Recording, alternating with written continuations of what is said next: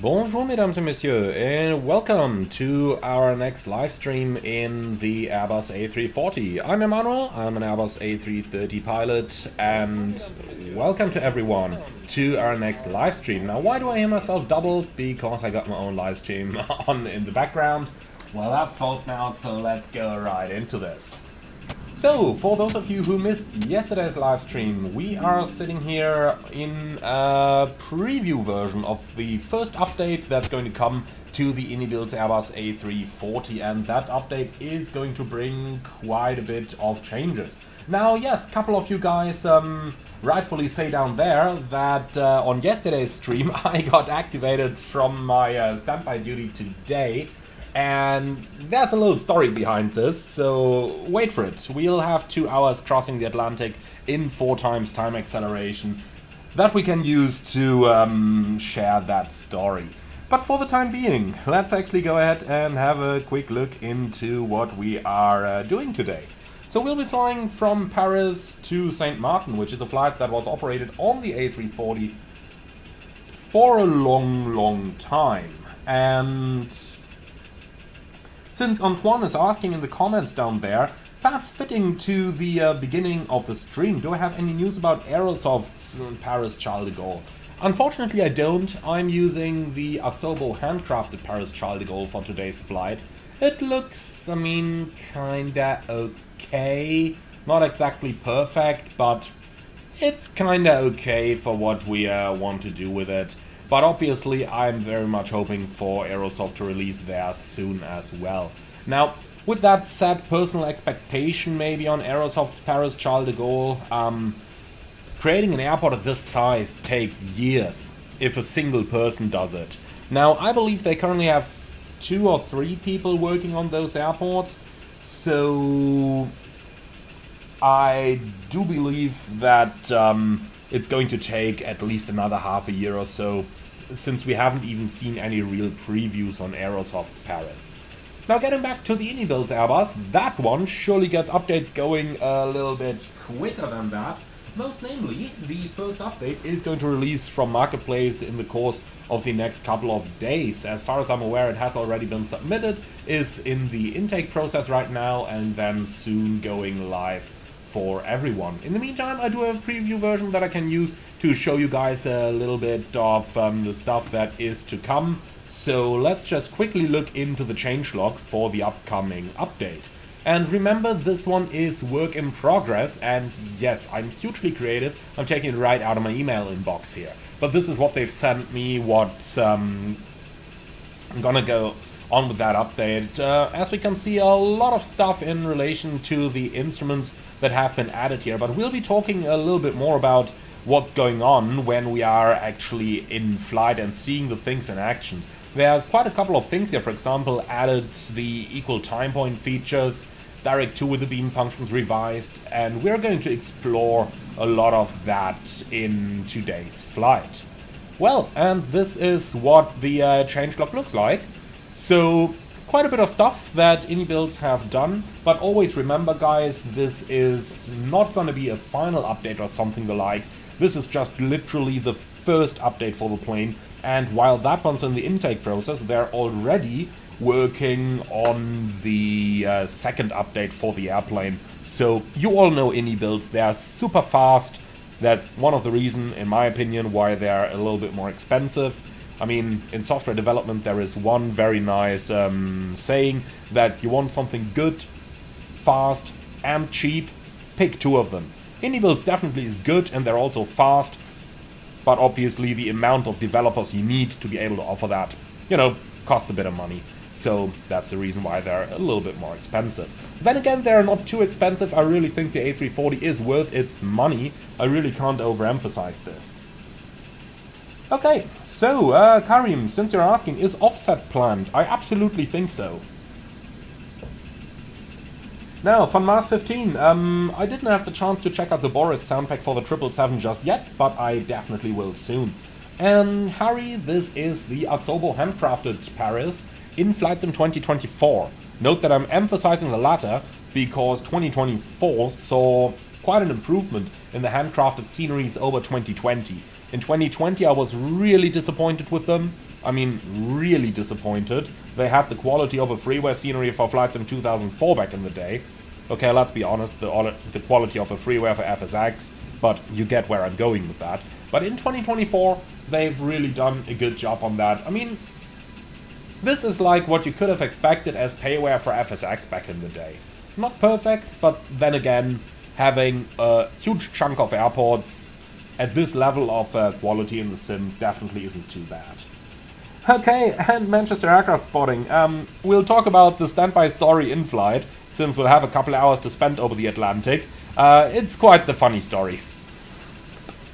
They activated me and deactivated me again, but that came later in the evening. Alright, so let's go ahead and actually go inside, as it is a little bit loud over here. By the way, in case you're wondering where all the traffic comes from, sure enough, that cannot be VATSIM. And you guys are unfortunately right about that. I wanted to fly the flight on VATSIM, but number one, there is no ATC online in Paris anyway. And number two, the call sign is already taken. Somebody else is already flying that flight on VATSIM. For that reason, we'll be doing it offline using Say Intentions today. I suppose that's the next better option, and we haven't done a live stream with Say Intentions yet anyway, so you guys will be able to see it live and also get my opinion on everything happening live, so I think that's a good opportunity to offer you that one as well. Alright, so let's go inside, and let's actually make our way to the front of the aircraft. Now, you might notice a little bit of lag taking place over here. Now, I'm not 100% sure yet why that is. You can see now everything is fine, but sometimes when looking around it's lagging a bit. I think that's probably Paris with its huge pile of photogrammetric scenery, and then of course several high quality airports in the area with Charles de Gaulle, then we got Le Bourget, Orly, and quite a couple more. So with all that around, I think we can look over those lags, at least for a little bit. Now, Mikhail asking in the comments, what's a more accurate source for takeoff speeds, the EFB in the plane or the SimBrief performance calculator? Actually, I think the SimBrief performance calculator, but we'll be talking about that when we're actually getting to St. Martin, because I intended to record the way back as well, and actually found that the performance calculator had a couple issues there. So we'll be talking about that, and rest assured those bugs will be submitted to iniBuilds for fixing. Always remember, we are in the very early stages of the lifespan of the aircraft over here, so don't expect it to be bug-free. It is in a very good shape in my opinion, but there is room for improvement still. Alright, so before we get started, Harry, congratulations for getting to your first solo cross-country flight. That is, I tell you, a unique experience, a very unique experience. Personally, I practiced it quite a bit on the flight sim beforehand. You guys heard that? Alright, so let's talk about the plane. A340-300, Air France livery, and quite the beautiful one. And yeah, they used it until 2020. With COVID came the end of the airplane, but it's been the workhorse for Air France in the 1990s and the 2000s. So let's get right onto this. We'll start with a little bit of basics over here. Let's go ahead and call for catering services to start setting up our plane. I got no idea what kind of services those all are. So let's just go ahead and get started. Engine master levers off, start selector norm, weather radar off, landing gear lever down, the wipers are off. Batteries, oh look at that, the APU battery is quite drained. 1 and 2 are looking good, but the APU needs charging. Okay, so how do you charge a battery in an Airbus? That's quite easy. Turn them on, then we'll get the external power going, and the external power is going to charge the APU battery. So we need to give it about 20 minutes, and then it should be fully charged. So 20 minutes on ground power unit it is right now. And Manchester aircraft spotting in the comments, the ATC in Spain yesterday was incredible, so realistic. I fully agree. I actually sent them an email congratulating them for their awesome service afterwards, and got a little response there as well. Some very, very nice guys. And there were some real-world ATCs involved as well. I suppose that gave it a little, I suppose that just gave it that little bit of extra tune for getting even more realistic. Was really nice. Really good event yesterday. Okay, so let's go ahead and get started over here. ADIRS 1, 2, and 3 coming on. APU fire test is performed. By the way, in case you're wondering, I got that question in the comments a little while ago. And that comment basically said when you start up an A320, you always get that flight warning computer initialization. Never seen that on the iniBuilds. Is that unrealistic? And the answer is actually it's not. The widebody Airbuses have a little better computer initialization, and basically by the time the screens are up, the flight warning computer has initialized already. So that's why you can do, for example, the APU fire test immediately on the wide bodies, while you can't do it on the narrow bodies.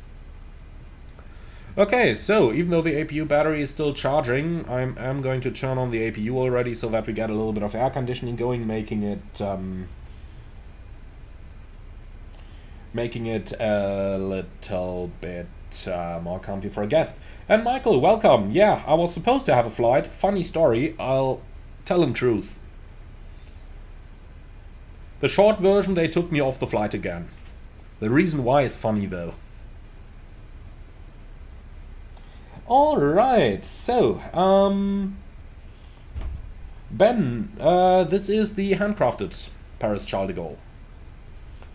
Alright, so APU is coming up, and then let's move straight over into the EFB, get a little bit of work done here.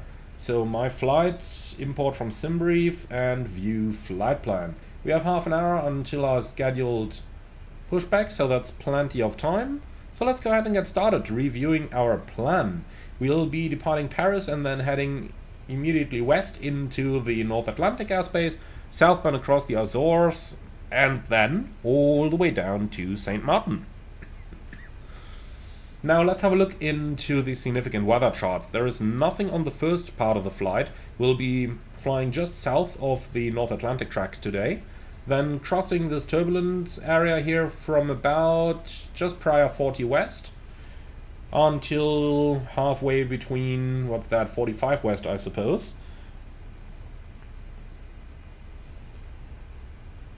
Okay, and then all the way down to St. Martin. As you can see, typical very late summer in the Caribbean, loads of CBs. But let's see what that looks like in the actual terminal area forecast. So, Princess Juliana is actually looking pretty good. Winds down for Romeo 10. What else, to be honest? 30 degrees over there, and according to the forecast, we're looking at some showers of rain, 8,000 meters visibility, broken 1500, so overall very nice weather conditions. Okay, our first alternate in Pointe-à-Pitre over here is pretty nice as well. They do get some bad weather throughout the night, nothing of that is going to be of our concern. We'll probably arrive within this Prop 40 tempo CBs, but nothing too bad. This is typical Caribbean weather, nothing to worry about really. Okay, so, little fun story though that I gotta show real quick, and that is what happened to the real-world flight associated with the one that we are going to do today. Because that one just flew yesterday, and they were not as lucky, or maybe we should turn it the other way around, they were just as lucky as we were on our live stream yesterday. So this was the real-world flight, and as you can already tell, yep, that did not work out for them. Sounds familiar? Yesterday, doesn't it? Now what's really interesting though, is to look at this. So the airplane arrived over here at the point where they started to, you know, pick up delay vectors and eventually enter holdings. The time over here is 1724 UTC. Now, let's play this forward a little bit and look at this. So holding, holding, approach, go around, holding, holding, holding, and then they divert at 1901. That means they've been holding for, well, an hour and a half, an hour 40 even. Look at that, 1723 at the time they're flying into the holding, and then when they eventually head off to the alternate, it's 1901. In other words, they had an hour and a half of holding fuel with them. My god, that is a lot. That is a lot. Okay, and then eventually they went off to their alternate airport in Pointe à Pitre down here. That happens. But I find that really interesting to see, seeing that we had to divert yesterday. Well, and look at that, the flight we're doing today, the real one diverted yesterday as well. Interesting, isn't it? Alright, in any case, we now know that the weather over there is actually quite okay, so today we shouldn't be too worried. Departing de Gaulle on time, we are going to arrive half an hour ahead of schedule. We're not critical with any of our weights. Rather low takeoff weight indeed, at just about 218 tons today. Well then, with that in mind, starting level 340, quickly going to 350, later on 36 across the Atlantic, 38, and then 400 at 55 west. And then let's have a look into the fuel section of our flight plan. And we can see 60 tons block fuel standard. Do we want to take anything more? Honestly, we have ETOPS fuel for 23 minutes, so no, I don't. 60 tons of fuel it is. Now, why ETOPS fuel? We'll be talking about that later on. Okay, so let's go ahead and import everything from SimReef over here. Then let's go down to the fuel page and we'll just type in 60 over here. Like that. And then let's do an instant load. Here we go. Alright, so looks like the catering vehicles are gone again by now. So yeah, tell you what, let's go down to the GSX options and actually request our boarding, please.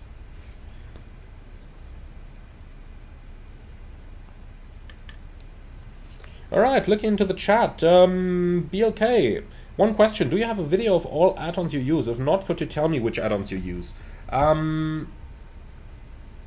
Normally I'm just using the aircrafts and the airports, plus GSX and, you know, something for the AI traffic, usually Say Intentions or VATSIM.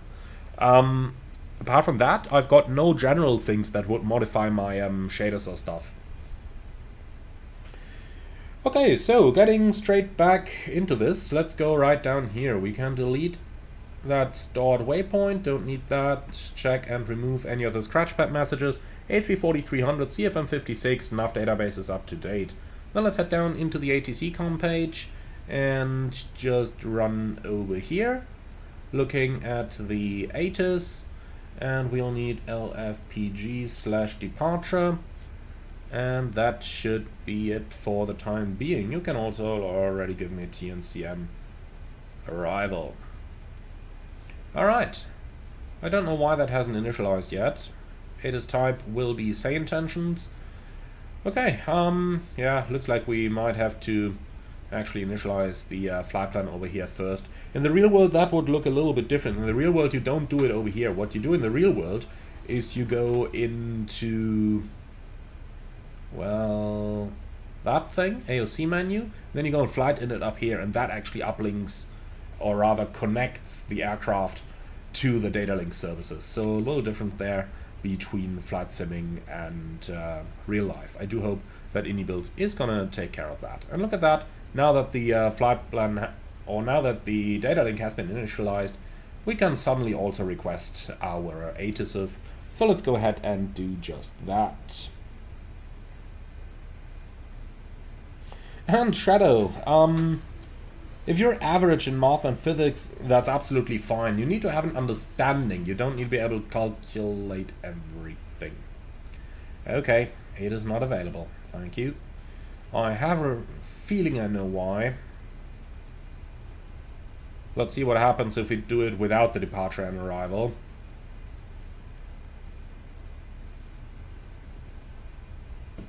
Alright, you can go away. So let's just request that weather. Strange sentence. Oh, Paris is still not available. Okay. Well, in that case, we just gotta help ourselves. This way, weather, we're looking for LFPG. And we need a METAR, please. Send. Here we go, that's what we're looking for. So 040 at 10 kilometers, view 3000, 17 degrees, 1028. And that's set once. And set twice. Alright, great. So that's the weather, pretty much looking good for today's flight. Then let's head into the takeoff performance. Paris 8 left seems correct, and that weather, yeah, it's almost correct. So takeoff weight, let's see what we'll have. 219.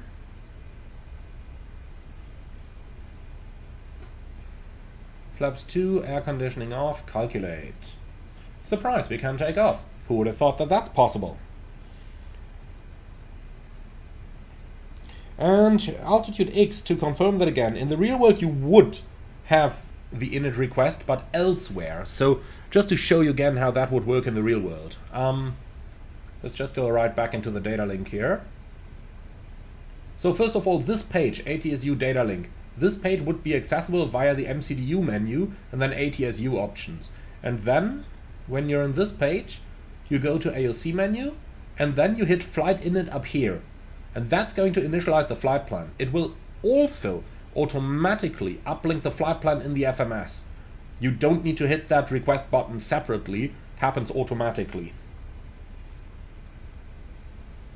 And what it would do on our fleet is it would actually initialize it into the secondary flight plan. So you'd go secondary, activate secondary, and then you have it in the active. That's how it works in the real life. So a little bit different from what iniBuilds did here. But overall, nothing dramatic, to be honest. Okay, so let's go right back down here and into the charts, finding our departure charts. And now, welcome to Paris Charles de Gaulle. Can you make it any more complex than this? I actually hardly think you can. So, is there an overview chart? Yes, there is. Let's find that one first. And now we need the one for the south, which is AGC Area South. And that's this one. We are running an east configuration today, so let's pin that. And yeah, I think this one actually looks okay. Alright. And Elton, yeah, I do agree with you. Hardly any flight sim aircraft gets the real world logic correct.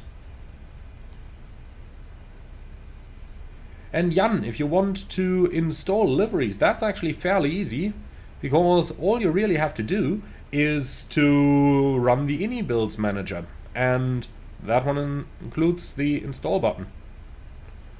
So now let's try and find our SID. Man, weird looking charts. So we need runway 08.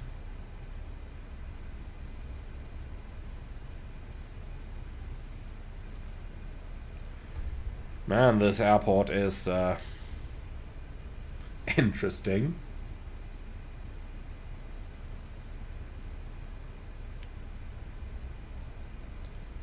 So west, that might be it.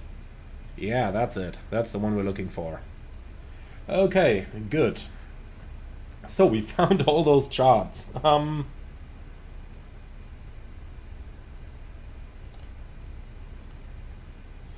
Alright, so that's the EFB. I'm sorry, I was a little bit distracted right now.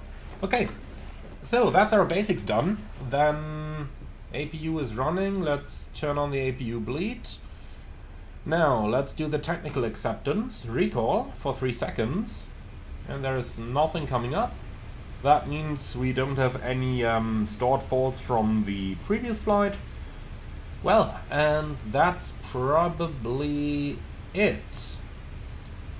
So final stuff left. Oxygen quantity is, or rather oxygen pressure is checked. Hydraulic quantities are looking good. And now let's move to the overhead here. 1, 2, 3, 4. Turn the FADEX on. Here we go. Oil quantity is looking good. 18.4, no, 18.3 is the lowest we've got on board. That's totally fine. And that's that. Alright, cool. So, flaps up, spoilers agree with the lever, and alternate brake test. Remove, test, looking good, and set the chocks again. Nice. Alright, good. So that's our preliminary pre-flight preparation completed. Then let's go ahead and start with the standard pre-flight procedures. Now, you guys have seen me doing Airbus procedures for so often already that I'm not going to go over every single piece of detail. So, batteries off and on again. Then let's have a look at the DC page. And look at that. APU battery is now at 26 volt, charging perfectly. So that thing has fixed itself by connecting the ground power unit, just like it would in the real world. By the way, don't ask me why the frame rates are so shitty right now. I got absolutely no clue about that. Has to be Paris. Okay, that's looking good, that's looking good, and voice recorder test is good, everything else is good. Okay, so let's move down to the main panel. Standby horizon is aligned. 12th of October 25 is looking good. Come on, status page, go away. And over here everything's set. Now for the frequencies, we'll be transmitting VHF 1, listening to VHF 2, and also listen to the interphone. Weather radar 5 degrees up for the takeoff in weather and turbulence. The right side is all set, and that's all looking good. Then let's go ahead and find ourselves a SID PT. We're looking for ANAV SID 08 left right west.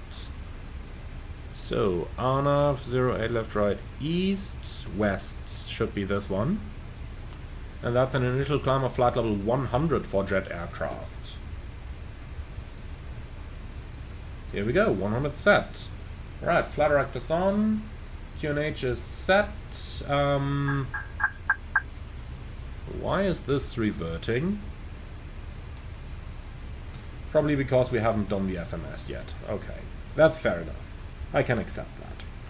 Alright, so let's go ahead and start a little bit of work down here. I do really hope that iniBuilds will eventually make it possible to move the EFB down here, so that we don't have to go to these stupid 2D panels like all the time. And I hope that Asobo is going to improve the camera controls so that this is not going to happen again. But it's fine, let's get going. So we're going from Paris to St. Martin, alternate Fort de France, I think this is. Air France 498, Costinix 30, flight level 340. Then we are departing Paris, runway 8 left on the Lima Golf Lima 6 Lima departure, if I'm not completely mistaken. Alright, and insert, and then the arrival is going to be into St. Martin. ANAV approach runway 10, no stars, and via Trinky. Alright, that looks good, and insert. Now let's go ahead and create the engine out waypoint, so stored waypoints. That's going to be CDG emergency 1, I think. Let's save that one. LFPG 08 left slash, what's the runway heading? 084. And 25 miles straight ahead. PBD. Store. Thank you. Alright, so secondary, copy active, CDG X1. And we'll just put that up here. Alright, that's looking good. So, hold. Oh, here we go. 1 minute lag time. Like that. And then we'll do an immediate return. Back to Paris. For an arrival onto runway 08 left, 4,100 meters. Should be more than enough. And Elton, no, they didn't fix the chocks in this update yet, but the next update is already in the works, so I figure they're going to release updates fairly quickly. And you know, if you got some working stuff, then why not share it with the community while you're still working on the rest. So, extended center line, then I think I misspelled the waypoint, did I? Well, doesn't matter. Here it is. Now it's called CGD rather than CDG. Fine, ain't gonna kill us. And JLil asked in the comments, is the frame rate in MSFS 2024 better than 2020? On my system, yes, absolutely.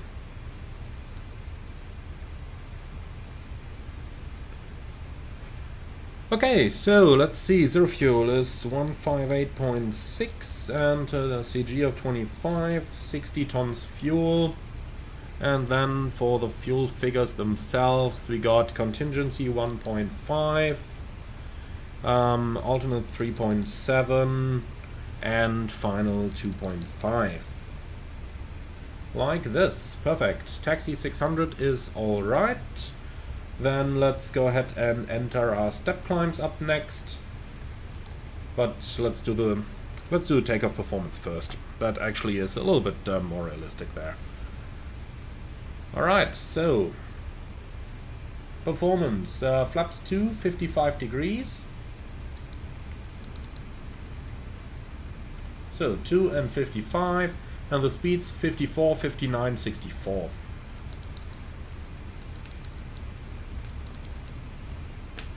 That's speeds I like.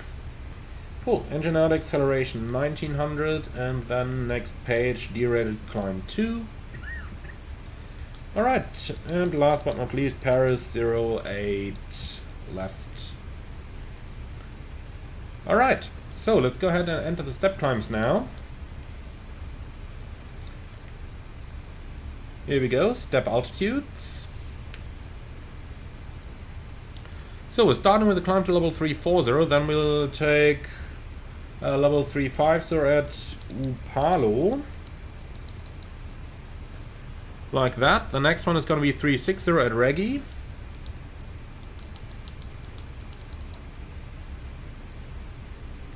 Then we're going to go to level 380 at 42 north, 30 west. And just a quick check for the spelling of those points.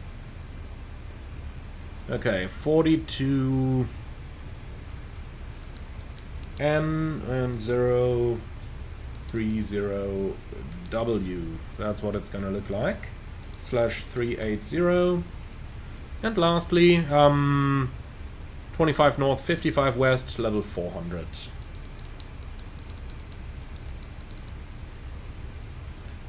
And here we go.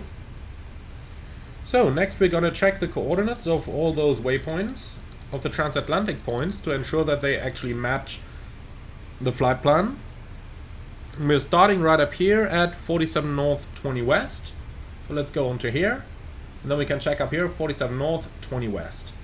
Next is going to be 45 north, 25 west. And we've got 45 north, 25 west. Then we continue at 42 north, 30 west. That's 42 north, 30 degrees west. Most importantly, check that there are no half coordinates here, which are pretty much of a threat when flying Airbus. So next 38 north and 38 north, 35 west. And that is correct. Then we continue with 34 north, 40 west. That is also correct. Then we continue with 31 north, 45 west. That's also correct. And then we continue at 28 north, 50 west, which is also correct. And last but not least, 25 north, 55 west is also correct. Beautiful. So with that, we've got all those. Checked.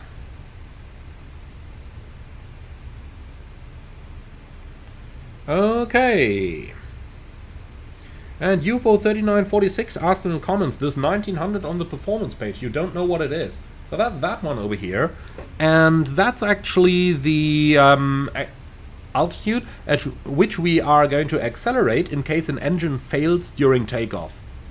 So if that happens, we don't follow the normal noise abatement procedure, which we got on the left, but then we follow the engine out procedure, which is an acceleration at 1,500 above the ground. And that's what we're entering here. Field elevation is 400 plus the 1,500 feet for the engine out acceleration. Alright, so that's this. Then let's go ahead and check our departure routing. So, plan mode. Let's give this a go. Charts, pinned, and we need this one down here. And Guido gifted 5 memberships for the channel. Thank you very much, Guido. That's really welcome. And with that, welcome to the channel, Hunter, Luke, Marco, Leo, and Sven. Welcome.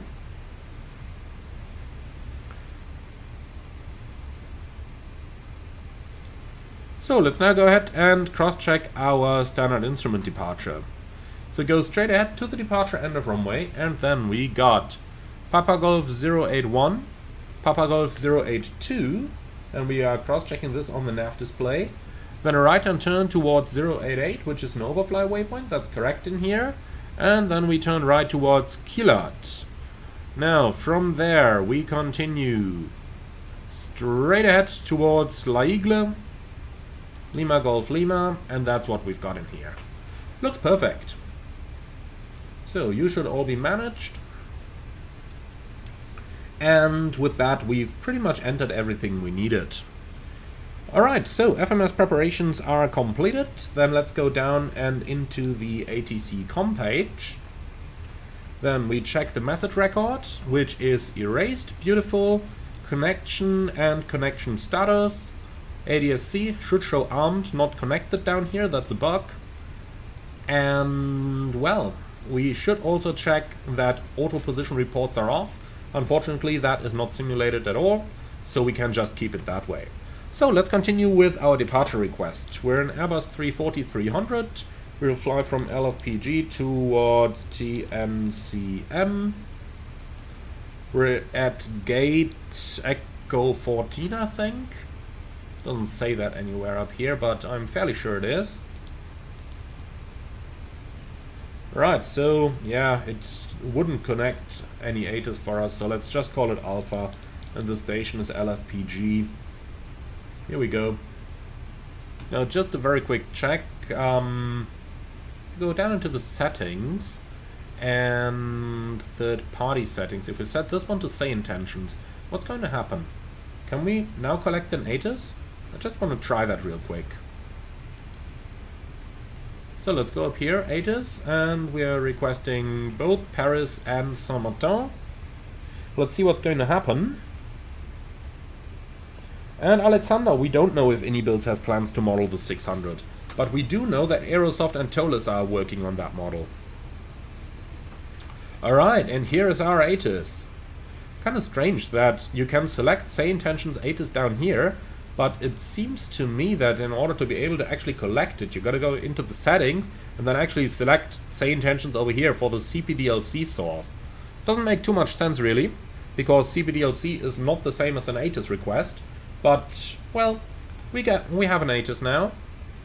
So let's see, de Gaulle Airport information, Quebec at 15:30, arriving, departing 8 left, that's important. 030 at 10, sky conditions, fuel at 3000, temperature 17, QNH 1028.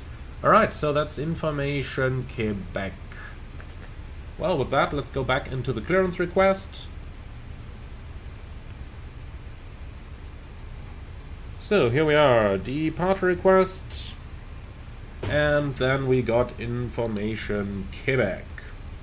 Alright, so transfer into the DCDU, request pre-departure clearance Air France 498, Airbus 340-300 to St. Martin at Paris, stand Echo 14, ATIS Quebec. That looks absolutely good to me. And well, then let's send this. And we can also make sure the radio is on up here. France Soleil, 13 Hotel Zulu contacts Paris Control on 135. And a very quick check what our delivery frequency is going to be. Over to Paris Control on 135.405, H France Soleil 13 Hotel Zulu. So, the Gaulle delivery 121.84.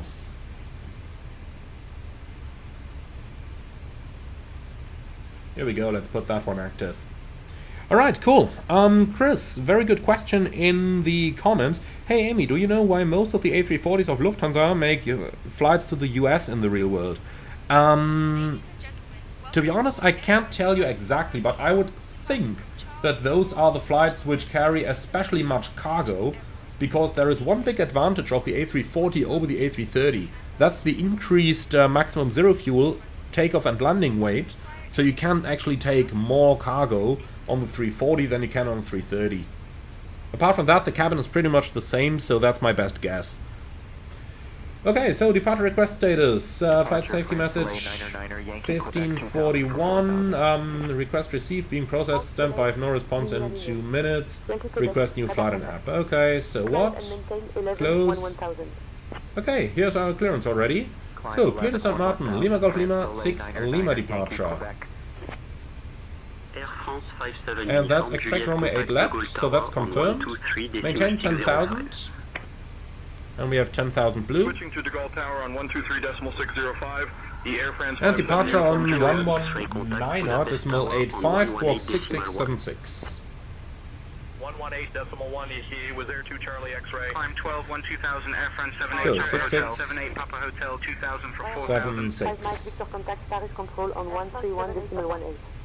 So, something is still on a frequency where it's not supposed to be here. Give me 1215, please.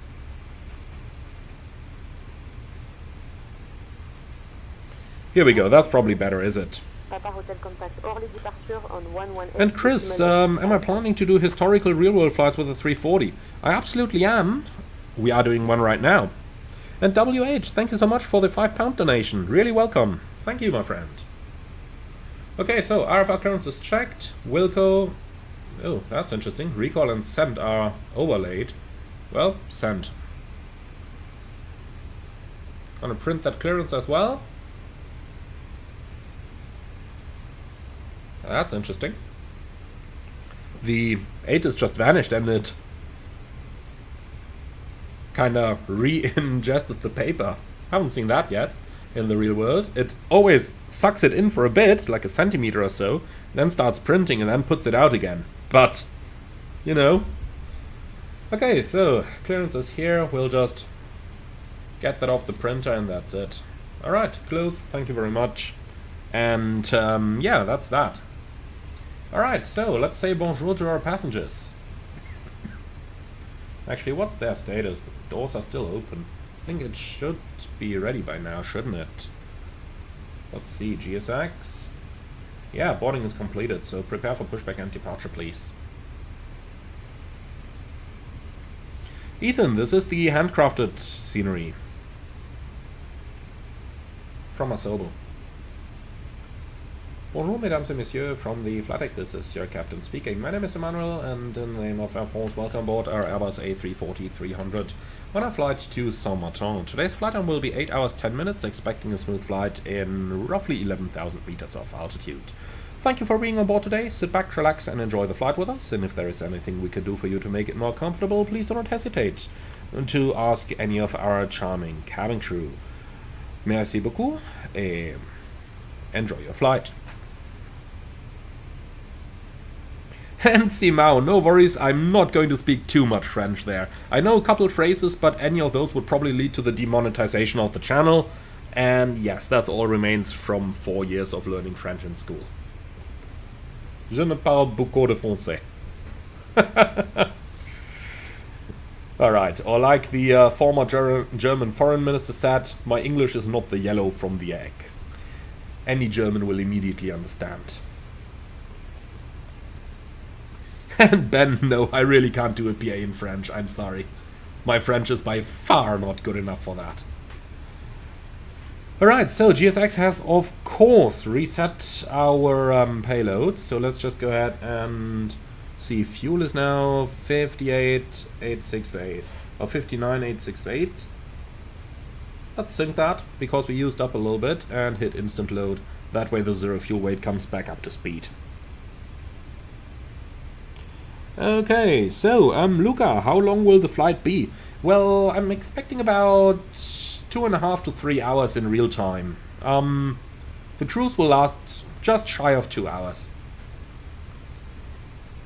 With 4 times time acceleration. 8 hours 10 in real time. Okay, cool. So the payload is unchanged. We're now at 218.4 CG 27.1. Let's actually enter that in the FMS. So zero fuel is 158.6 and 27.1.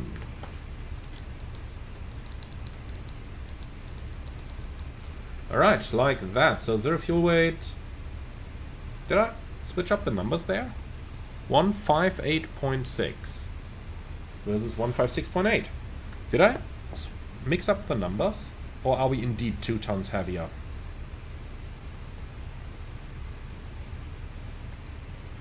Let's see.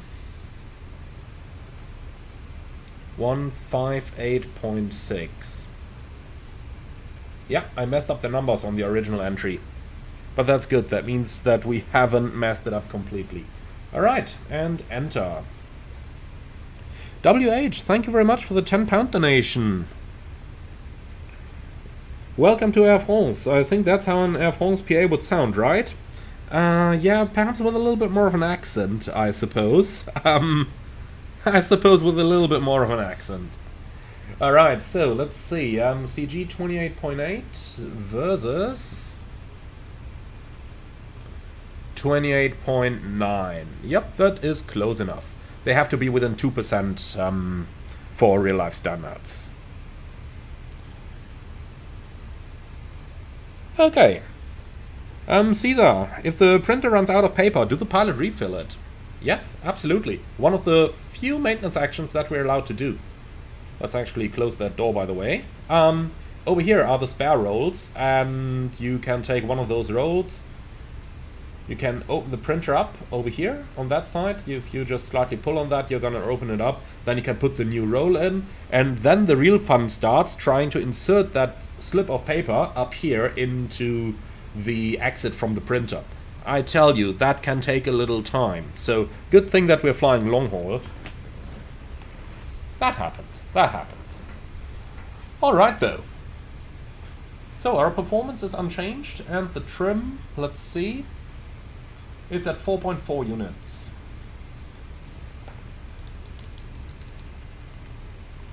Here we go.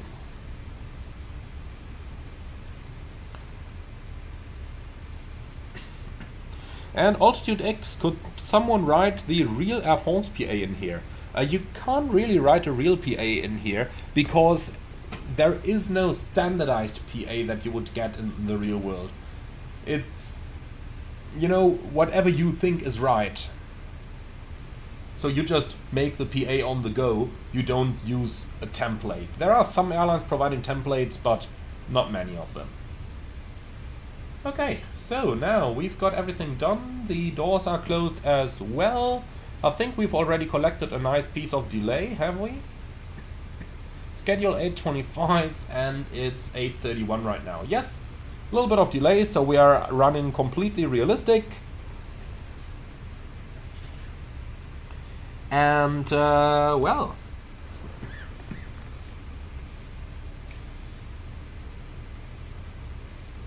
with that, we did already call for pushback. Beautiful. Then let's go ahead and call ground.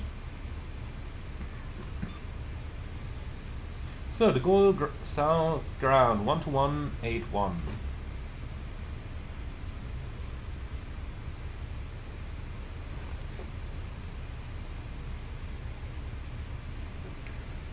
And tell you what, before we call for pushback clearance, let's actually do the departure briefing. So let's go. We're going to depart Paris, runway 06 left, La Eagle 6 Lima departure, initial climb 10,000, MSA 5,000 keeps us safe. And apart from that, we've got extra fuel and time. Let's see. 25 minutes in the form of 1,900 kilograms. Now, I have no hotspots for our taxi routing. Stop margin in case of an RTO will be a couple meters, probably not too many of them. In case of straight ahead 25 to the Emergency 1 point, let's see. Here it is, CGD X1 with a little spelling error, but it's located in the correct location, that's fine. If we need to make an immediate return, we are slightly above the max landing weight, around about some 30 tons, so not really going to be too much of an issue. So 8 left, more than long enough, we can just come back, doing the overweight landing procedure if applicable and if time is available. For anything where the airplane is not on fire, we are just going to continue into a holding and sort everything out slowly, decide if we want to dump fuel or do an immediate return. That's going to be completely up to us. I've got absolutely no rush there. So, with all of that out of the way, do you have any questions or suggestions for the briefing? I've got nothing special, nothing non-standard, and no threats for today's departure. No? Beautiful. Then let's go ahead with the cockpit preparation checklist, please. Gear pins and covers, remove, fuel quantity, 59,840 kilograms, and balanced seatbelts on ADRs, Pushback approved, Air France 90 Tango. nav, and barrel rev QNH 1028. And that's the cockpit preparation checklist complete. Then let's continue with the NUT HLA guideline. And that is aircraft acceptance, ETOPS pre-departure service check. Checked. RVSM equipment? Checked. Clock in GPS mode? Checked. HF? Not installed. Message log is erased. ADSC armed. ATC auto position reports checked off. IRS full alignment performed. Ground speed checked 0. NUT HLA waypoints on OFP was primary flight plan cross-checked. And wind data entered. NUT HLA guideline completed down to prior entry. Alright, nice. Then let's go ahead and call for a pushback. 10 minutes late sounds just about on time, doesn't it? Runway 9 right, taxi via Echo 5, Golf Echo 3, Echo Bravo, Bravo Delta 7, Delta Delta Yankee, Bravo Delta 5, Delta Delta 1, Air France 828. De Gaulle Ground Bonjour, Air France 4908 Heavy request pushback and startup. Air France 92 Kilo, Juliet Constable, contact tower on 118.655. Switching to tower, Air France 902 Kilo Juliet. Air France 4908, pushback and start approved. Face east. Pushback and start approved, facing east, Air France 4908 Heavy. Alright.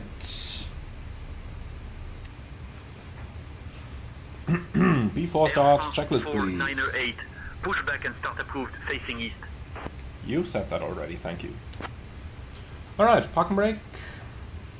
Set, takeoff speeds and thrust. V1 154, VR 159, V2 164, and flex 55. Windows closed, and the bacon is on and tasty. Before start checklist complete. Ground from flight deck. So please confirm that all doors and hatches are closed, ground equipment is removed, and the bypass plan is installed. All confirmed, Captain. Merci beaucoup. Clear to push and start. Facing east, park and brake is set. Okay, so continue pushback and nose right. Alright, release park and brake please. Park and brake released, and you let us know as soon as we're clear to start the engines. So, arm doors please.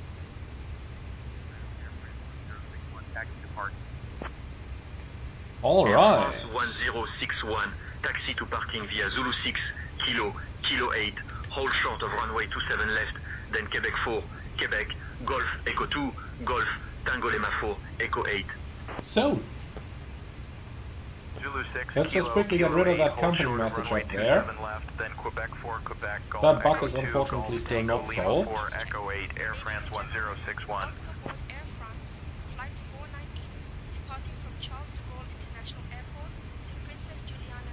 Okay, perfect. So, ground flight, we're ready to start engines in sequence 1, 2, 3, and 4. So,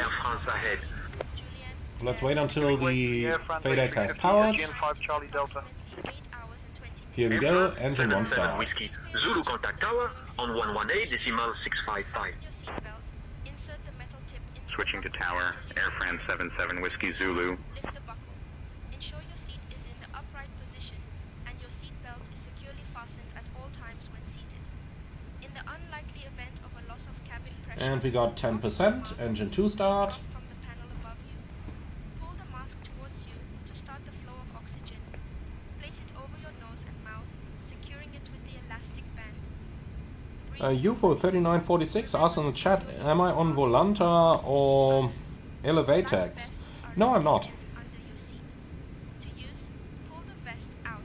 Interesting, double lines here. And pull the straps around your waist. Inflate it by pulling the red tabs or by blowing into the tube. The escape routes are marked by illuminated signs. Please take a moment. Okay, pushback complete. Please set park and brake. Which may be behind you. Air France 22 uniform request push and start. Park and brake set. And that status page should not have popped up. This aircraft has Roger, pushback approved. Air France 22 uniform. two at the rear. Etihad 11 kilo request push and start clearance. We remind you that Etihad 11 kilo, cleared for push and start. if you have any questions, Okay, we have a good start in engines 1 and 2, starting engines 3 and 4. ask any member of Clear 3-4. Thank you for your attention. Engine 3 start. Pleasant flight. Captain Thriller, which add-ons are we using on this flight? So it's the iniBuilds A340-300, then we are using FS Traffic for the traffic models. We're using same tension AI for our ATC, and Air France 76 Romeo the Golf push and start handcrafted Paris Charles de Gaulle from Asobo. On top of that, we are also using the add-on for St. Marten, but I gotta look up the developer name again, because it's been a while.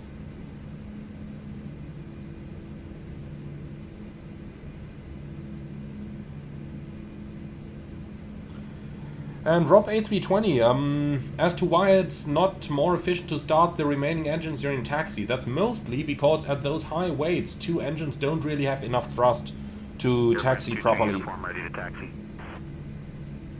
Air France 22 uniform, runway 8 left taxi via Echo 5, Golf, Foxtrot, November 5, uniform, Tango 2, Tango 1. Okay, so good start number 3, and Runway 8 left taxi via Echo 5, Golf, Foxtrot, November 5, uniform, Good Tango start 2, on Tango number 1, 4. Air France 22 uniform. Etihad 11 kilo ready to taxi. Etihad 11 kilo, runway 8 left taxi So, via Alpha, to Alpha 28.8 3, Alpha, units of trim. November, Alpha 1, November. Uniform, Tango 2, Tango 1. like that. Runway 8 left All taxi right. via Alpha 3, Alpha, November, Alpha 1, November, uniform, Tango 2, Tango 1, Etihad 11 So, kilo. there's the marshaller, and he's holding a pin, I can clearly see that. Alright, after start checklist. Anti-ice, off, econ status, check, pitch trim, 28.8%, and radar trim, neutral, after start checklist complete. We'll do the flight control check during taxi, so let's go ahead and get ourselves taxi clearance. Tango 1. Runway 8 left taxi via Echo 7, Golf, Foxtrot, November 5, uniform, Tango 2, Tango 1, Air France 9034. Air France 498 Heavy, request taxi. Air France 76 Romeo Golf ready to taxi.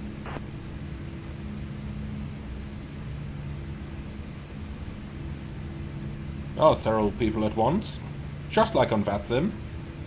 Air France 498, runway 8 left taxi via Papa 2, Tango Echo 3, Romeo Tango 3, Tango, uniform Tango 2, Tango 1. Air France 498 taxi, runway 08 left, Papa 2, Tango Echo 3, Romeo Tango 3, uniform Tango 2, Tango 1. Okay, so Romeo is here. So Papa 2, gotta be that one. Then Romeo. And from there we actually need the south chart. That's better. So, Papa 2, Tango Echo 3, Romeo. And we'll look the rest up when we're actually on Romeo. So, clear left side, clear right side. Lights on, brakes off. Let's go.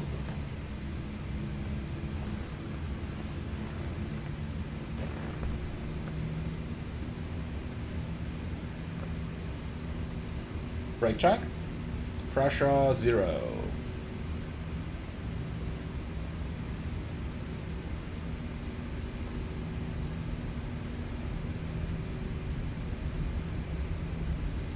Now, Shurik 888, does GSX Pro work reliable enough to spend money on it? 57 uniform Juliet. Honestly,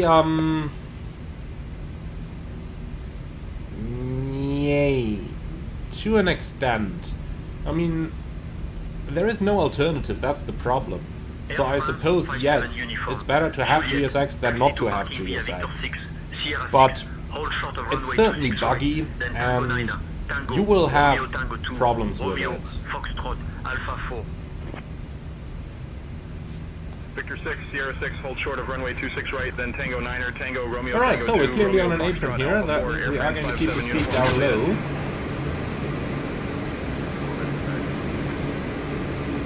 Air Transport, runway 9er right taxi via Echo 7, Golf, Golf, Echo 1, Bravo, Bravo, Delta 7, Delta, Delta Yankee, Bravo, Delta 5, Delta, Delta 1. Runway 9er right taxi via Echo 7, Golf, Golf Echo 1, Bravo, Bravo Delta 7, Delta, Delta Yankee, Bravo Delta 5, Delta, Delta 1, Air France 4. And we're clear on the left side. The A319 is on the right side. We'll follow him.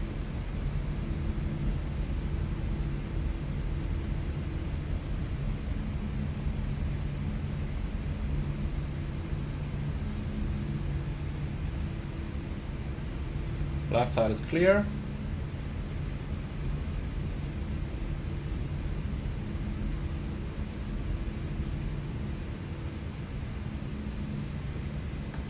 Oh, hello there. AI doing AI things there. Yankee, give way to the company A319 on your right.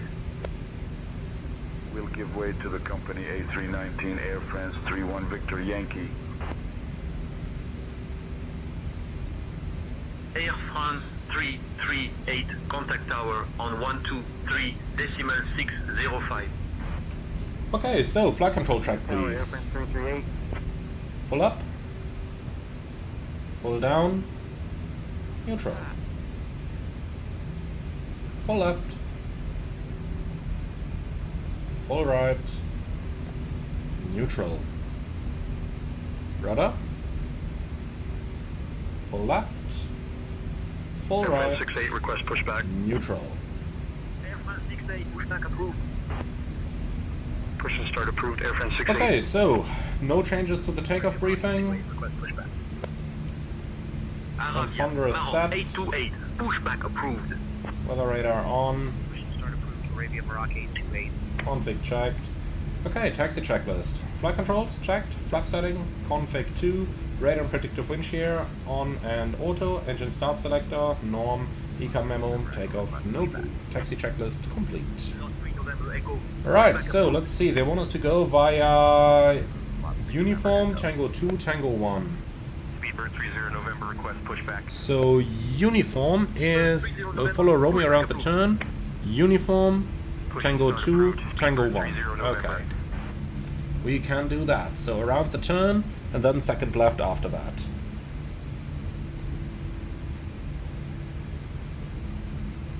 And Frank N. Waller. I like that comment. The only unrealistic thing is so much English on a French airport. I'm fully with you on that one.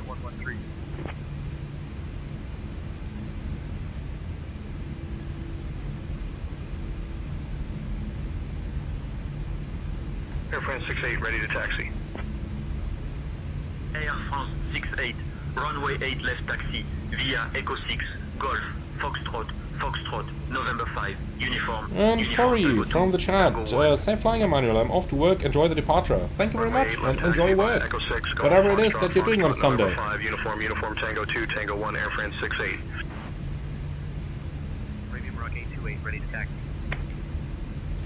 Arabia Maroc 828, runway 9er right taxi via Alpha 4, Foxtrot, November 1, November, Bravo, Bravo, Delta 7. Okay, so Delta, follow the other Delta, Airbus to the Yankee, right. Bravo, Delta 5, Delta, Delta 1. Oh, Cory, you're right. It's Monday in New Zealand already. I completely keep forgetting that, but yeah, 12 hours ahead, so it's actually early morning Monday for you. Okay. Well, nonetheless, I still hope that work is fun for you, so Air France, Niner 5 Alpha, Foxtrot, taxi to parking via Victor 6, Sierra 6, hold short of runway 26 right, then Tango 9er, RT11, RP11, Echo, Tango Juliet And 5, Class Echo Star, 1. yeah. Even on VATSIM, they speak French to one another whenever they can, just like in the real world, honestly. That is a problem in the real world as well. And I really mean that it is a problem, because when they're talking their native language, then you don't know what's going on, and there have been cases of near collisions on airports already, because some traffic couldn't follow along. Oh, where's that guy going? That looks interesting. Decided he wants to take a shortcut. Oh, we're cleared via uniform, which is over here. We're not gonna take a shortcut. Speedbird 30 November, runway 9er right, taxi via Papa 1, Tango Alpha 1, Foxtrot, Foxtrot, Come on, you keep going straight, then we don't have to bother dealing with you. Delta, Thank you. Bravo Delta 5, Delta. Alright, Delta 1. perfect. Runway 9er right taxi via Papa 1, Tango Alpha 1, Foxtrot, Foxtrot, November 3, November, Bravo. So he's far enough away so that he's not going to be a problem. Bravo Delta 5, Delta, Delta 1, Speedbird 30 November. So uniform, then Tango 2, that's the third one. Company A320 on your left. Wait for the company A320, Air France 4. Kenya 113 ready to taxi. Elton, I fully agree with you. In Sweden you can speak Swedish when VFR but not IFR, that's much more safe. I absolutely agree.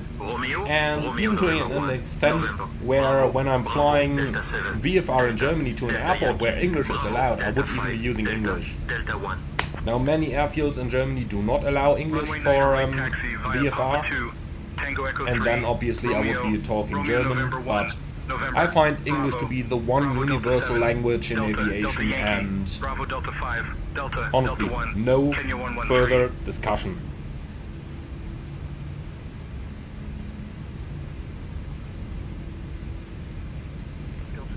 Alright, so that's Tango 2 on the left. Tango 1 is the intersection behind, and that's from where we are going to depart.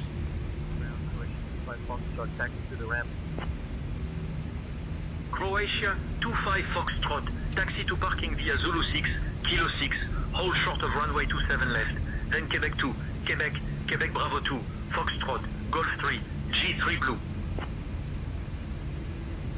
Okay, so left is clear, right is clear, then we can go all the way straight to the holding point and then hopefully get our handoff in a moment. Golf 3, G3 Blue, Croatia 25 Foxtrot. Finnair 5 Tango uniform ready for push and start. Finnair 5 Tango uniform, push and start approved. Push back and start approved. Finnair 5 Tango uniform. So Air France 498, contact tower on 118.655. Have a good morning. 118.655 Air France 498, darüber.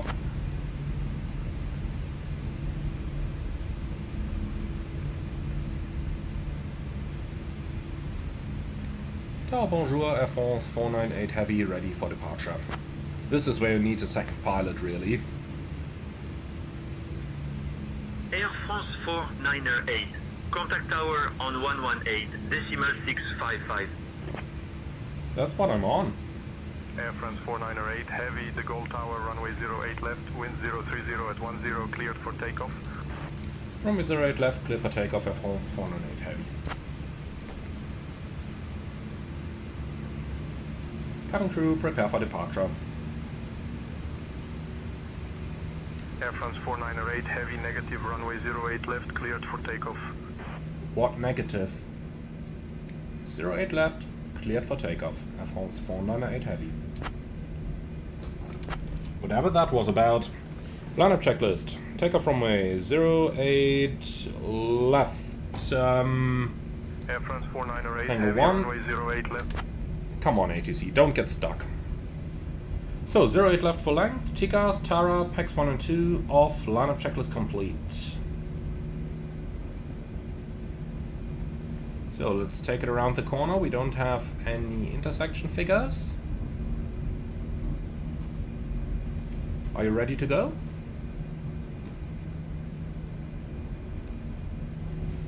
takeoff. Air France 64 Mike Tango, contact ground on 121.908. Switching to ground, Air France 64 Mike Tango. Manflex 55 SRS runway auto thrust blue.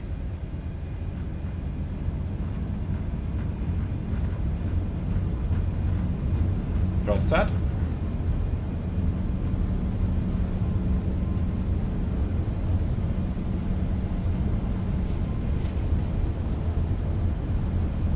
Knots, checked.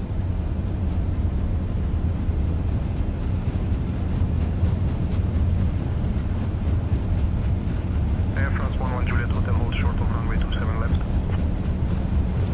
27L holding short, Air France 11 Juliet Hotel. Rotate.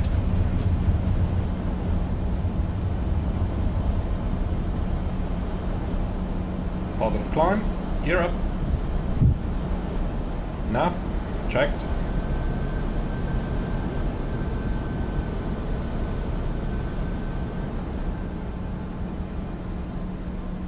Just gotta love those early morning takeoffs here. So, bye-bye Paris. Hello, Air France Saint. 11 Juliet Hotel, cross runway 27 left.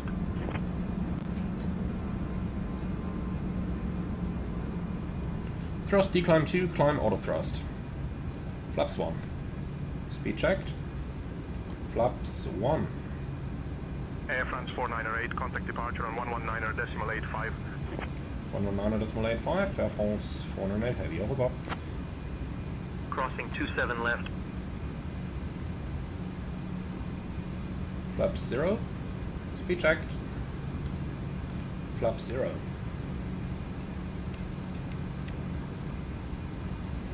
De Gaulle departure, bonjour, Air France 408 heavy, passing 2100, climbing 10,000.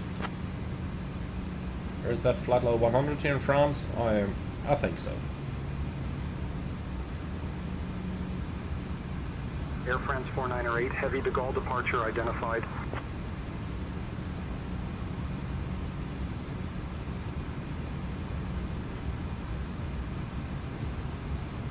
I just love the small acceleration over here. You really gotta convince that airplane to do what you want it to do.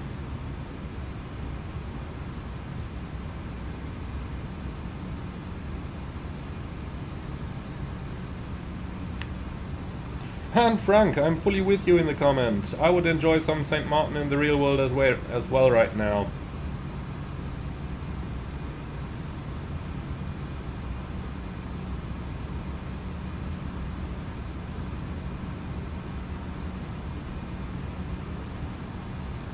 Air France 4908, heavy de Gaulle departure, contact Paris control on 131.18.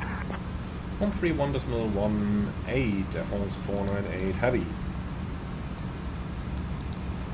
Let's fly that turn first though.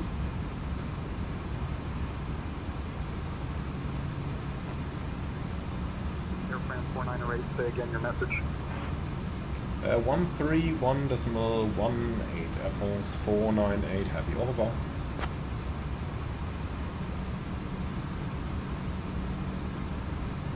Come on, switch it active. It's such an annoying bug.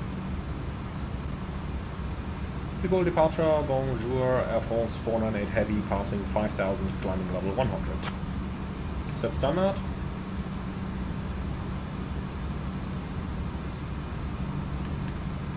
Standard cross check, passing flight level 51. Air Now. France 4908, Paris control identified. Good morning.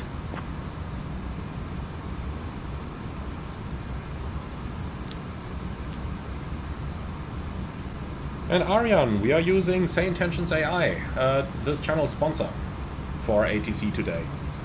The call time was already taken on VATSIM, so I figured before I'm flying with an unrealistic call time with no ATC online, might as well use Say Intentions.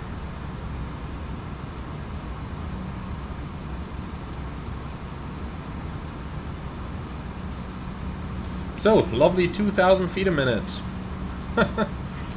That's the A340 for you. The flight model is just really, really nice. It really feels like I would expect it to feel.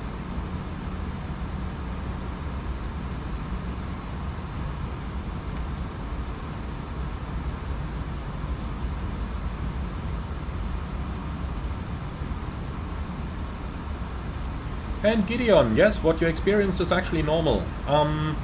The initial pitch after liftoff should be 12.5 on the A340, and with those 12.5 it seems to hold the speed just fine. What it doesn't seem to do just fine though is to calculate this turn radius here. Look at how much we're overshooting. But do we have to fly a defined course here? No, we don't, so let's just give ourselves direct to Keelot. Now this is Boeing work, in Airbus you normally don't have to do this, but Keelot, direct, and here we go. So 250 degrees.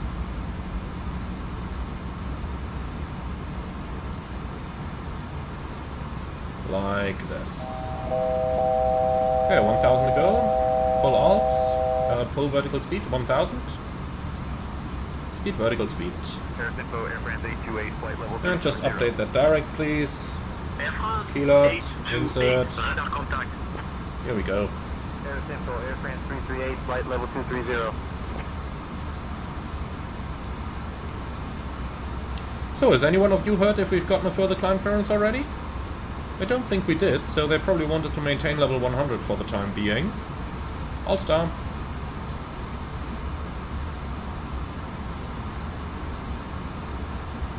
Alt.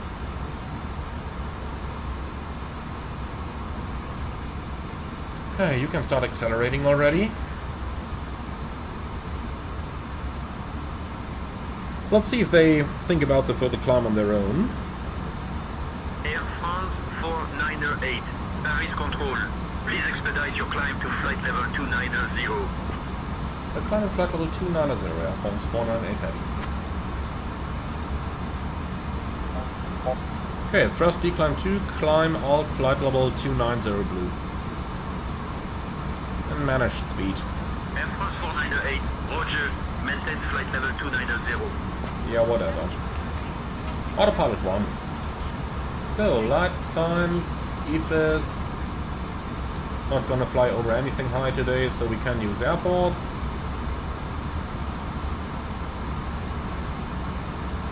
Cool, then clear and copy.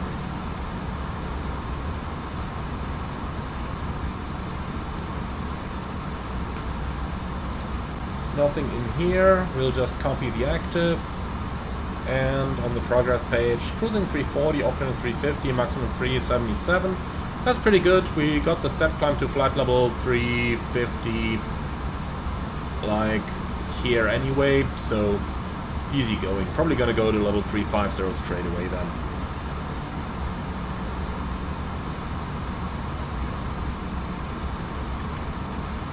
Alright, cool. Paris Control, France Soleil So, 8602. we should be going straight over Paris here. Can we see anything? At least no Paris here. Ooh, hello down there. A little bit of Paris over here though. Is that Orly over there? Yeah, it is. That's Orly. We're flying right over the city. I think that's the Eiffel Tower over there. Let's give it a moment to get directly overhead. And Alvaro, I can climb almost at the same rate with my Cessna 172. Yep, absolutely. And David, the 500-600 does climb a little bit better, unless you derate it. When you derate the Airbus, then yeah, they all climb the same.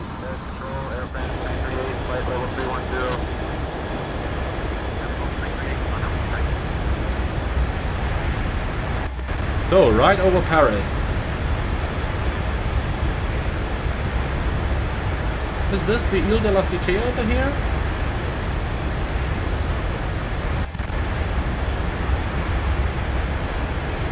There's the Eiffel Tower for sure.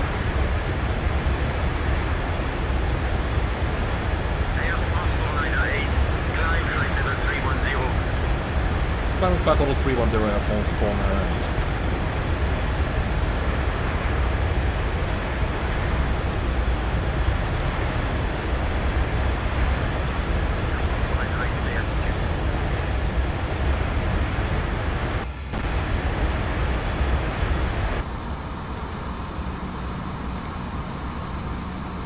Okay. So, clear to climb level 310, and that's flight level 310 blue. Elton, what are the gross weight limits for when to use the climb derates? To be honest, I don't know exactly. On the A330 we have some documents telling us that from the engine manufacturers. Now, unfortunately, on the A340 I couldn't get hold of such a document, and when to use which derate is not part of the standard FCOM information. So, what we do on the A330 is up to 200 tons we are using derate 2, and up to max takeoff weight we're using derate 1. So what I'm doing on the A340, and that's just my personal procedure, is that I am using derate 2 up to like 230 tons and derate 1 above that. But I have already talked to one former A340 pilot who told me that they use derate 2 all the time.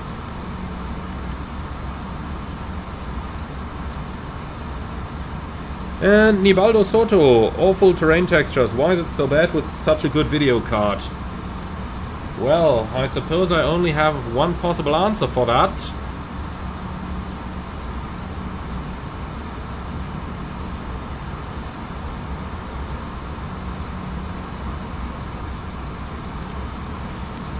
Okay, so we're getting clear of the immediate Paris area. Let's go ahead and put a little bit of time acceleration on. Climb.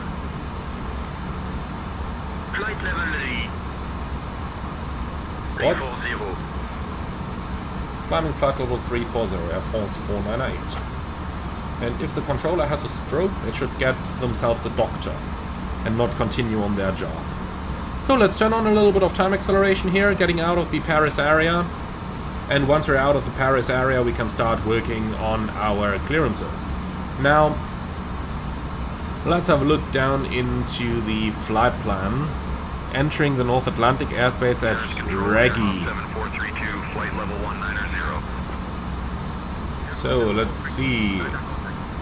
Reggie 0955, that means we need to send the clearance request by 09. Well, it's 54 now, so 0924.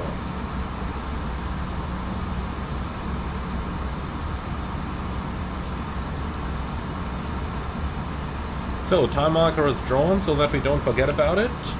Oh, what's it doing here? Can we stabilize that thing? Yeah, we can. Oh, that's interesting. And Konali, is there any situation where you don't use derated climb at all? Yeah, that's really only when ATC wants you to reach your required altitude as quickly as possible.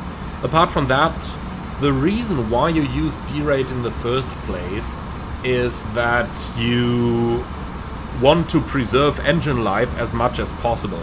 The thing with those old aircraft like the A330, A340 is that those engines are very hard to get hold of.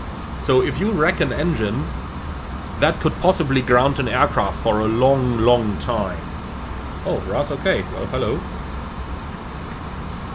So yeah, if you wreck an engine, that could potentially ground the aircraft for a long time. And Raz failed. Bye-bye. For that reason, you want to be very careful with those engines. So what do? Use as little climb thrust as possible. And the same, by the way, applies to some other modern aircraft as well.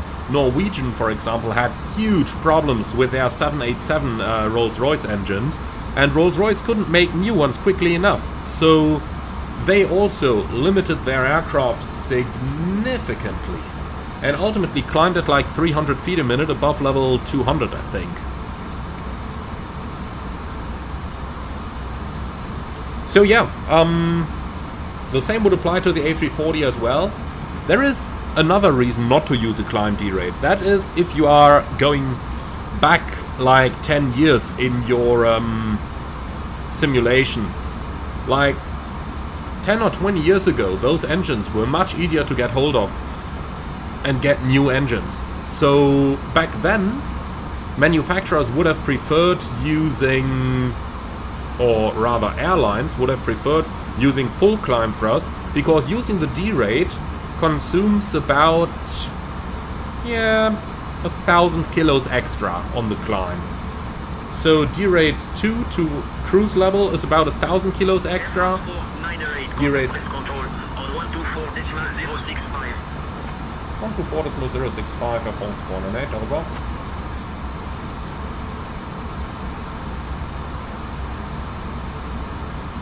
First control, bonjour, Air France 408 Heavy, flight level 315, climbing 340.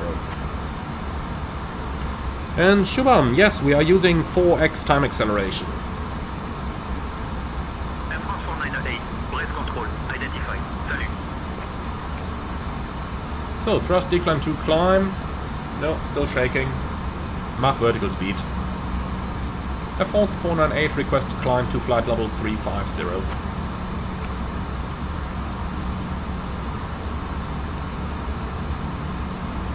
So let's just take her out of acceleration for a moment. Air France 498, climb flight level 350. Climbing flight level 350, Air France 498. Well, that was an interesting one. So, thrust decline to climb, I'll cruise flight level 350 blue. Now, at 24, we're half an hour from the Oceanic entry, so let's quickly go ahead and send the Oceanic clearance request. Looking up here, maximum is 373, so let's put 370 in there. So, Oceanic requests. Entry point. Let's find that stuff real quick.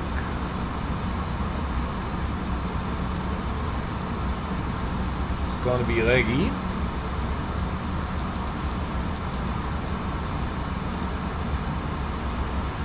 Yeah, can't put that in here. That thing is still a little bit bugged. However, Say Intentions currently doesn't do Oceanic procedures completely anyway, but let me quickly put the rest in like we would do it in the real world. So we're expecting Regi at time 54. So 0954 in here at flight level 360 according to the flight plan. Interestingly enough, I can't insert anything here now. Well, anyway, we would put the expected time of arrival, the requested level, which is 360 for us. Then in the free text, I would put maximum flight level 370, requested Mach number 0.81, entry point, Regi, and Oceanic ATC would probably be Shanwick. Let's have a look. Yep, that's Shanwick over here. Okay, and well, then we would send that.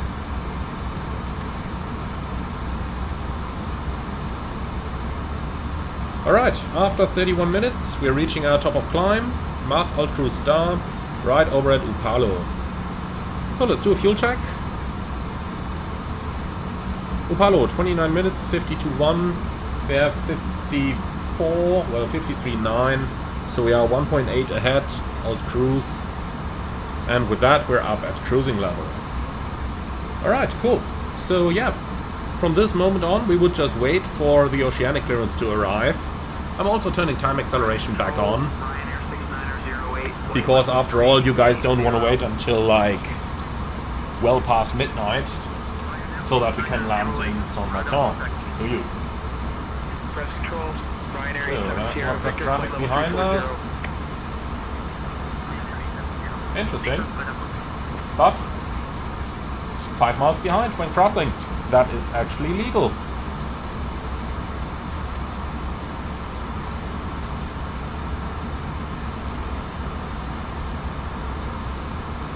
Alright, cool. So with that, we're now heading out towards the ocean, and things are going to relax a little bit.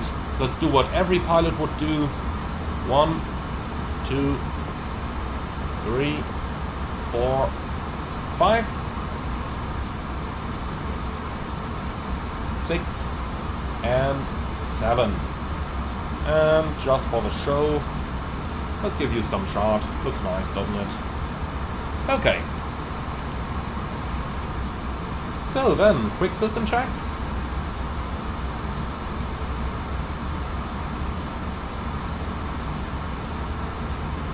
generally what happens with those system checks is that you, at some point, just develop an eye for what kind of values to expect.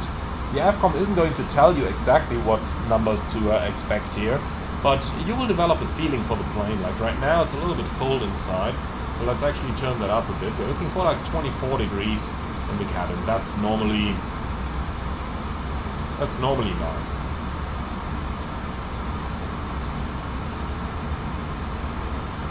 Okay, so that's all our system checks completed. Then we've basically done our job for the time being, so the next thing for us to do is to wait for the Oceanic clearance to arrive. When that arrives, unfortunately not simulated at the moment, but when that would arrive, then we would go ahead and cross-check all the Oceanic waypoints, enter the target Mach number as a constant Mach number in the FMS, currently not simulated, and well, that would pretty much be it already. So, looking into the chat, Charlie, small question about the NAT. If your track got changed, this happened in the real world before. What is the procedure for this? I was reading about it the other day somewhere. Okay, so when your North Atlantic track is changed, you're going to enter the new routing, and then you verify all tracks and distances. What you can do in the real world is to go up here into the en route charts, and you can use those to enter the new routing and then find out the tracks and distances required that you are going to put into the flight plan. Well, and that's pretty much it. And Konali, currently not implemented, is my new favorite insult. Oh, come on.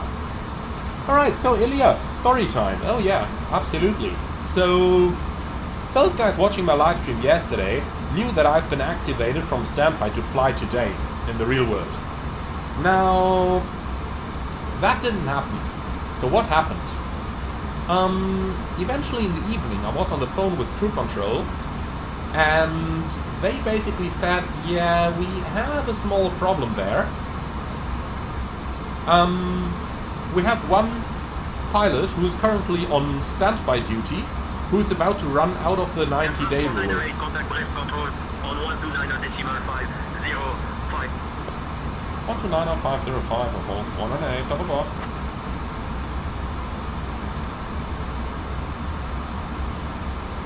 Okay, 129.505. West control, Air France 498 heavy, level 350.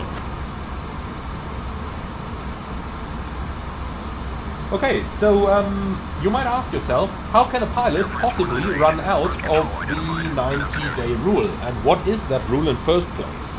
So let's start with the first place. The 90-day rule is implemented to ensure that pilots are proficient and safe to fly their aircraft. What does that mean? It basically means that within 90 days you need to do 3 takeoffs and 3 landings on the airplane in question in order to be allowed to transport passengers. So when you do less than 3 takeoffs and landings, then you need to either do traffic patterns in the airplane. That is what general aviation pilots would often do. You know, if you haven't flown for a while, you want to take your friends along, then you need to do 3 traffic patterns so that you got the 3 takeoffs and landings. Now, in the airline world, you would normally just go into the simulator and then, you know, do your 3 takeoffs and landings there. Now, how could it happen that someone runs out of that rule unexpectedly, so that, you know, some people might be thinking, so why wasn't the airline ahead of that when they activated me in first place? Well, that's quite easy. The guy was supposed to be in the simulator yesterday doing an assisting sim. What does assisting sim mean? It means that you are not actively getting your own check or your own scheduled recurrent training, but someone else who is in the sim doesn't have a partner who also needs the training. So the airline does currently not have someone else who needs the training. Therefore, they may roster somebody to go into the sim as an assisting pilot. That could be either captain or first officer, doesn't matter.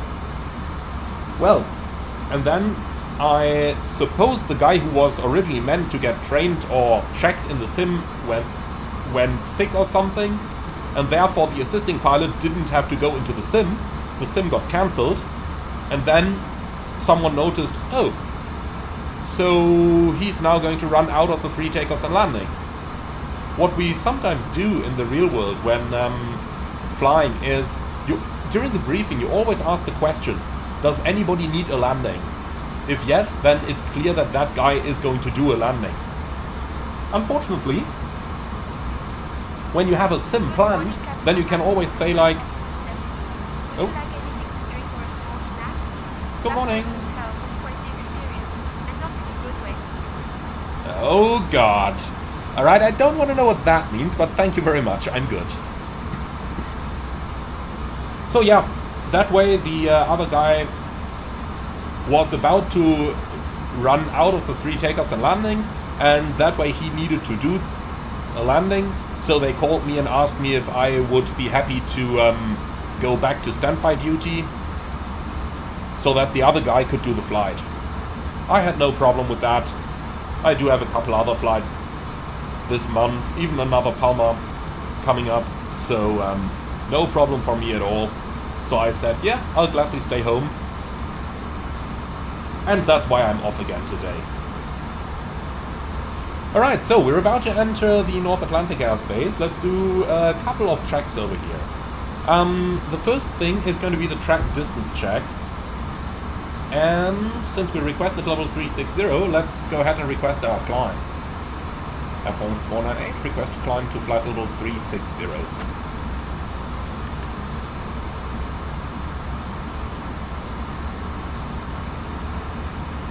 France 498, climb flight level 360. Climb a flight level 360, Air France 498. First time climb out cruise flight level 360 blue. Alright, gotta make sure to reach that before Reggie.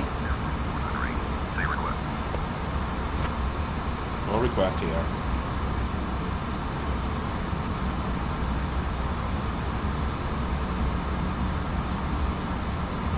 So, now we need to reach that before Reggie. Let's help it a bit. Mark vertical speed. We requested to climb a little bit late, so just have to help the airplane a bit here. Over Reggie, when we enter Oceanic airspace, we need to be at level.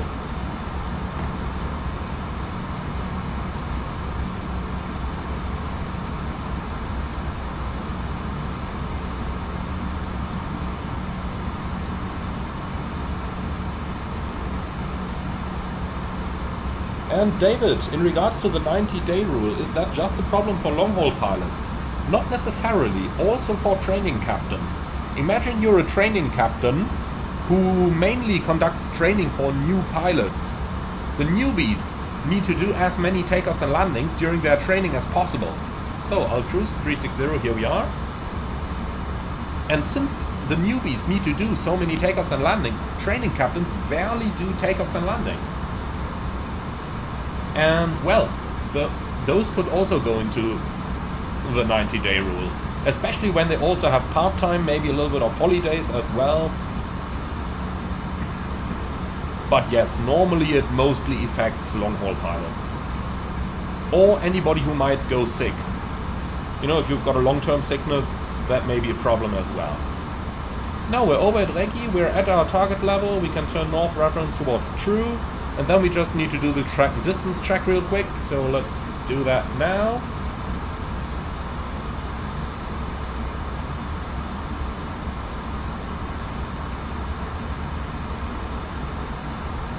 So, from Reggie to Atigi, track 030, distance 30 miles. Well, 270, 30 miles, that is pretty much accurate. Then, on towards 47 north, 20 west, track 266, distance 460. That's checked. Then we continue towards 4525, track 241, distance 241. That looks good. Then 45 north, 25 west. We have that. So 42 north, 30 west, track 232, distance 283. That's also checked. Then we continue towards 38 north, 35 west, 225 degrees, 332 miles. And that is also checked. Then we continue towards 34 north, 40 west, track 226, distance 341. That's also checked. And then we continue towards 31 north, 45 west. Track, what is that? 235, distance 311, also checked. Then we continue towards 28 north and 50 west. Track 236, distance 317, also checked. And then 25 north, 55 west. Track 236, distance 317, also... Oh, wait a moment. I'm in the wrong line. 237, 323. Alright, that's correct. And then towards Arcadia, 230, 366. Looks correct as well. Beautiful. So, that's our route completely checked. Then we need to log on to CPDLC. So, connection, notification, that's... What's Shamwick again? EGGX, isn't it? Yeah. Echo Golf Golf X-Ray.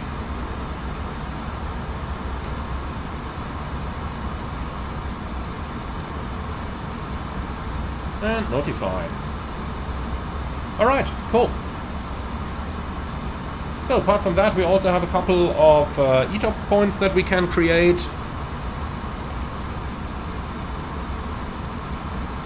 So data, next page, stored waypoints, new waypoint, ETOPS entry point 1.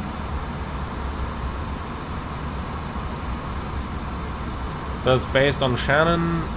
Oops, wrong button. Data, next page, stored waypoints, new waypoint. So EEP1. And that is 4726.2 and 01628.9. Store. New waypoint, that's going to be the ETP between Shannon and Laches, and that's 46390 and 2056.5.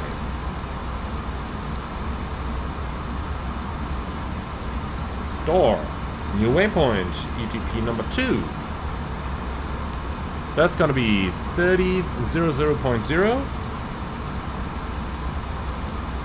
and 46441.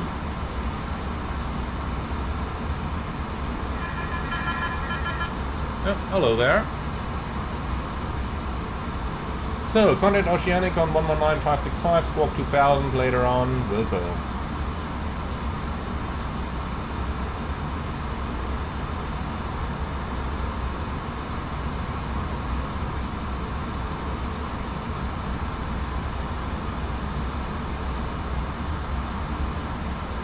Come on, switch it over. Thanks. And squawk 2000, 10 minutes later. Let's quickly go ahead and put a time marker. So it's 59. Let's just say 1010. Insert. Come on. Here we go. Time marker is in here. Here it is. Okay. Shamwick Radio, Air France 498, cell call check. Santa Maria next.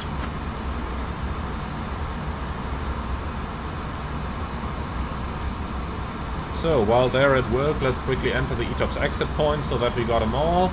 Air France 4908, Oceanic Control, Air Force 4908, Roger, Santa Maria next, noted. Maintain flight level 360 unless requesting otherwise. Maintaining 360, Air France 498. Okay, so let's enter the ETOPS exit point. And that's going to be at 2759, 2257.9 and 5736.2. 3. Alright, and store. Good. Now, the Oceanic points are entered. Let's put them into the fixed page, EEP1. Then we got the ETP1.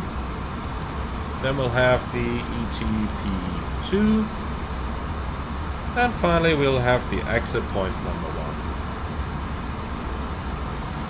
1. Okay, so all that stuff is in here. Then let's go ahead and grab some weather. So, Atus. For that we'll grab the flight plan.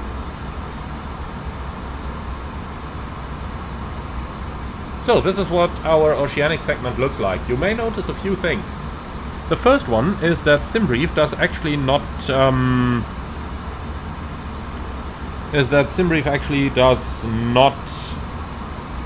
calculate the ETOPS entry and exit points correctly. You can see they got the first entry point over here from Shannon, but this entire area over here, which is about a flight hour, is covered by Lajes. So there should be ETOPS exit point 1 here and ETOPS entry point 2 here.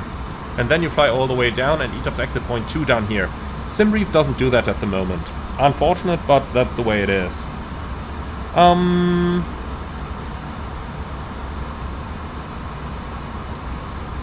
Well, that's it. Can't do anything about it. Now, let's get the weather of a couple airports along our route so that we know that we're actually legal to fly this here.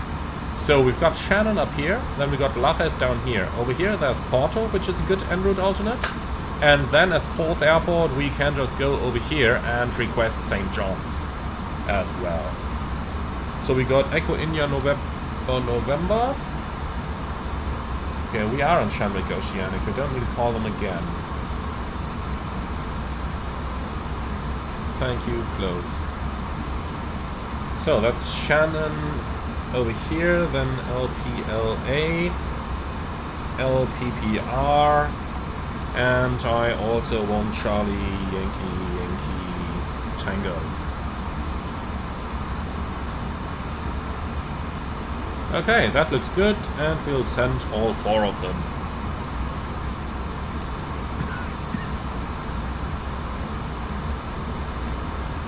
Now, Bandstift, that's a good comment down there. Do you enter the ETPs as custom waypoints in the 350 or do you use the built-in ETP function? Generally, we always enter the custom waypoints and then we use the built-in function for anything that we might want in addition. So let's already open that. We will be entering something there in a moment, but let's actually start with the current weather. So, Shannon. Runway 6, 0807, visibility 10. Well, Shannon has perfect weather, so that's easily usable. Then we've got Lajes. Oh, they have a working anemometer. That thing is broken for years in the real world already. But okay, so be it. So Lajes is good as well, not perfect, but okay. And Porto has beautiful weather conditions. And finally, St. John's. 355 at 18, gust 26, visibility 10, sky broken 32. Okay, beautiful weather. Alright, very nice. Let's take those off. And then for the time being, let's see, what can we usefully do there? I suppose we already have the ETP between Shannon and Lajes, so what I'm going to do is to use Porto and Lajes for the ETP function down here. So LPPR and LPLA. Like that. Alright, cool. 600 miles to go to that ETP. We don't need to do offset because we are flying a random route anyway. You can do it, but I don't really want to. Let's also go back into time acceleration now. And with that, we're nicely on the way.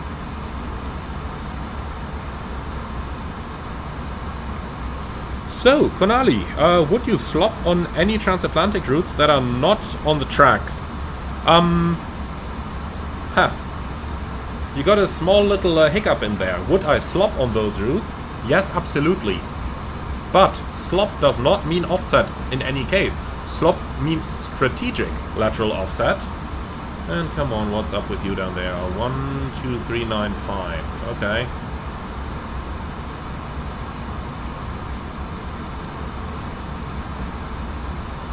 We'll talk about it in a moment.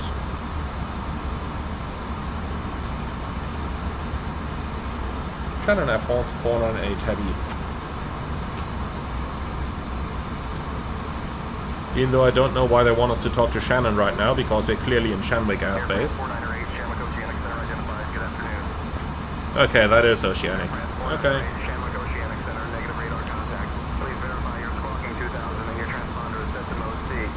Well, come on, go kid yourself. I'll go back to the Oceanic frequency because we should definitely be in Oceanic airspace here. So, Squawk 2000, since we're now 10 minutes past the entry, is correct though. So let's set that, and from here on we are going to be on Oceanic for a long while. Basically we are now almost completely Oceanic. The only difference is maybe over here we might be under VHF coverage, close to the Azores, and the rest would be completely through the Ding Dong machine. So basically no radio contact until the Caribbean. The rest is all just CPDLC now. Making our life very easy. Very, very easy indeed.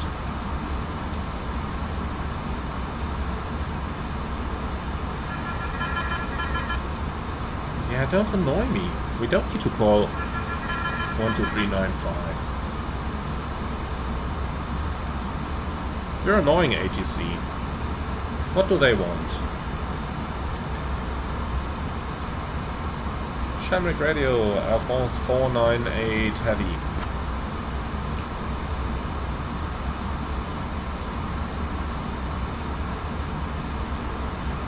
Federico, why does Sane Tensions not use HF frequencies? Because the simulator itself doesn't support them. You can see here in the iniBuilds we can't tune them, and the simulator itself doesn't have HF, it just doesn't model it. For this reason you couldn't rely on your add-on aircraft to be able to even do that in the first place. Yeah, thanks, because why not? Silence. I can kill you. Okay, so here we go. A little bit easier now. So yeah, Konali, just getting back to the slop. Slop is a strategic lateral offset procedure. So when would I use it? When flying a NAT, I would look at the traffic around me.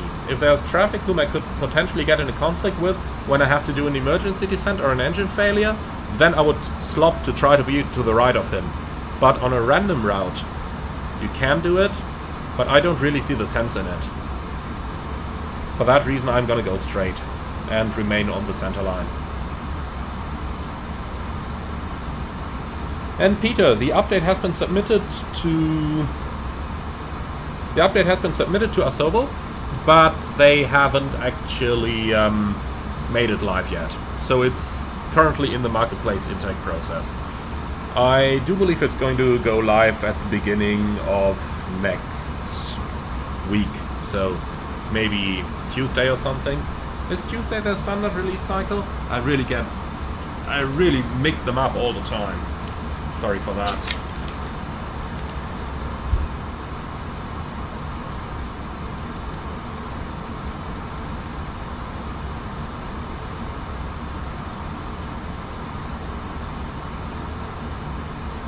And Konali, if you remind me of that fake French accent before we start our descent, when I have to do the next passenger announcement, then yeah, I could do that.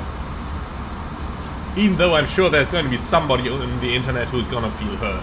You know how the internet works, right? Whenever they've got something to complain, then they are going to complain. So let's also put Shannon down here as a reminder. By the way, another very useful page that we are often using in long-haul ops is the closest airport page.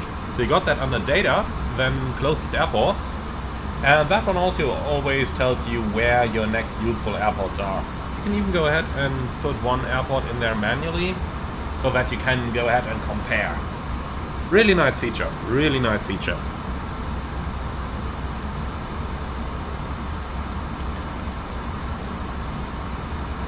And Federico, the ICE 2, or sorry, the ICE 1 comes with a custom eCam actually.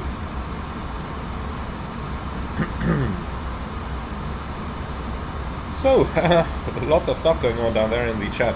Charlie, unfortunately, I have not flown to St. Martin yet.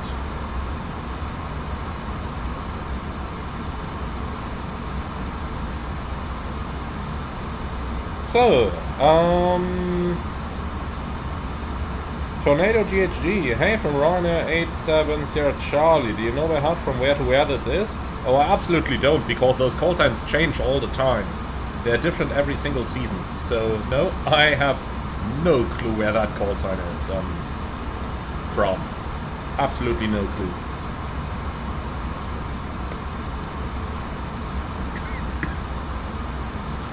And Konali, let Reddit go haywire, it will be peak comedy. Oh, I'm sure it would be.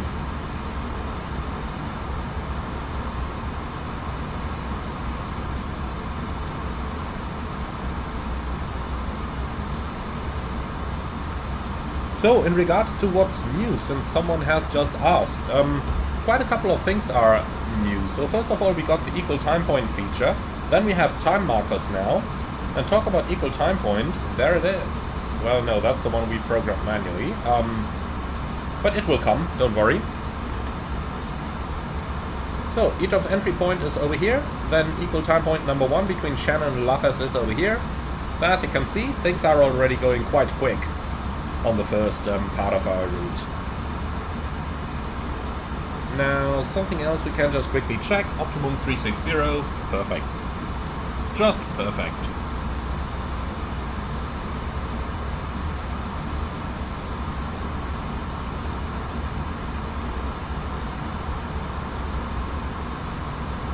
And Kevin, Say Intentions is increasing the price to $24 US.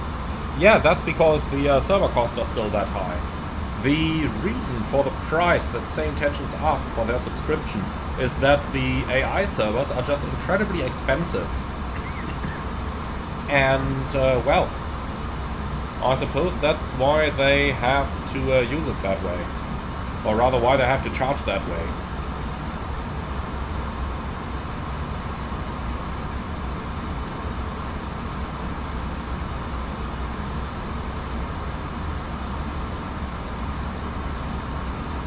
Alessandro, in some real-life cockpit videos on the nav display there is a blue dotted arc along the route. Do you know what that's about?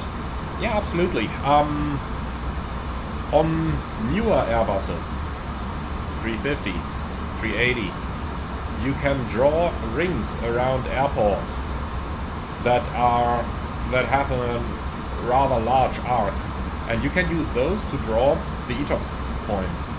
So, for example, our ETOPS entry point in the A340, we're marking it this way because the ring that you can draw through the fixed page only supports 256 nautical miles.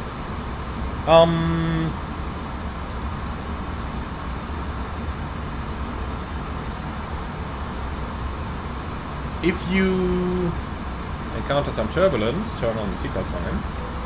We'll do that.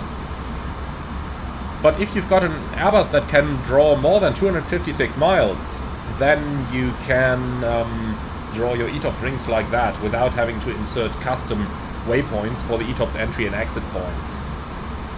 In the real world, what we do, because Airbus charges for those features, is don't even pay to get those features in the FMS, much rather simply draw that stuff using the en route chart. In the real world, you can just mark an airport on the mPilot app. You just mark an airport and then you just draw a 1 hour range circle around it.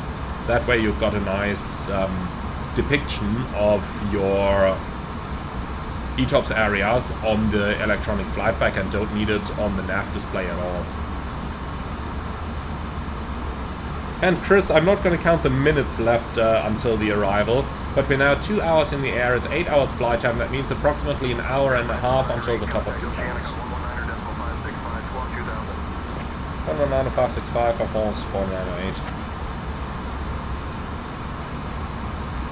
Traffic radio France 408, so-called check Santa Maria next.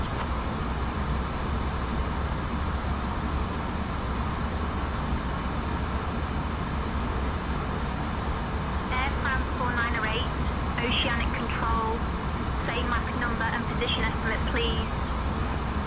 Air Force 498, Mach decimal 81, estimating 49er north, 020 west at 1056, flight level 360, 45 north, 025 west, next.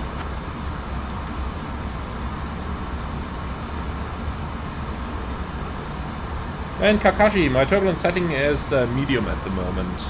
I kind of vary it a little bit per the aircraft in question. Roger. Fault 408. Estimating 47N020W at 1056. Flight level 360. Next waypoint 45N025W. Continuous files. Continuous filed, Air Force 498.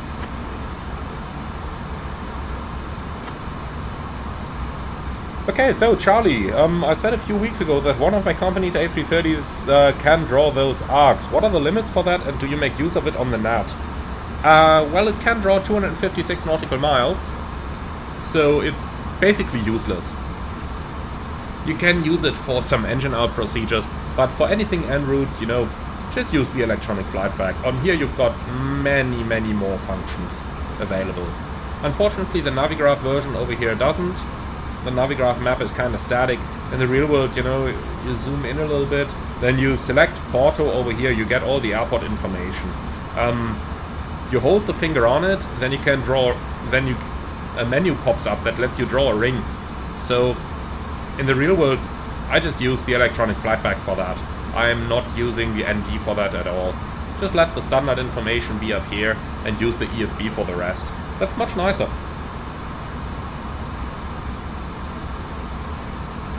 So, EYAD asks in the chat, are they going to launch the A340 in the INI manager in the future? Yes, they will.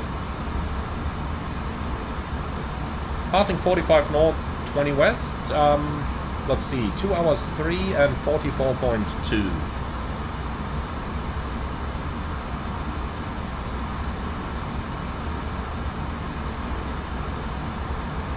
So, 2 hours 2, 42.4. Looks good. We have about 2,000 kilos extra and we are running on time. Beautiful. So now we can nicely see the ETP function use over there. You can see I've drawn the ETP from the flight plan over here, which is between Shannon and Lajes. Over here, I've drawn a custom ETP using the ETP function down from the FMS. That's data equal time point. And I've used this one. By the way, why are we stuck in recall mode over here? That's nonsense. We shouldn't be. Okay, so down here I've drawn the ETP between Porto and Lajes, giving us a couple more options. So between Porto down here and Lajes up here is that ETP over here. Very useful feature.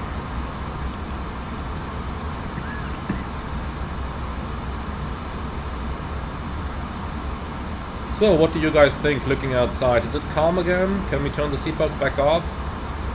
I actually still see a little bit of turbulence here, so let's just keep them on for the time being.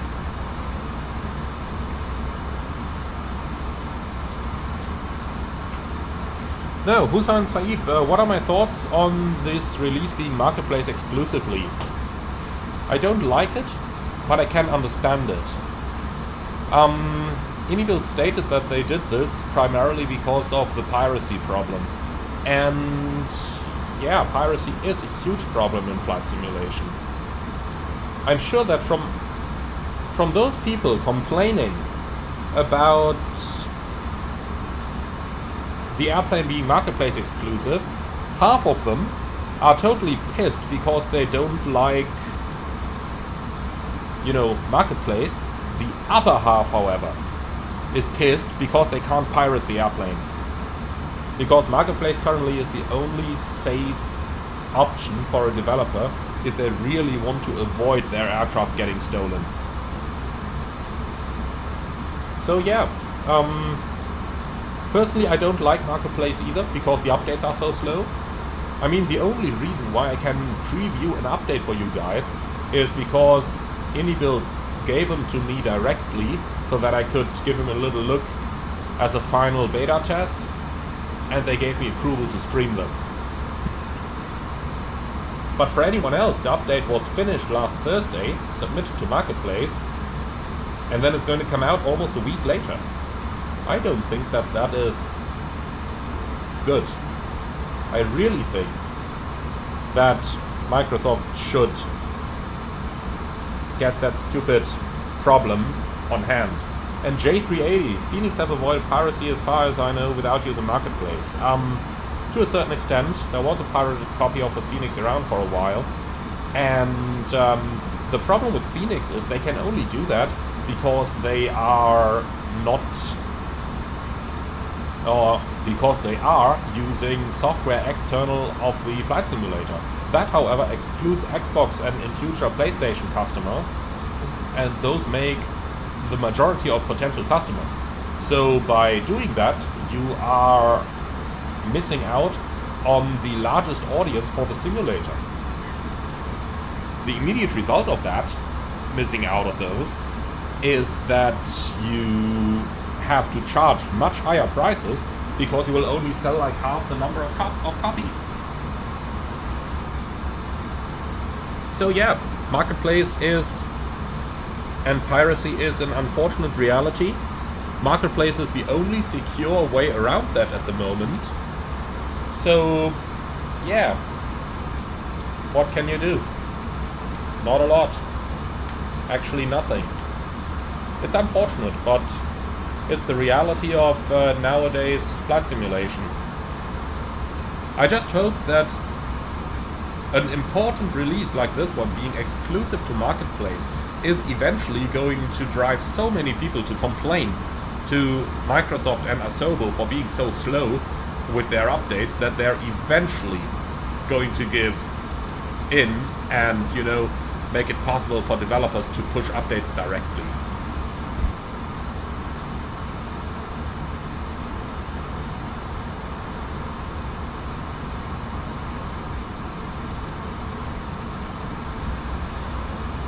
Now, looking a little further up in the chat, Mohammed. Welcome to the chat over here.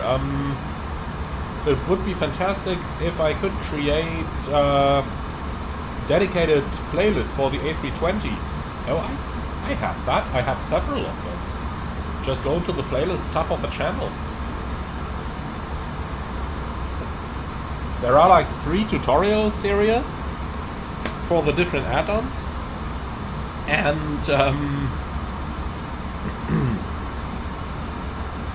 yeah, 3 sets of tutorials for the Phoenix, for the iniBuilds, and for the fly-by-wire, I believe.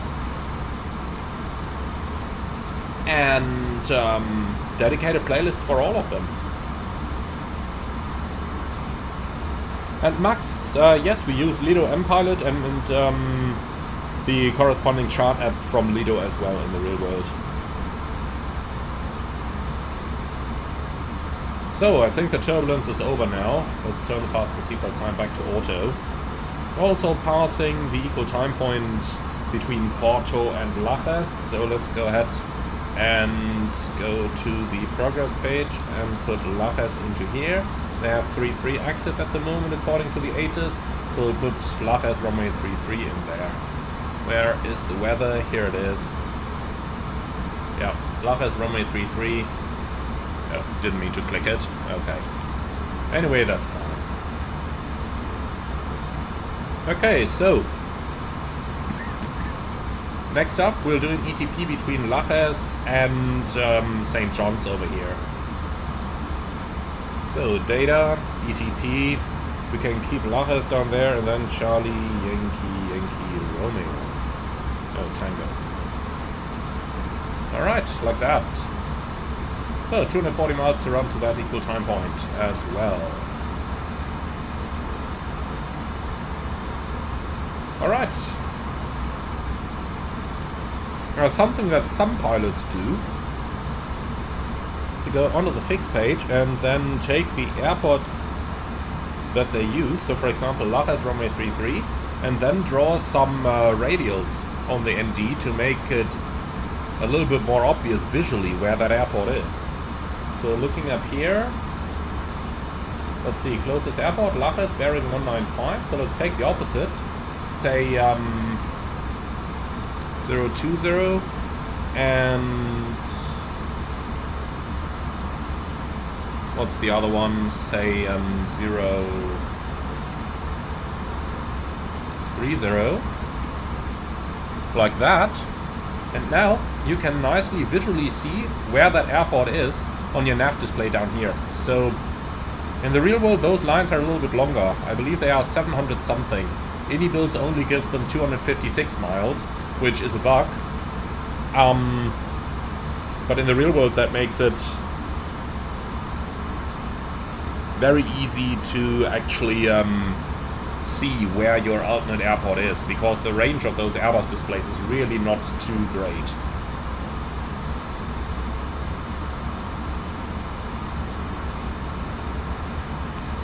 So, company message, and look at that, data link actually disconnected.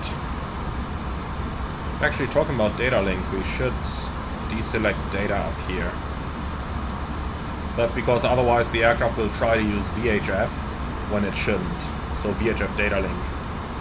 Actually, let's try notifying that again. Are we? Yeah, we are inside Santa Maria now. All PPO. And notify. So please reconnect. Otherwise, in the real world, it would not take long to get a cell call that you please connect again. But I don't know why this is stuck in recall mode either. Little bug there.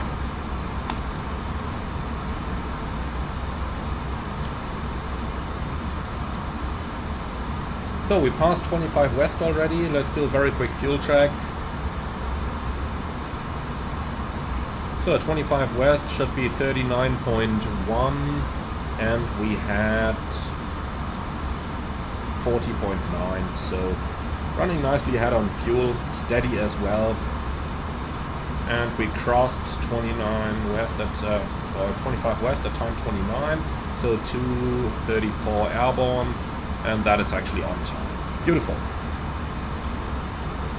And Federico, yes, it is standard operating procedure to change VHF 3 to voice when flying in the Atlantic. Only when you are within VHF reception range, only then use the data frequency. Because what happens is that the aircraft is going to try to use the data frequency to transmit data, but obviously since you're outside of VHF reception range, well, they're not going to be able to transmit anything, and the result is that your messages would time out, ATC would not get any responses from you, and that is the problem. And yes, for the purpose of the sim, we can have a look at that as well. Thank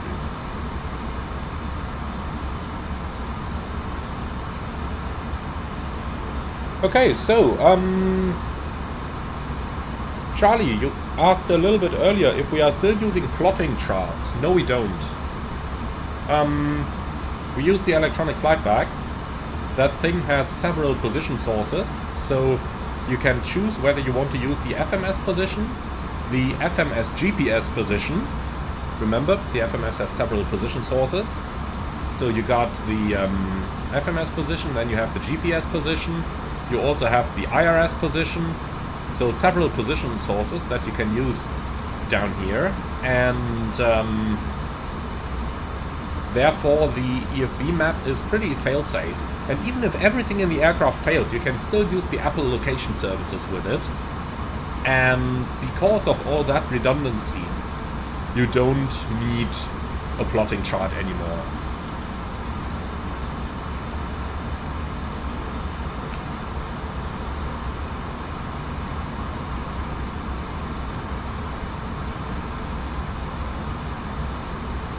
However, since there was a small argument in the chat in regards to which airlines are still using paper, you might be laughing, but not so long ago, when Eurowings flew long haul, so that was operated by SunExpress, they actually used paper plotting charts. That was until 2019. And Federico, another question. What is the name of the list of differences between aircraft like auto, TCAS, nav, etc.? Okay, so that's a list that you're going to find in the EQRH. So when you go in there, it depends, of course, on how the operator would place those things. But in my airline, we find them in the EQRH, then on the Ops tab, and it's called the Aircraft Configuration Summary list. That's how we do it. I don't know if others do it differently, but I do believe Aircraft Configuration Summary is the official Airbus term for that thing. So, Azores on the left. Good weather conditions as far as we can see, even though we can, of course, only get a very, very general look there.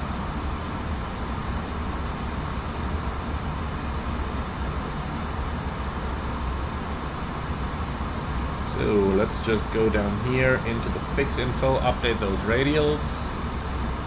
Okay, contact Santa Maria on 132.15. Okay, yeah, that's the correct frequency for here, 13215.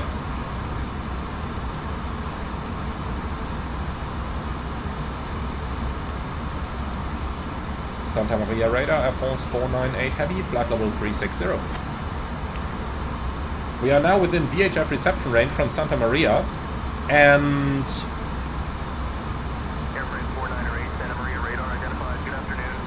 if you're looking for something funny, if you go into VORs, well, why are we not seeing it? Show effect. There are, oh yeah, here it is. There are actually a couple of VORs located basically within the water, close to the Azores.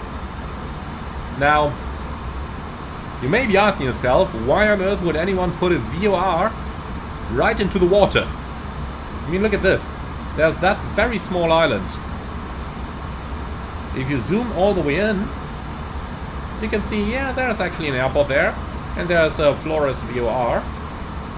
Interestingly enough, the airplane should have tuned Fox Romeo Sierra, not Delta Sierra Charlie.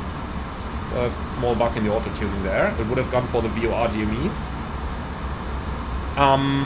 But yeah, there are some very small islands from the Azores that are like far away from everything, that have nav aids on them, right in the open water. And of course they also have an antenna on them, and therefore we've got full radar and VHF coverage in this area, right over the ocean. That's a pretty cool thing.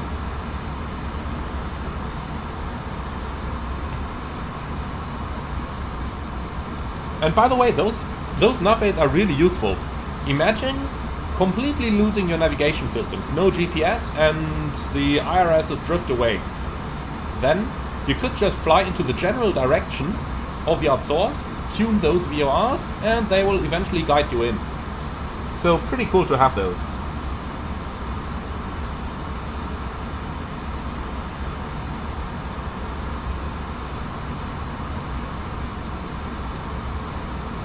And Charlie, Eurowings still uses paper OFPs. Do they really? Man, I thought they would have been on the Lido apps by now.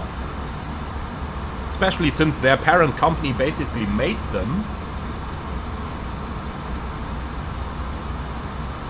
And Ellie, hi, in the chat.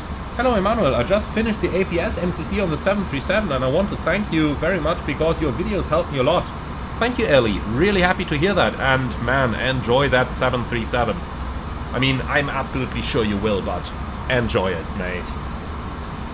So, past the ETP between the Azores and St. John's as well. So the next one is going to be with the Bermudas. Somewhere over here. So now it's a really long stretch of water coming. And we also have a step climb ahead here. Let's see, progress page, optimum 370. Yep, we can definitely do that now. So, let's go ahead and request that step. ATC-com, vertical request flight level 380. And transfer So, request flight level 380, sent.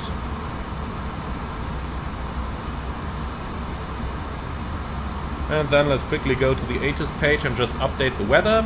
We no longer need Shannon, but we can use the Bermudas up there. And we no longer need Porto, but we can actually get a glimpse at our destination. Alright. And all requested. So, step climb deleted, that's checked. We're still waiting for the clearance to arrive. Here's our weather. So, here we are. Climb flight level 380. Wilco, sent.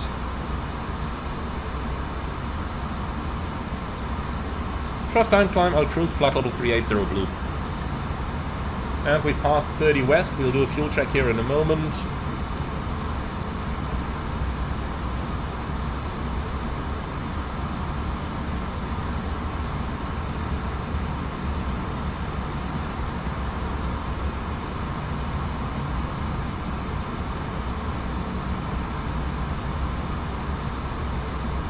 Look at that rate of climb, just 500 feet a minute here. 1,000 to go.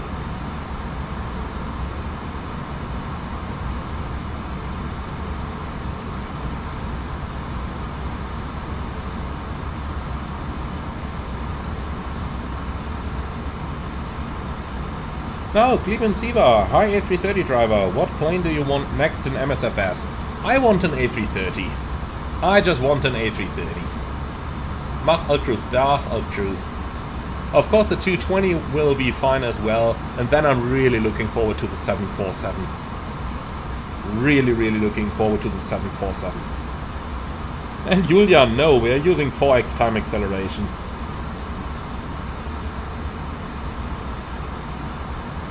Okay, so we just got the weather when that CPDLC message came in. So Bermuda, runway 12 in use, 160 at 6, visibility 10, fuel at 11, broken at 22, temperature 27, QNH 1010. Alright, so Bermuda is good. We don't have an official ETP for that, but let's go ahead and draw one up anyway. So data, ETP, TXKF. Here we go. So that's 1,690 miles away on a bearing 262. Alright, cool. So, out to the open ocean. Now comes the long stretch over to the Caribbean.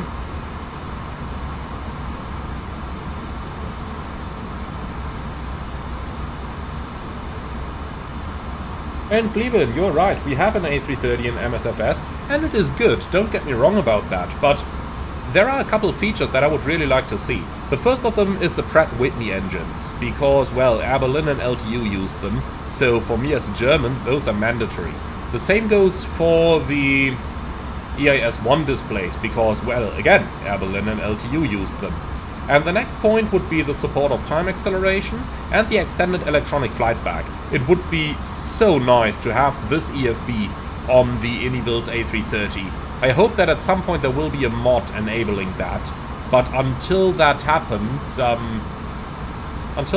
I just really hope that iniBuilds is going to eventually, at some point, provide us with an A330 extended, or however you want to call it.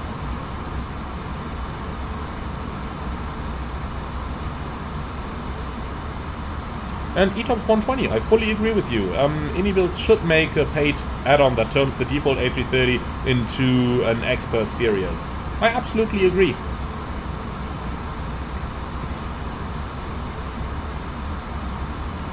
And there are quite a couple of operators still flying the 330 with EIS-1 displays as well. I think some US operators, Delta, maybe, also have some of them. And Peter, yes, Aerosoft has an A330neo coming, and it's shit. It's the same garbage as their current A330ceo, if I can trust the first looks we've seen from, what are they called, FS Elite and Cruise Level. You know, even those websites that get paid to do reviews had problems mentioning good points about those Aerosoft Airbuses. So yeah, it kinda hurts me because I worked for Aerosoft in the past. I earned the money to do my ATPL over at Aerosoft, actually working on their Airbus series in P3D. But what happened in the past 5 years, honestly, turned them into complete garbage. It hurts, but we don't need to, you know, try and glorify something that is just crap. Now, there is hope that when the Tolis A340 in collaboration with Aerosoft becomes good, that maybe they're going to do the Neo as well. But for the time, Tolis is not related to the Aerosoft A330 Neo, only to their A340-600. And Simao, I actually don't know if iniBuilds would be allowed to build on an A330. We haven't heard anything about that from first hand. I don't think iniBuilds have ever said in public whether they're allowed to do that or not. But I mean, if they're allowed to recycle code to do the A340, then why wouldn't they get allowed to do that for the A330? You know, Microsoft is very similar to airplane manufacturers. And airplane manufacturers are very similar to prostitutes. You give them money and you get anything you want in return. Okay, I'm waiting for the channel's demonetization notice right now, but you get what I'm saying here. You get what I'm saying here. When there's money to be made, then I don't think Microsoft would back out of an A330 extended or something the likes.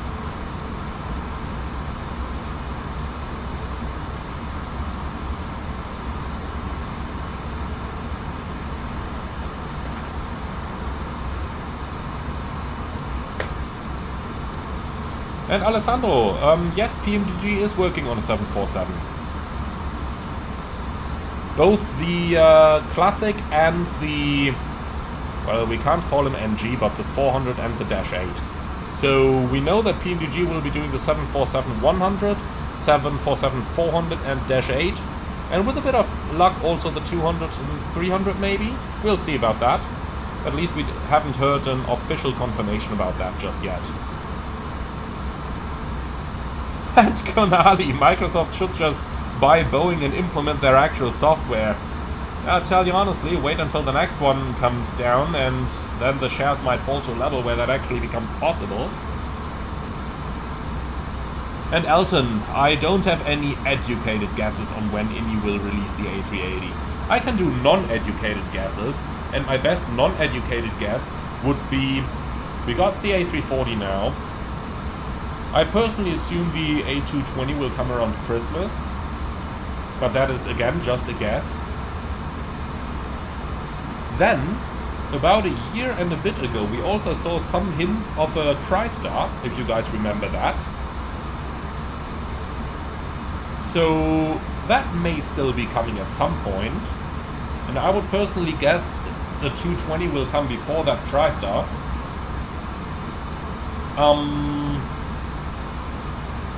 And Elton, the 220 is iniBuilds to an extent.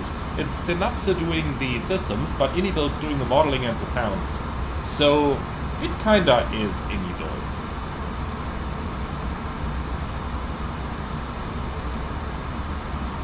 Yeah, then we had the TriStar, and from a marketing perspective, it doesn't make sense to release too many airliners at one point. You know, you want to release one, then you want to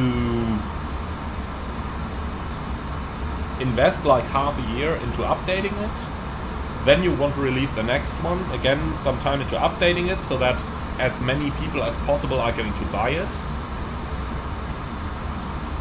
Kinda basic marketing. And eventually, like, there need to be at least a couple of months in between all those releases.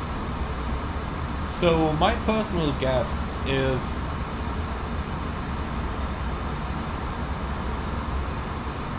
$220 around Christmas, then maybe next summer the TriStar, and next winter, so in a year, 380. But that's just guessing. I don't have any accurate inside information there. I'm really just going based on the speed at which iniBuilds is developing new airplanes, and they seem to be able to do one glass cockpit airliner a year. So last year we got the A300, this year we got the A350 at the beginning of the year, then we got the A340, which is like half an airliner because they already had the other half with the A330, and then next year probably TriStar and at the beginning, and then 380 at the end of the year or something. It would sound logical.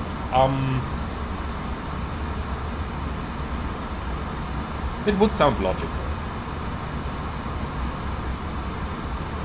And Tobias, one of my first flights as a kid was on TriStar of LTU. I'm wondering if I've ever flown on a TriStar. I have one picture of me as a baby sitting in the terminal in Düsseldorf with my mother on it, and there is an LTU TriStar in the background. And back then LTU used those flights for a lot of flights to the Canary Islands and to Palma de Mallorca, and I know that we've been on holidays on both of those, so there is a pretty good chance that I have already flown on a TriStar, but I really wouldn't know. Okay, please contact Oceanic 119525 Spock 2000 and bye bye. Thank you, Sant. And we're also passing 35 West. Let's just quickly do the fuel check here. So 35 West, 4 hours 2, 30.4, and we're here at 4 hours 3, so on time 32.1. So we got an additional 1.7 tons of fuel. Nice.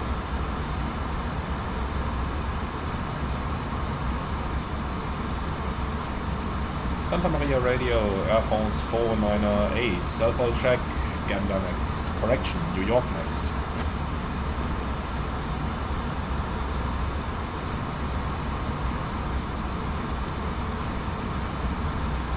Air France 498, Oceanic control, roger. Say Mach number and position estimate. Oh god, you don't need position reports, you've got ADS-C. It even says ADS-C connected down here. Air France 498, reporting 38 north, 35 west at 1255 UTC, Mach decimal 81, flight level 380, estimating 34 north, 040 west at 1340, 31 north, 045 next.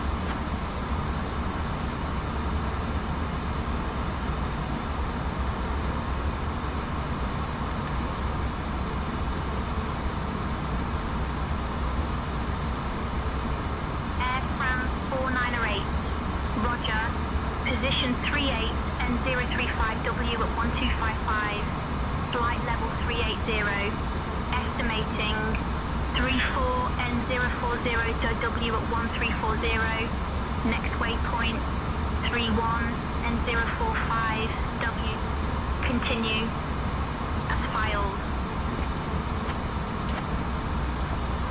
It's weird doing position reports by voice. In the real world, it's all ADS-C.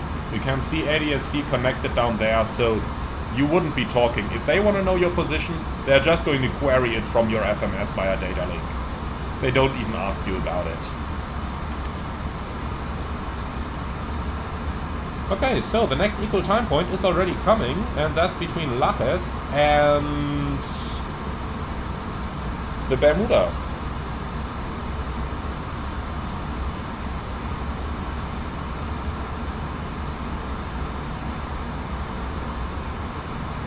Then Elton, do you think that you will fly the A350 at some day?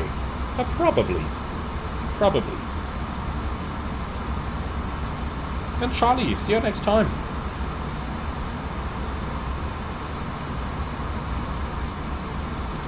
Alright, so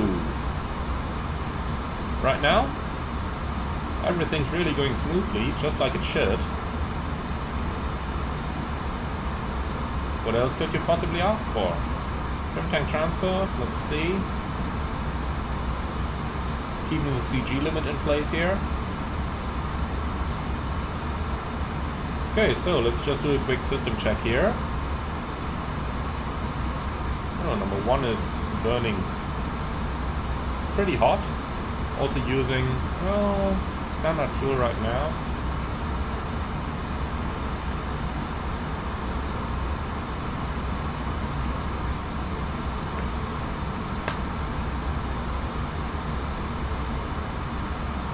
Nice 23, 24. This is perfect temperatures for the cabin. The guys in the middle with the 23 would probably even be complaining, but the purser can do that herself on the in the purser workstation, respectively on the cabin attendant panel.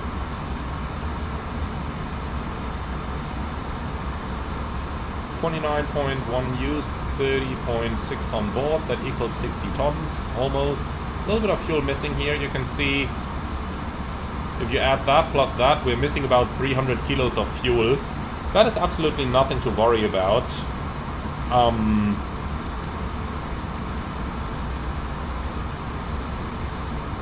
The reason why that is nothing to worry about is you've got that huge airplane. The tanks are located here. The trim tank is located here. When it transfers fuel from here to here, those are some very long lines. And you can easily find some 600 or 700 kilos of fuel that vanish from the indicator because they simply get lost somewhere in the pipes. When you go into a descent, those will all flow back into the main tank, and then that fuel comes back. But it's something you gotta know, because when you do your very first flight on the A330 or A340, and the instructor doesn't tell you ahead of time, then you are like, Captain, we are missing some fuel here. I'm missing like 500 or 600 kilos of fuel in my fuel check. Do we have a fuel leak? And believe me, some instructors do that to their students.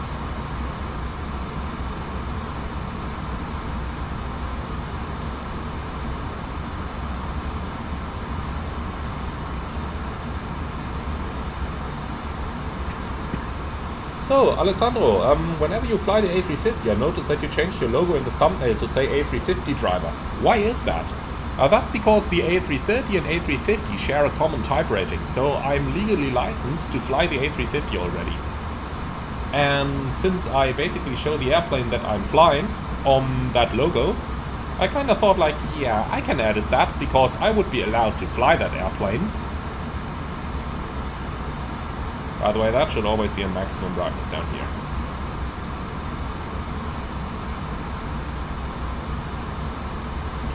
Now, Federico, in case of an emergency in the North Atlantic flight, do you just go direct to the airport and then when in radar coverage they give you vectors?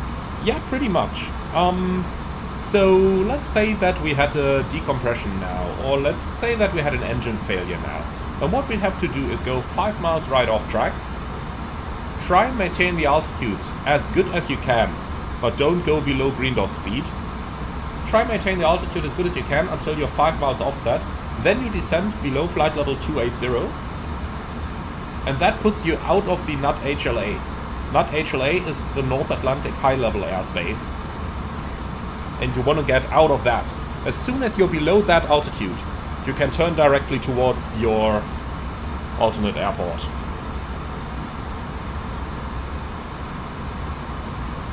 Svelas, how hard are the aptitude tests for flight school and where can you practice for them?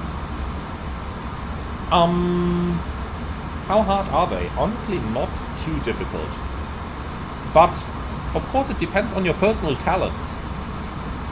I know that I have that talent because, well, I passed them. And for me, they weren't too difficult. Just a lot of work needed and a lot of study needed to actually master them.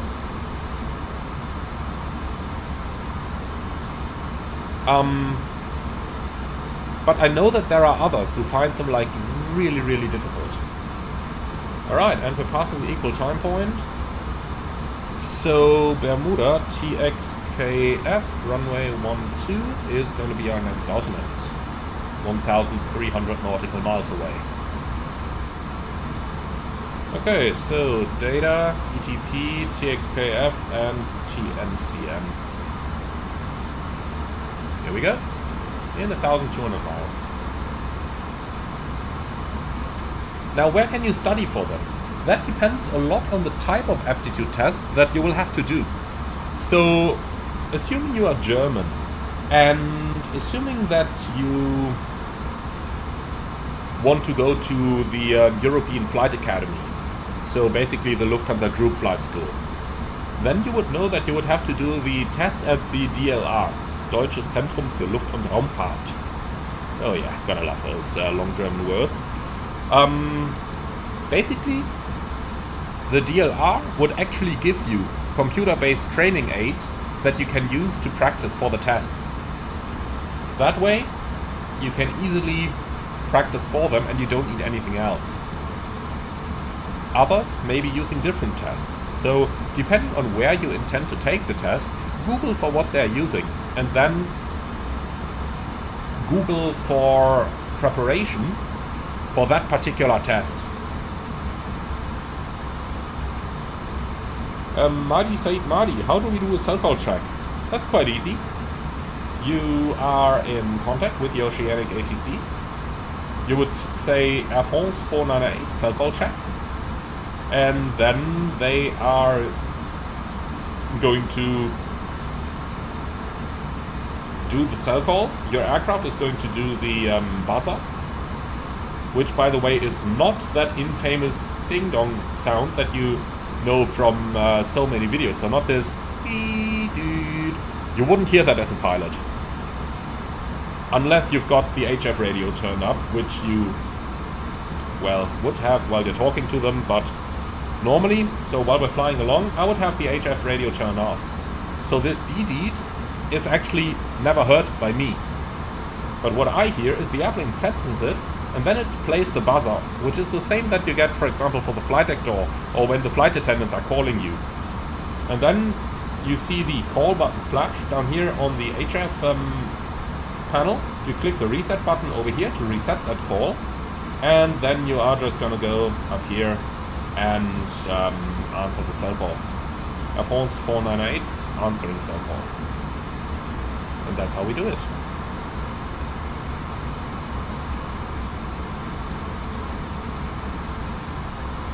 And Smallsnack Max, love the streams. You always say so much interesting stuff. Thank you for doing this. I would love to become a pilot one day, and I love simming. Love from Czechia.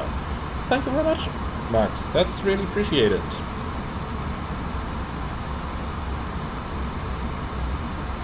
And Alessandro, got a work meeting soon. Nice catching live, Amy. Thank you very much, Alessandro. See you next time. And we are passing 40 degrees west, 4 hours 48 and 27.9. Coffee supply was almost gone, but I heroically saved what could be saved. Would you like anything to drink or a small snack? Well, thank you very much for that, but I'm good for the time being. I just love the cabin crew with sane intentions.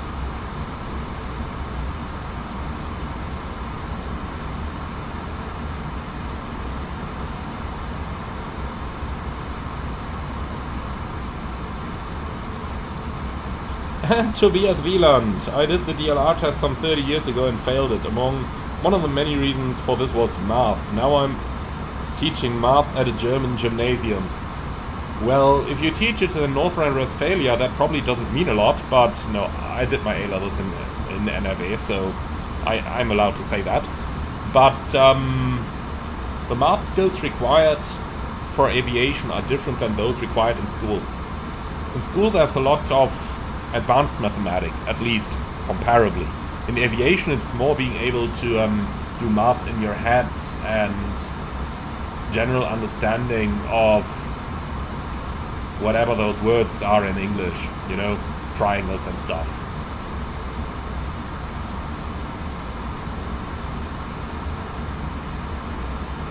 Okay, so we passed 40 west. At this point we would have gotten the handover from Santa Maria to New York Oceanic, and then again you just check in with them. New York radio, Air France 498 cell call check, then they would answer Air France 498, New York Radio, secondary 11279er, here's your cell call.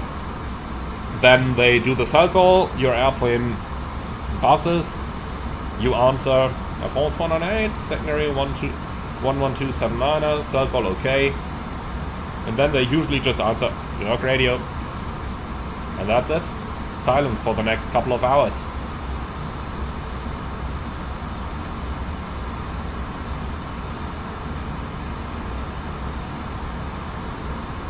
And just 39C, what A-levels are recommended for flight school?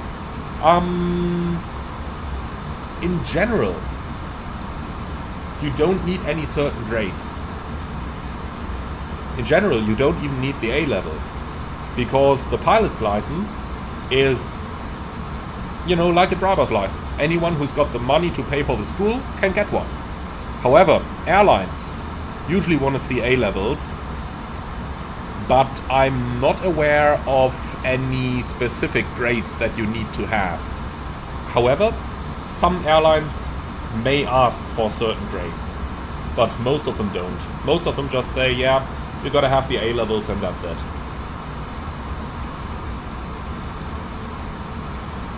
And Small Snack Max, that's a very good question. What are some things that I feel most people get wrong about flying or when they do flight simming? Okay, two things. First of them, airport codes. We don't use ICAO codes in aviation. Look at the flight plan. LFPG, TNCM. The entirety of the flight simulation community uses those. In the real world, we call them CDG and SXM. Why is that? Because nobody outside of a cockpit, not even the cabin crew, has an idea what this or this means. Everybody knows this, and everybody knows this. For this reason, we have to use those all the time. What do you do when you're handing over your crew luggage at the check-in? Do you tell them to ship it to TNCM? I can tell you one thing, you're never gonna see that suitcase again. Tell them to ship it to Sierra X-Ray Mike instead. So that's one huge difference between flight simming and real-world flying. The next one, I would say, is procedures and their role in aviation. We all know that procedures are important. Likewise, we all know that we need to do the procedures. But procedures are not the entire world. In flight simming, and I think this is best illustrated via VATSIM ATC, those VATSIM controllers typically learn the phrases from the AIP by heart. And then they're trying to apply those phrases. But they're trying so eagerly to stick to those phrases that they actually deviate from how many things are done in the real world. Here's one example. On VATSIM, you will typically find your controllers to send you direct or to give you a clearance like Air France 498 descend flight level 150 via Incom 1 Delta arrival. In the real world, that clearance would be too vague. What they do in the real world is to usually give you a vertical speed. Descent level 150, 2000 feet a minute. That way, ATC has complete control over your aircraft's trajectory. If they just tell you to, when ready, descend flight level 150 to reach at, first of all, in the real world, they would barely use the phrase to reach at. In the real world, they normally say Air France 498, descent level 150, level at Ramop. Not Air France 498, when ready, descend to reach flight level 150 at Ramop, like it is written in the AIP. What is the problem with that clearance, which you would typically hear on VATSIM? The problem is, first of all, this when ready descent means that any airspace below your aircraft and the cleared altitude is basically blocked. That's the first problem. The second problem is that ATC doesn't know when you're going to start the descent. At some point they might even have to ask. So what they do in the real world is they usually calculate your 3-degree descent profile, and then when you reach their calculated top of descent, they just tell you to descend now. This when ready descent is something that you barely ever get to hear in the real world. And that's just an example. The phrase exists in the AIP, and if the airspace is not very busy, like VATSIM airspace usually is, then using that phrase is not problematic. But since in the real world they always prepare for the exceptional cases, they're usually going to wait until you actually get that descent. And Elton, in Sweden you could hear that when ready often. Yeah, that's true, because they just don't have much traffic. I mean, they've got that one airport where everyone goes into, which is Stockholm. And apart from that, there are no large hubs in Sweden. Any of the other airports, yeah, there's some traffic, but, you know, not so much that ATC might lose the overview or something. And just 39C, when joining an airline, do you start with short haul and then progress to long haul? That depends. In the United States, yes. Outside the United States, no. So, let's take for example the airline where I'm currently working. We hire new pilots on both the A320 and the A330.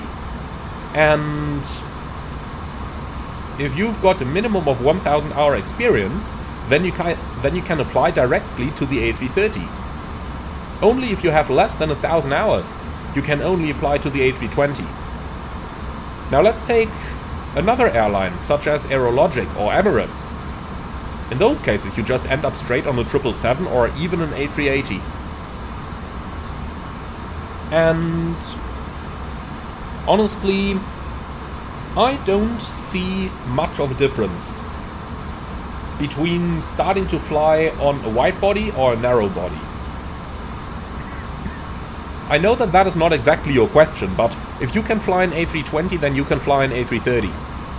If you can fly an Embraer 170, then you can fly an Airbus 380. The only difference is that you get a lot more experience when flying short routes. And that is something that I would recommend any beginner to get. But there are companies like KLM which employ their pilots initially as second officers on wide-body aircraft so that they don't gather any experience taking off and landing at all. That also works. So as you can see, there are really a lot of different options. Alright then, passing 31 north, 45 west. Let's do a quick fuel check. So 5 hours 29, and we took 5 hours 29, so spot on. And 22.3 tons versus 23.9 tons, 1.7 ahead.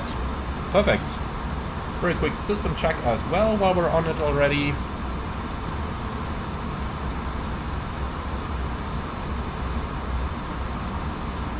Ooh. For a moment I thought I read 47% on that Gen 3, but 17 is fine.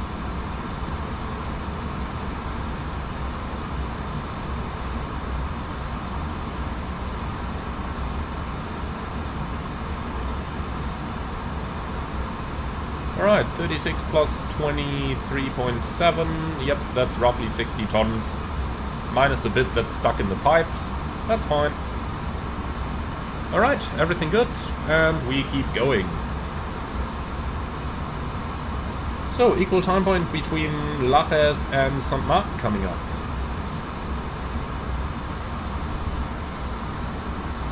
And Sam, would I accept promotion to captain on the A320? Yes, I would.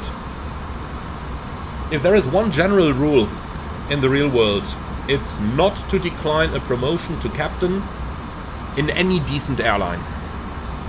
I'm putting that little caveat there because, you know, accepting promotion to captain in an airline like Ryanair, where the type rating is basically worthless because the majority of airlines in Europe operate Airbus, and then you are a captain 737.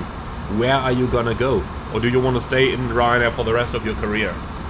If you don't, then don't accept that upgrade, because most airlines are not going to hire you as a first officer when you've already been captain.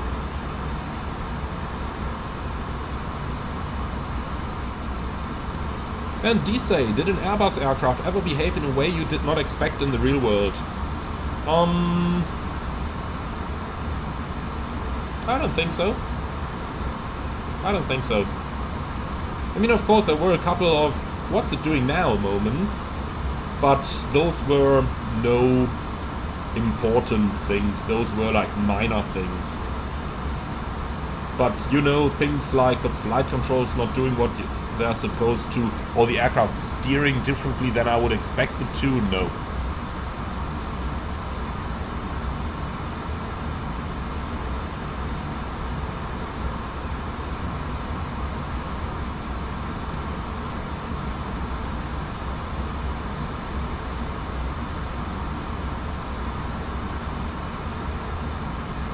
And 7 Revolt, sadly iniBuilds is good at communication but not very good at aircraft. Yes, it is beautiful, but just like the A350, I find the aircraft's physics disastrous, especially on the ground.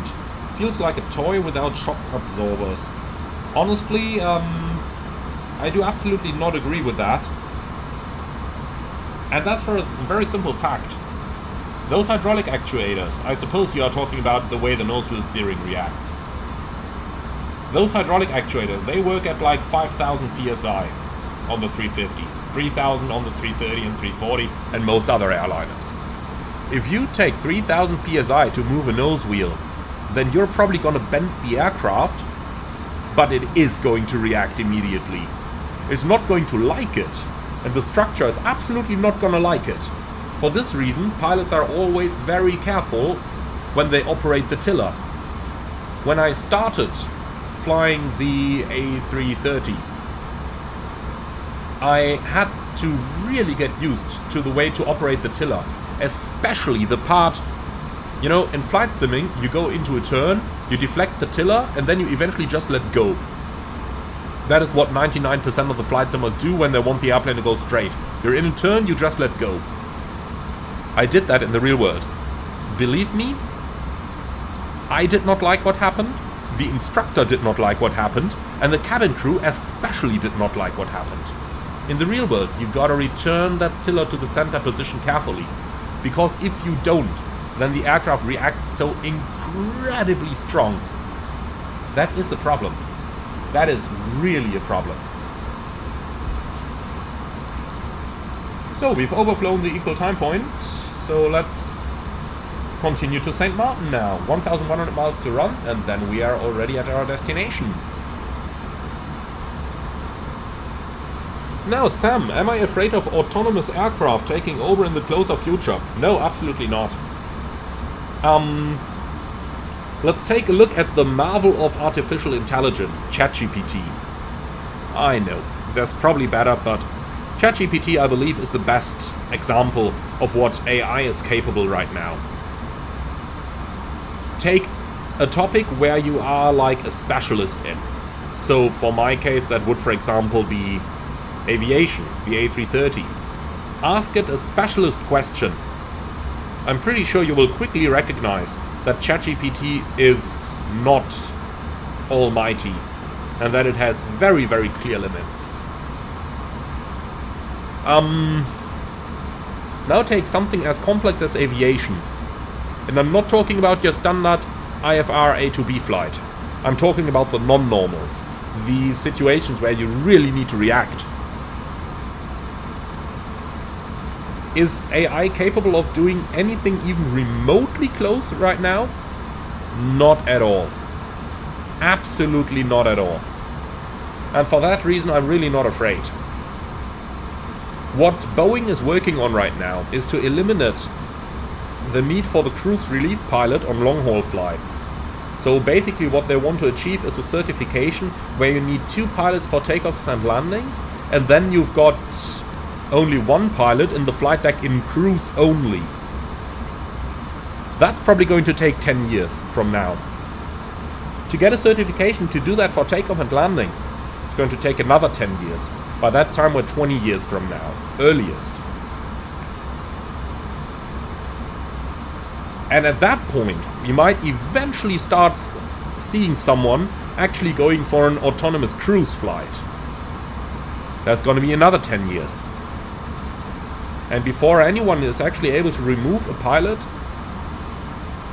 from the flight deck for takeoffs and landings, that's a long time from now. I will probably be dead by the time that happens. Not just retired, but dead.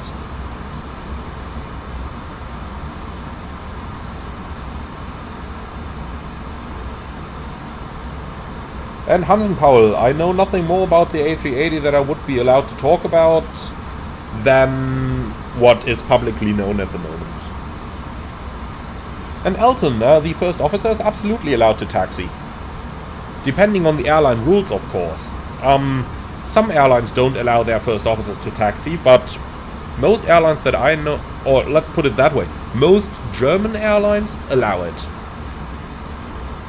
But maybe with some restrictions. For example, in my company, the first officers are not allowed to taxi when the runway or the taxiways are contaminated.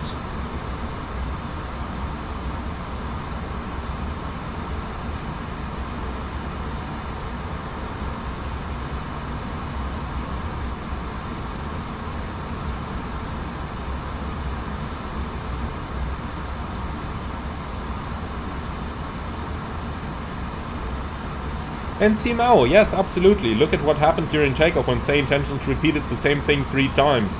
I wouldn't want to fly on a plane with a pilot that hallucinates like that. Absolutely. AI is in its early stages of showing its full capabilities right now. And that's really the early stages.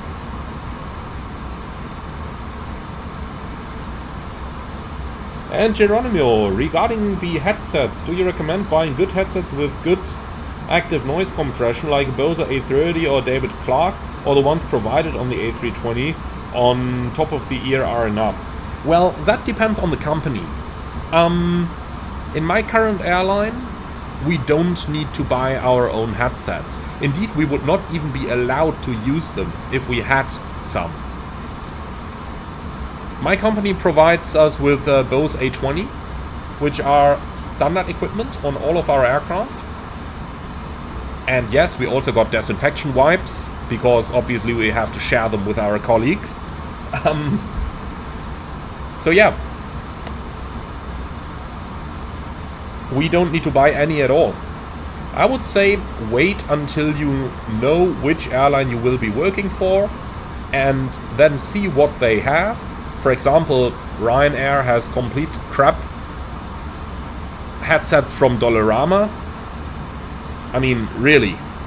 You guys know those €1 shops that we have here in Germany? If you buy an earphone there, that's about the quality of the headsets provided by Ryanair. So yes, you're absolutely going to buy your own. But with a decent airline, you'll probably not need to do that. Alright, passing 25 north, 50 west.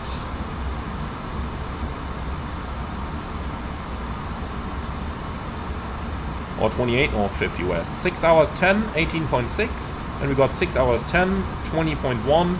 1.9 ahead on the fuel. Easy going.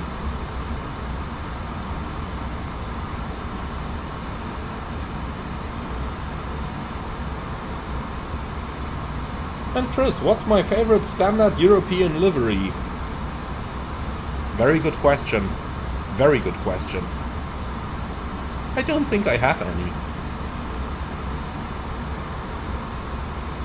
And WH, do I think that Say Intentions is a true replacement of Watson yet? Oh, absolutely not. It's a very good complement to Watson. Take a flight like what we are doing right now. We wanted to depart an area where there is no ATC online, with a call sign that somebody else has already taken. What can we do? Well, use AI.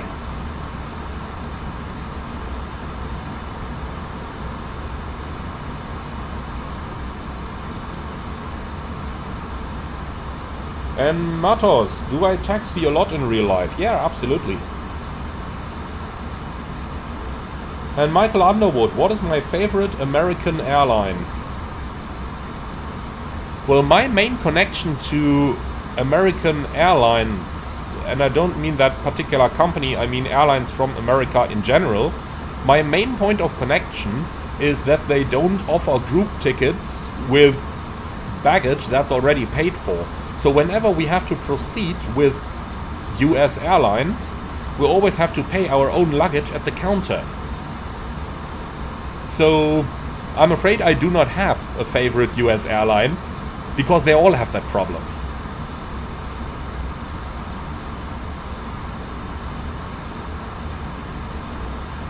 And Geronimo, do I have any tips for a recently hired first officer on the A320? No hours on time.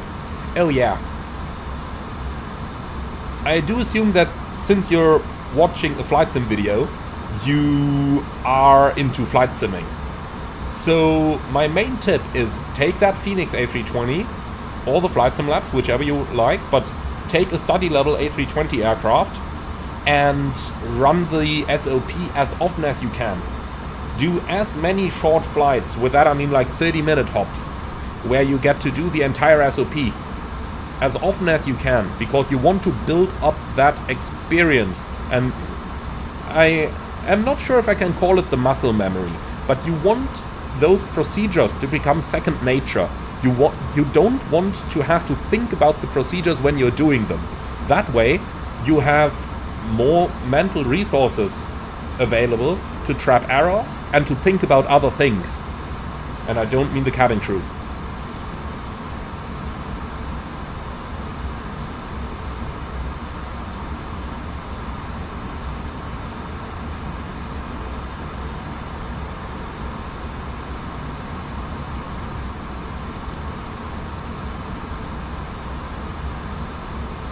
And Valentin, hello Emmanuel, how do you know if your plane flies really good if you never fly the airplane in real life? So there are a couple points that we can make here. Let's take something that is very close, such as the A340 and the A330. For those it's actually fairly easy, because the real aircraft are designed to behave the same. Now, let's compare aircraft that, you know, are completely different, like the 777. Obviously, there are a couple of general points that you can take into consideration here. Things like, how does the airplane respond to inputs? Is it realistic that it responds that way? For example, I'm thinking back at the iFly 747 in Prepared, that was released like 2017, 2016? I think 2017. That airplane needed almost a full input on the yoke in order to do any halfway decent turn. Pretty obvious that that's not realistic. Take pitch and power values. You can pretty easily Google some standard pitch and power values for many aircraft by looking at the airspeed unreliable topics in the quick reference handbook. Are those aircraft following those pitch and power figures? What happens if you add or remove a little bit of thrust? How does it react? Does the flare feel realistic? For example, taking the PMDG 777, if you flare it like really hard, so the real one you flare at 40 feet roundabout. If you flare the PMDG at 20 but pull really hard, then you're actually still able to arrest that descent rate. That is a bug. That is a point where I gotta say, no way will you be able to arrest that descent in the real world, just because you've got all that mass moving down.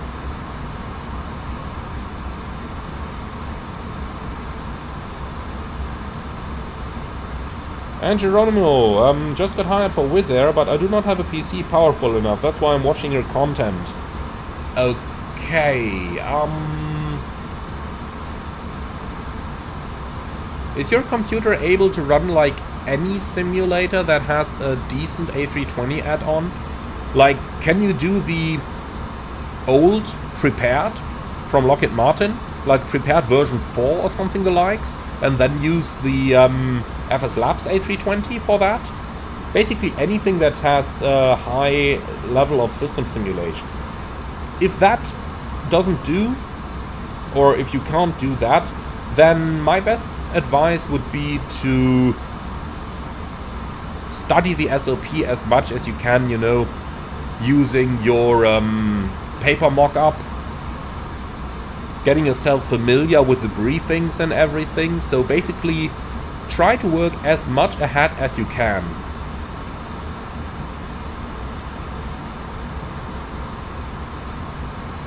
Because the most important thing flying an airliner is to be ahead of the airplane. That's the by far most important thing. Okay, so cruising 380, optimum 390. Well, looks like data link disconnected itself, but I just want to give that a try. Let's do vertical revision, request level 400. Can't even transfer that. Okay.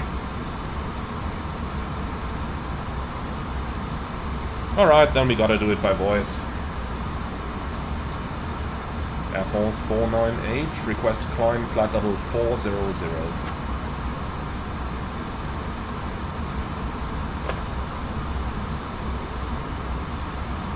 Air France 498, climb flight level 400. Climbing flight level 400, Air France 498. First time climb all cruise flight level 400 blue.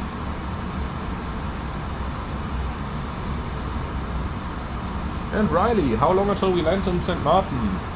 Well, we are 6:40 in flight, that means an hour and a half left, divided by 4 is about 20 minutes to the top of descent, plus whatever it takes to descend and land the airplane.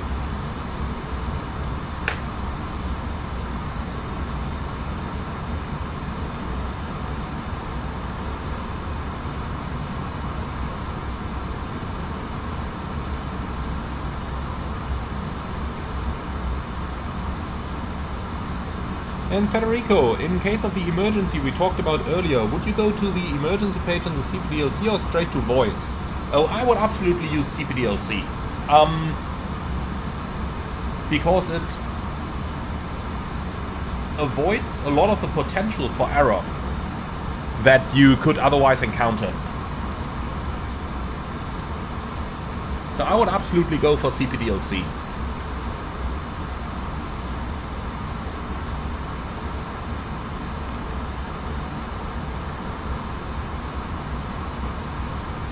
And Chatham, do I think Flight Sim can help a pilot with their flows and stuff while doing a type rating, or do you think it's actually worse to train on Flight Sim when doing a rating? Oh, I absolutely think it helps. You know, in any case, when you're doing a type rating, you will at some point be sitting there and you'll be practicing your flows on a paper mock-up before you go into an actual simulator. Well, if you do that in the flight sim, you actually get responses. You see how the system is going to behave. You develop an understanding for how the autopilot responds, how the FMS works. All that nice stuff that otherwise you would easily spend the first 4 to 8 sessions on during your type rating. So yes, you absolutely can help yourself with a flight sim during your rating. And our 331 Charlie, yeah, I thought I was flying in real life today as well. And then they found another first officer who was about to run out of his 3 takeoffs and landings in 90 days. And therefore they asked me if I would give the flight to him. I did. So, crossing 25 north. Let's see, 6 hours 51 on time. And 14.9 versus 16.2. On fuel. Good.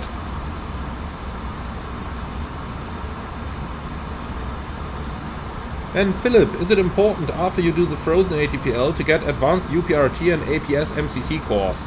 Well, advanced UPRT, I would say most definitely, because most airlines will require you to have one. APS MCC? That depends. There are many flight schools who use the term APS MCC, especially the APS part, to try and sell you something very expensive that's not actually worth a lot. But do check with most airlines if they require you to have an MCC at all. You know, especially the Brits are into all that APS stuff, and then they want you to do a JOC as well.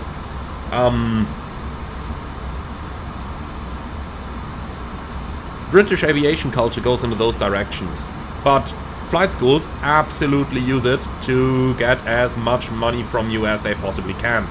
So check with the airlines if you really need that to be able to apply there.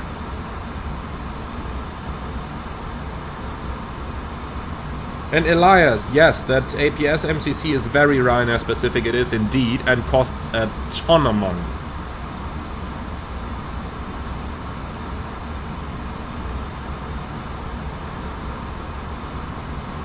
And Lucas, I'm afraid the information what airline I fly for is not public, and anyone who does know, please do not start speculations in the comments.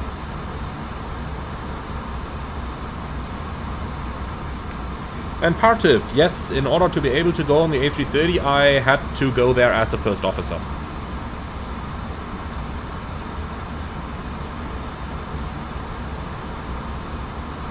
Now Elton, where would I have flown? Well, if I say that, then you can easily identify the airline, because that destination is one that only one airline flies to. So I'm afraid I cannot answer that. And Stefan, hi Emmy, do you think it's possible that Microsoft will bring the A330 with the new A340 systems? Well, not for free.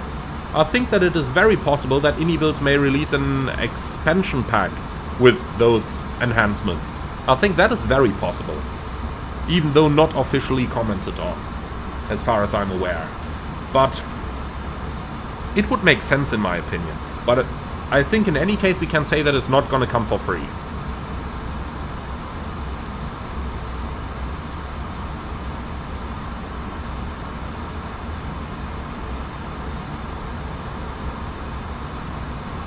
And Elias, yeah, you name it. Had a friend just out of flight school who applied to Ryanair, but with the type rating in APS MCC, and after all that he needed to pay for his own coffee on board. Oh yeah, that's Ryanair. Charlie, welcome back. You didn't miss much at all. But we are slowly heading into the direction of the top of descent here. 7 hours in flight, that means another 15 minutes or so, and then we'll be descending. And X-True, what's the viewpoint for the A340 that I'm using?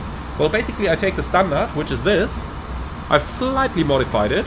I changed the horizontal axis to go 1 to the right, so 51. And then, in cruise, I just go all the way to the back.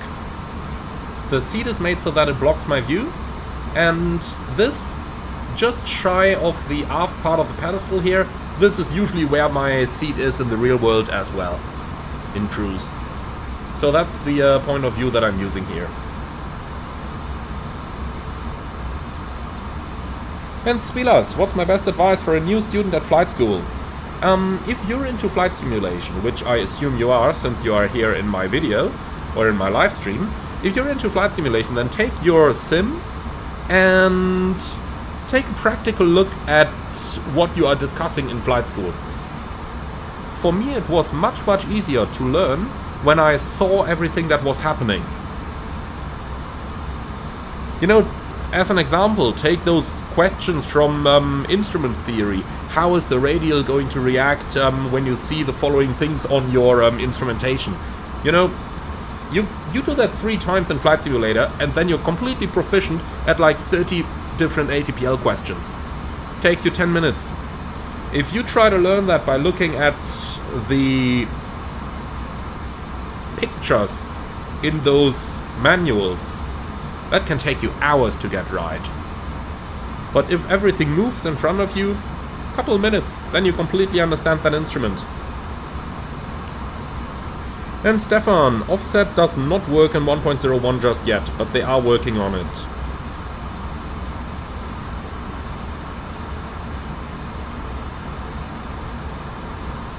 And Julian, I totally feel you. I'm accidentally pressing the handle that opens the window over here. It would be nice if they had a two-step procedure implemented. In the real world, you gotta take that top part of the handle, push it down, and only then you can move it. If you just have the top part of the handle, then and you don't push it down, then you can't move it. It would be nice if they had built that in, so that you don't accidentally open the window all the time. I fully agree on that.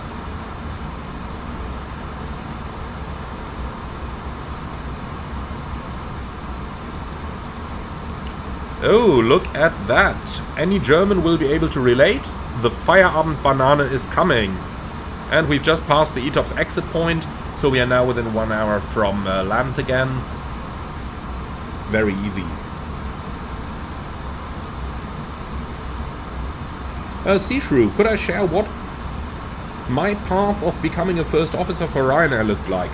Yeah, so I finished flight school, but I finished it at a time where it was pretty difficult to get a job because there were a lot of experienced airline pilots currently on the job market. For this reason, I applied to any decent airline first, didn't get many responses, so I decided eventually, okay, before things are taking an eternity, I'm just going to apply to the low-cost carriers as well. And yeah, then applied to Ryanair, got the invitation for the assessment and the bill for the invoice to be allowed to attend the assessment. Yes, they do that. Within like 2 weeks or so. Assessment a month later. Confirmation a couple days later. And typewriting course, I think 2 months later. And Konali, yeah, captain's announcement with a fake French accent. We'll try that.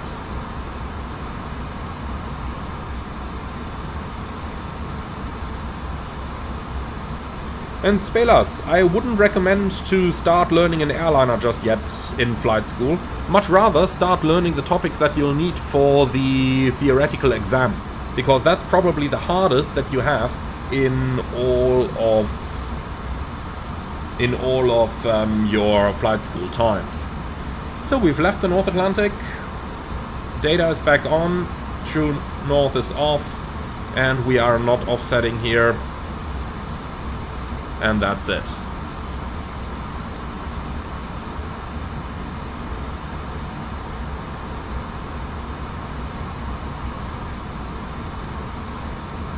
And anti-cooperative. Why did I not see that coming? That even Ryanair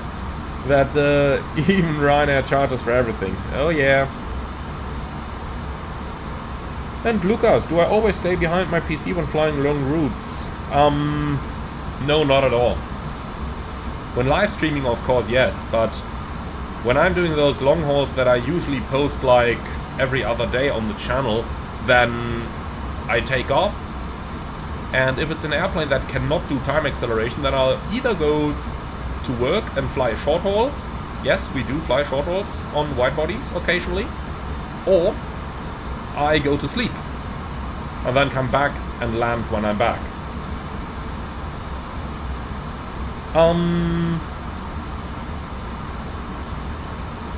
And then there are those aircraft that do support time acceleration, which is my preferred method of filming long hauls. And for those, yeah, we literally just go up and take off, go through 10,000, time acceleration on. Then I would typically, you know, either cook myself some dinner and read a little bit, or tidy up the house, or do my tax returns, you name it. And planes and more, yes, being a pilot is my primary job. Believe me, YouTube does by far not earn enough money to be able to afford a living from that. And Elias, are there any reasons to stay at Ryanair for long term?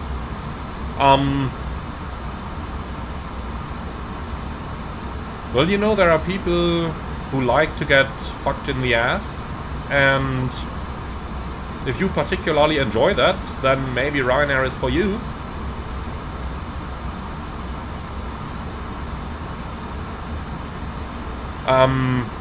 On a little more honest part though, the main reason to stay at Ryanair is the roster. You got 5 on, 4 off. Guaranteed. Always.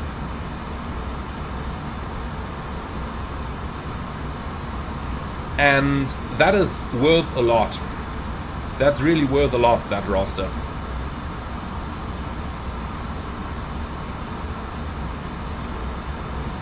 Apart from that, if you live in a place where Ryanair has a base nearby and other airlines don't, then that's also a reason. You just gotta be able to, you know, completely ignore what they are doing to you. And Simple Fighter, weird question, but how were your grades at school? Well, I'm not going to give you my exact grades for every single topic, but I would say not perfect, not at all, but not completely bad either. Like somewhere in the middle. Somewhere in the middle. School and aviation go along mostly because airlines are able to deduct how willing to learn you are from it, and because school gives you the feeling for some topics. Think, for example, you get a feeling for English, you get a feeling for mathematics, for physics. You don't need to be able to calculate any of the stuff that you learn there. You know, the math you need in aviation is like 6th grade.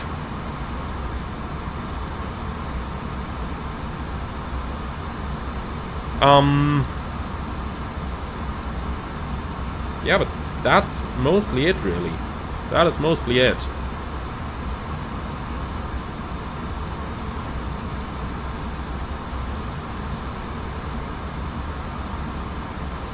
Okay, so slowly but steadily the top of descent is actually approaching.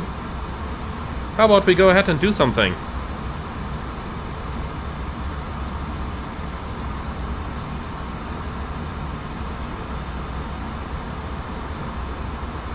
So, charts, St. Martin, search. Also, down here, ATC.com. Next page, ATIS. We are looking for TNCM. We are looking for TFFR. You can also give me TFFF.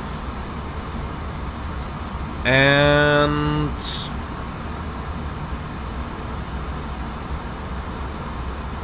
what else are we looking for? Nothing.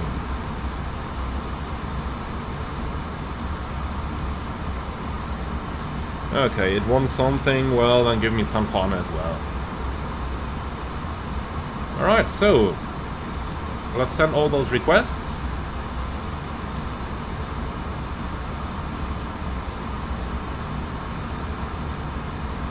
In the meantime, RNAV approach runway 10. AGC as well, and we want the minimum radar chart as well. So we can remove any of those Paris charts here.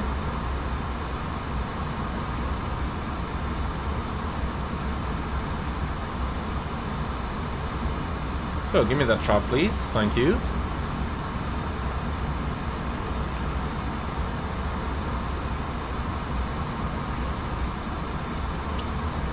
And a couple more interesting questions from the chat just while we're preparing for the approach over here. Simple Fighter, I'm German too. Do you have any advice for me to enhance my English skills? Yes. Watch as much of in the language as you can. So, you know, air crash investigation, watch that in English, not in German. That kind of stuff. And also speak the language. So, for example, on VATSIM, or, you know, maybe some English-speaking flight simulation channels. Speak the language, watch the language, write the language, and then you're eventually getting comfortable with it.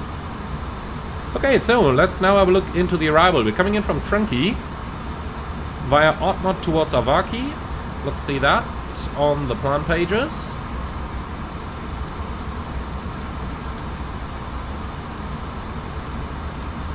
So, Trinky, Otmot, and Avaki. And those are all above 2600, yep, and then Avaki also. Lizor at 1700, and we've got Lizor in 17. Then Marten is our missed approach point. And after Marten, right hand turn, maximum 205 knots, direct to onbed, climbing 4000. And here we go, onbed, climbing 4000. That looks good. So we don't need anything on the RATNAV page. St. Martin runway 10 is already in here. So for the descent, 0.8, 294, that actually looks alright, I would say. Well, we're arriving 1713, is that on time? Yes, it is. Nice on time, 20 minutes early.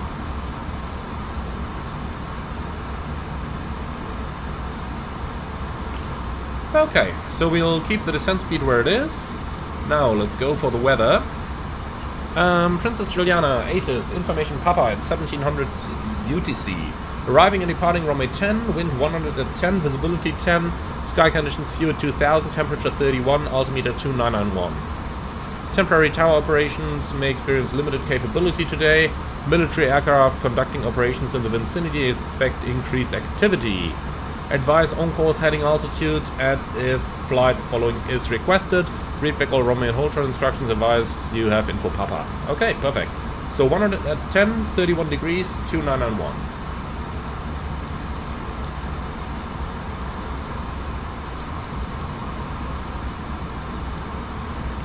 Like that.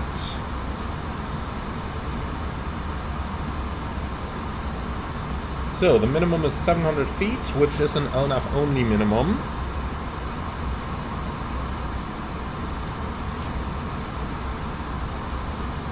Now, the most important question of them all. Is this airplane, or rather is this approach, on the no-fly list? And I'd actually have to look that up in my real-world EFB. So just give me a second here. I want to know if the real aircraft is allowed to fly this. So let's look into the OEB. Number 30 it is. So, let's go through this together, my friends, because OEB 30 from real world would be applicable to this airplane. Incorrect vertical profile during non-precision approaches. OEB explanation, root cause. When the theoretical altitude of the final approach fix based on the FPA coded in the nav database is at or above the altitude constraint coded at the FAF, the FMS erroneously disregards the expected trajectory. Operational consequence. The vertical profile before the final approach fix may erroneously have a descent segment which does not respect the coded flight path angle. This is followed by a level off at the altitude constraints coded at the FAF. There is a very nice picture in the real OEB as well. Unfortunately I can't share that for an obvious reason, but let me try to explain this to you. So when we go down to the final approach fix over here, then if the descent point,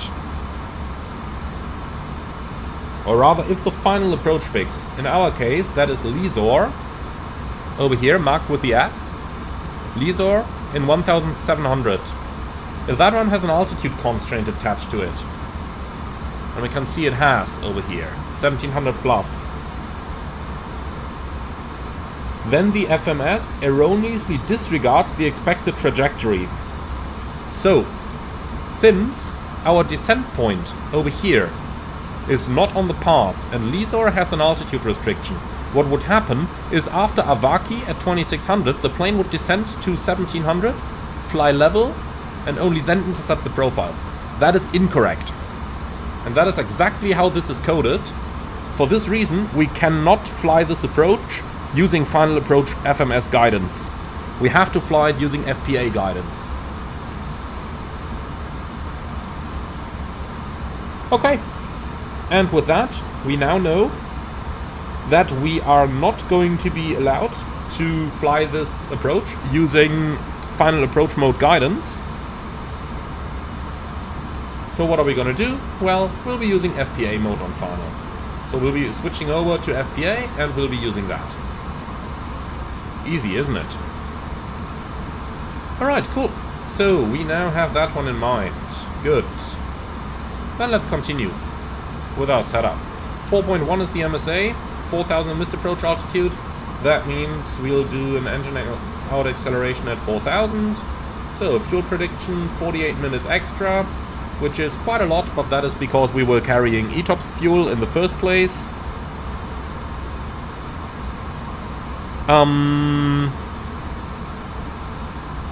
Well, and secondary is going to stay a copy of the active. Now let's go ahead and do some landing calculation and see if we can get through using auto brakes medium or if low is possible. So copy, that all looks good. Compute. So factored landing distance 2034, landing distance available 2199. Actual landing distance 1768, so we got 413 meter stop margin. So yeah, we're actually fine to use auto brake low.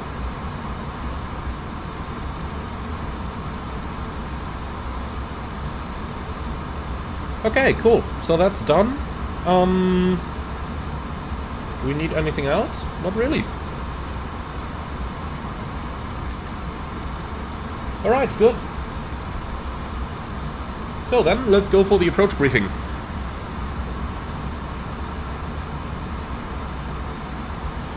It is going to be the RNAV approach for runway 10 in St. Martin, Trinky transition, minimum 700, and the go-around is a right-hand turn towards that RNAV point, climbing 4000. MSA 4100, extra fuel and time, we have basically 45 minutes. Okay, flight director guided, track FPA, well, NAV FPA, to be a little bit more exact, for our approach guidance. We'll be keeping the autopilot on until we're established on the vertical descent profile as per Airbus recommendations for an approach like this. Well, what else are we going to do? Go around altitude is 4000. We'll be using config full, maximum reverse, auto brake low. We'll have to do 180 at the end of the runway anyway, so we can let the airplane roll towards the end. Nothing special, nothing non-standard. Threats for the arrival. QNH blunder error is probably the greatest threat that we have, so we'll carefully make sure that we tune the correct QNH, which is 29901. And then let's actually go ahead and pre-select that already. Here we go, 2991 is pre-selected. Great. Apart from that,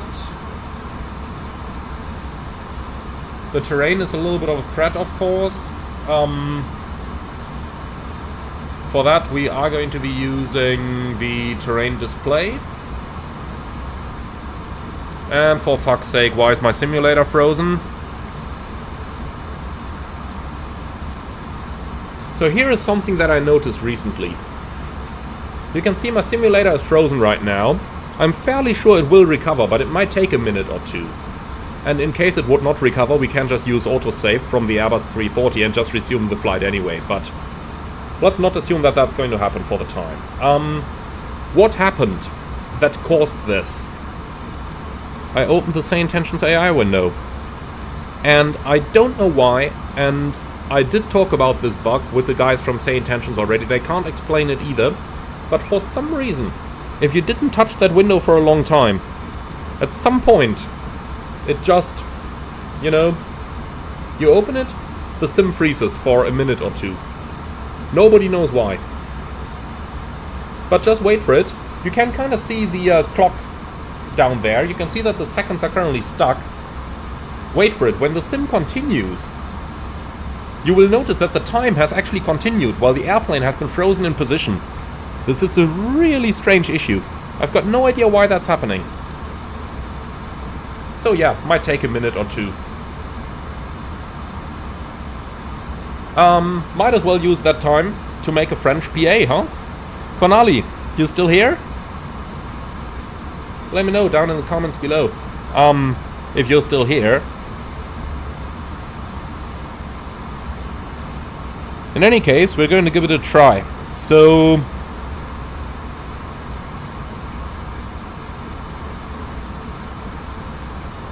Damn, doing a French accent isn't easy. I can do Swiss without problems, I can do Austrian, I can do Dutch. And of course, the Queen's English.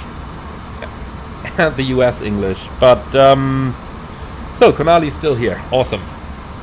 Okay, Mesdames et Messieurs, from the flight deck, this is your captain speaking. In a few minutes, we will start our descent towards Saint-Martin. Flight time now approximately half an hour, and the weather at our destination currently gives us a temperature of 31 degrees with only a few clouds. Thank you very much for choosing Air France for today's flight. We hope you enjoyed it as much as we did and look forward to welcome you again soon. Merci beaucoup et au revoir. Alright, I apologize for any of my French friends. Oh boy. I so see Reddit coming calling me a racist again, but I don't care, guys. Okay, so simulator, would you be so kind to recover now?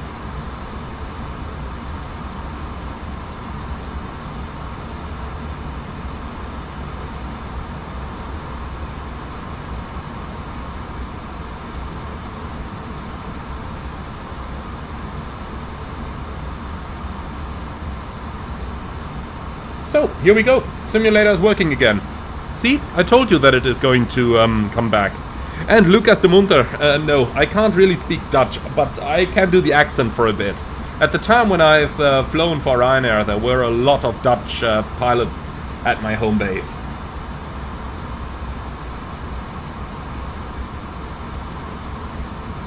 Oh, and Frank, yeah, from real Air France experience. Every third word has to be You're right about that.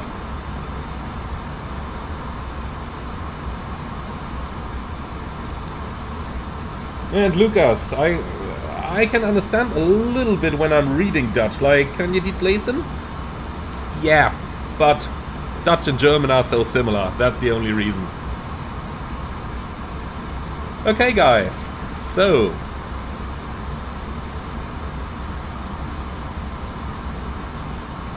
what are we gonna do? By this point we should be talking to domestic ATC again. Unfortunately, same tensions... oh, actually not. And Konali, omelette du fromage. 5 Schweizer Franken. Or 5 Schweizer Frankli. Oh god, Charlie, that's asking too much. Danish accent when operating those SAS flight. Okay, so we're about to hit domestic airspace at Obike. That probably means we're not going to get descent prior to Obike. Because in the real world, we'd probably not get it in Oceanic airspace. Okay, that's fine. We just wait until we're past Obike. That'll put us a little bit higher in profile, but we can absolutely correct that. The A340 has speed brakes that are so incredible. Not gonna be a problem at all correcting that. And Elias, would I recommend Ryanair from the pilot's perspective? Yes, definitely. The experience and the skills you learn there are... I don't want to say invaluable, because Mr. O'Leary is going to hear that and then he'll be like, oh, then we're gonna raise the cost for the pilot training a little bit more and lower the salaries even more. No, but the training you get is really good, and many of the skills you learn over at Ryanair are really valuable. Okay, so Federico, question from earlier. If this was an LNAV and VNAV with the same constraints, would that be fine? No, it wouldn't. That problem that I just talked about with the OEB is a general one, so nothing you can do about it. And Lucas de Mutter, well, you tried Dutch, now I have to try German. Is dies gut Deutsch? Honestly, better than the German of some people who grew up here all their life, but let's not get into that. And Elias, I had to pay parts of my type rating. I was bonded and had to pay an additional 5,000.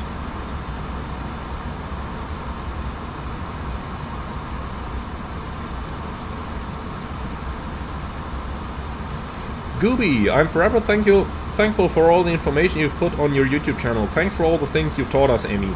You're welcome, my friend. Thank you very much.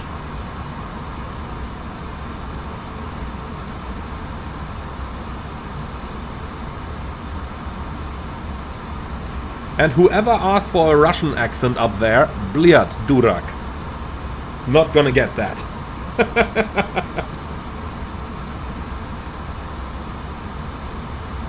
Okay, so we're about to approach the top of the descent up here.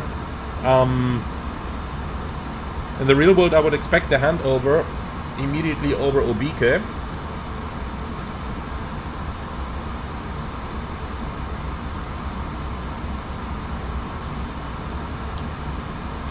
So we should get the handover in like 18 miles. We'll be a little bit high on profile, but we got plenty of space to correct that.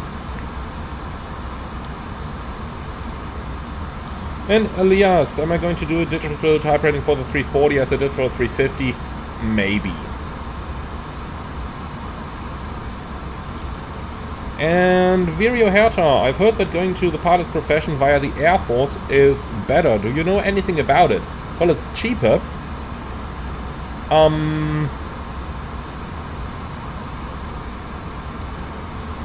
It's cheaper, but I wouldn't call it better. You notice a very high ego with a lot of former Air Force pilots in the airlines, which is something that I would not necessarily call good. Okay, top of descent reached. Yeah, that's acknowledged, but I'm only going to call for descent once we're with domestic. Oh, here we go. At your discretion, descent flight level 280. And expect Terminal 1, Gate Alpha 2. Perfect. Okay, so this should obviously have the ability to actually respond to it, but, well, descent level 280. So, thrust descent, descent alt, flight level 280 blue. We are 2,000 feet high, no problem at all.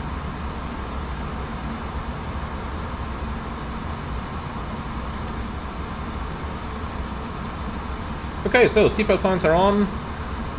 Leaving our cruise level. Here we go.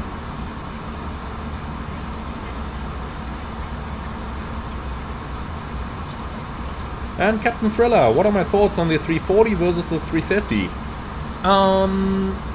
Both are very good aircraft, honestly. The 340 performs a little bit better, as in frame rates. And of course, you know, they're different aircraft. But both are very nice. I tend to say the 340 is in a better shape on its initial release than the 350 was.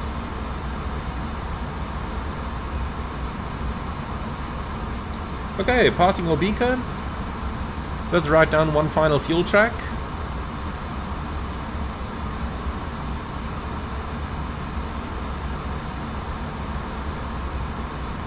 So Obike 756 and 9.2. We've got 755 and 10.9, so 1.7 ahead. That's quite okay. I'm not using the speed brakes just yet, even though we are high on profile. The reason is, when at these flight levels, when you pull the speed brake completely, VLS is gonna go right up here. You put yourself in a coughing corner straight away. So you gotta be really careful with that. So let's descend to a lower altitude, down at level 200 or so. We can always use the speed brake then. Okay, descent flight level 070. How do you know that there is no traffic around?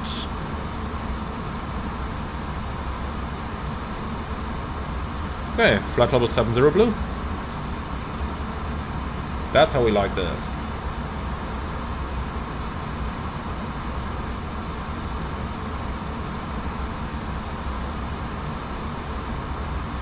Just have to open all of these so that we're actually able to get rid of the company message up here. That's a little bug in the current version. Okay, so let's do one more ATIS request here. Just grabbing the latest.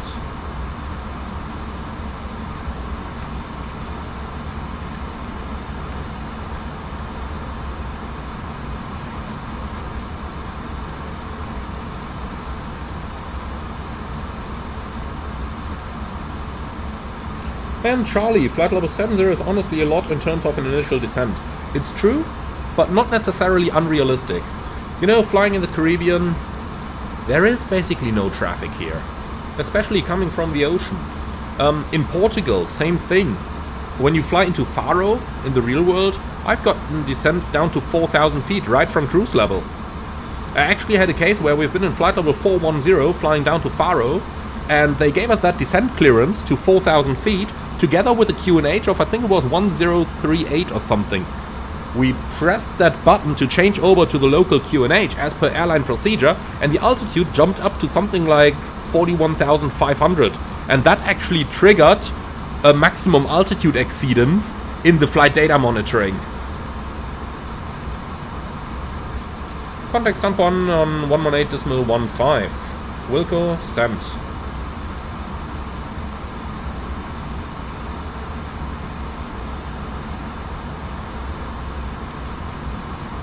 Sanfon, Air France 498, passing level 300, descending flight level 70. Air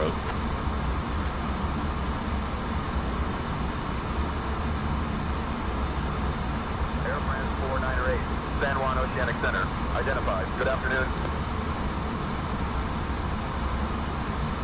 Okay, so new ATIS. Let's see, this is from 1800 now, so this is new indeed. 100 at 931 2988. Let's pre-select that. And extend speed brakes. Yeah, we'll do that later. Just 1500 above the profile, not too shabby. So, 29.88. 31 is still in there, and the winds are now 100 at 9.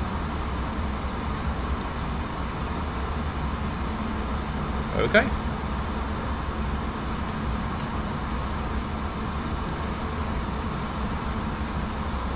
So, I think we can visually verify that there is no weather. Then I'm going to go to terrain already because of the hills that we've got in St. Martin.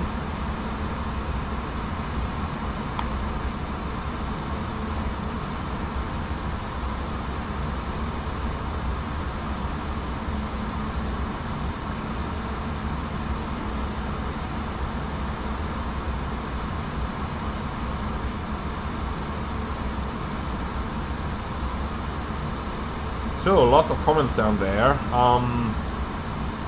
Elias, are you planning to do a bit of real-life content from the flight deck in the future? I would love to, but unfortunately the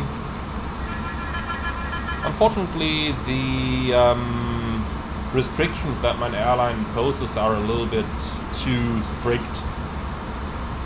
So, descent started, CPDLC service terminated. Okay, thanks, close.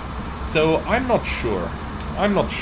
I might have to, you know, film and create a video or two and then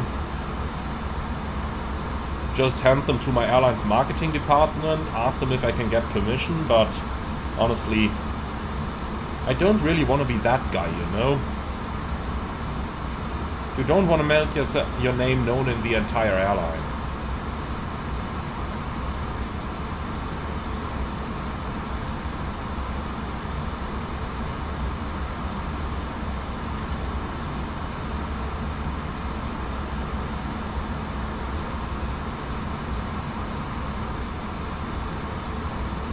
And Jacob, I normally do managed descent if the profile allows. So, you know, on a descent like this, I would absolutely go managed. If ATC takes us completely off the FMF path, well then it's open descent or vertical speed.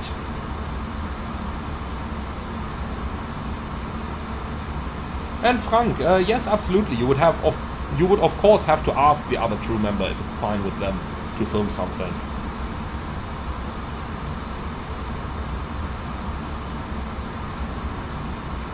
And Elton, when I did my video comparing the side sticks, I actually followed all the airline rules.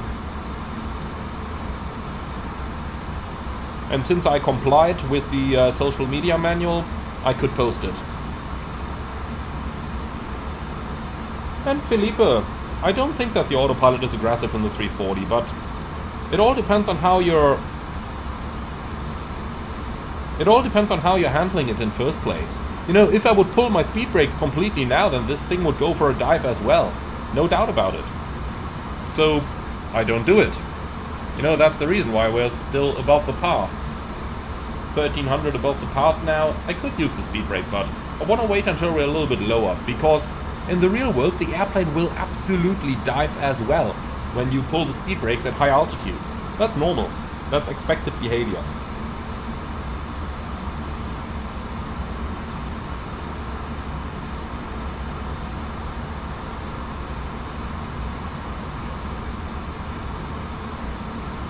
And Julian, no, we wouldn't land in St. Barth in any case. I had an approach to Palma de Mallorca once where there was a US aircraft carrier exactly on the extended center line of 06 left, aligned perfectly with the runway. I was so tempted. We flew over that carrier in like 400 feet. I was so tempted just to push it over and do a touch and go. But I was probably a little bit too young at that point. You're probably gonna earn $1 million through the ad revenue posting that video from the flight deck. But,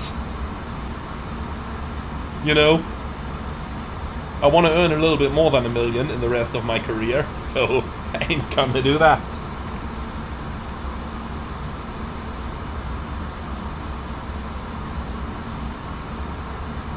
And Frank, yes, you're right. Even if the other crew member agrees to film something, it might still feel a little bit like a check ride. Yeah, you're absolutely right. It would probably feel worse than a check ride. Because when you do a check ride, then you know that the person assessing you is competent. At least in most cases. On the same side, you know that when the internet is assessing you, the people doing that are usually not competent. At least not to real-life aviation standards.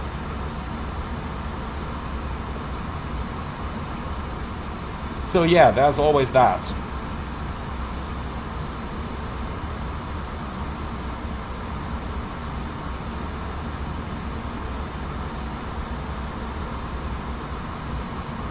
Exactly, Frank. Like a check ride with thousands of examinators.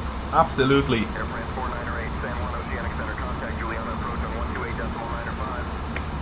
128.995, Air France 498 Heavy. Au revoir.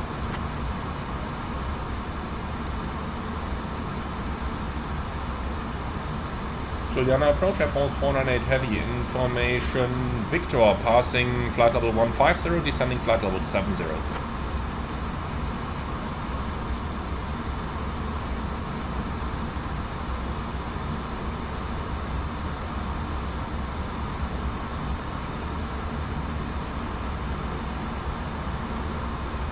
Alright, so 1,000 above now. I think now is a good time to use that speed brake, get that plane onto the profile. So, wait, that was 128.95. Why did I tune 118? Super effective speed brake here. And yes, it goes for a dive, like it should. Juliana approach, Air France 498 Heavy, level 128, descending flight level 70, information Victor.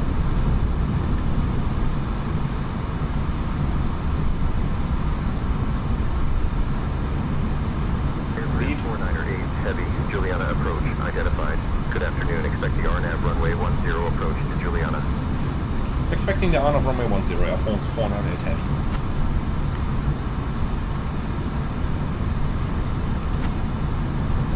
Okay, so back at the target speed, speed brakes going back in. Thrust idle. Air France 498, descend flight level 067.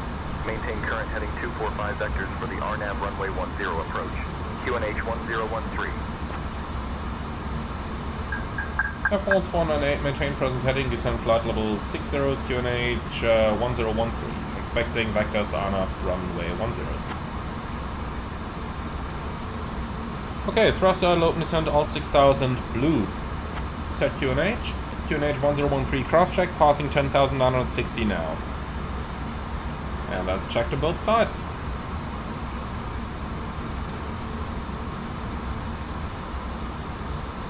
And IGN Ruffy, kennen deine Crewmitglieder deinen Kanal? Do your crew members know your channel? Many of them do, yeah. And Lucas, the green numbers on the ND are the highest terrain in the area. You know, with the EAS-2 aircraft, you would have them down here. On the EAS-1, you have them up here and a little bit bigger and lower resolution. And planes and more. Would I rather fly the A340 or the A380 in real life? Probably the A380. Alton, I don't think I have a favorite airport. If you force me to pick one, then it's going to be my home base, because whenever I land there, I'm going home. And anti-cooperative, in regards to hectopascals versus inches, yeah, ATC gave me the QNH in hectopascals, that's why I'm using it. So, going through 10,000, lights on, signs on, EVAs to constraints, no LS for us, since we are going to fly. Crew, please ensure that all passengers are seated. The aeronav. Seatbelts Then we've got GPS Premier with high accuracy, and the start selector is in norm. Okay, she's doing a PA right now, then we'll give her the prepare for landing just after that.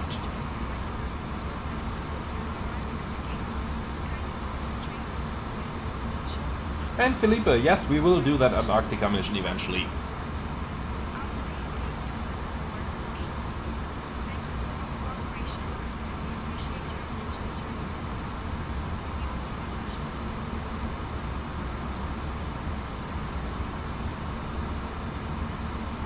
Cabin crew, prepare for landing. Approach checklist. Barrow ref, QNH 1013. Seatbelts on, minimum, Barrow 700, auto brake, low, engine, start selector, norm, approach checklist complete.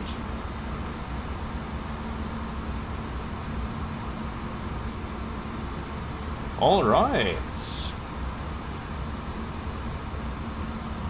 So, we're slowly getting there.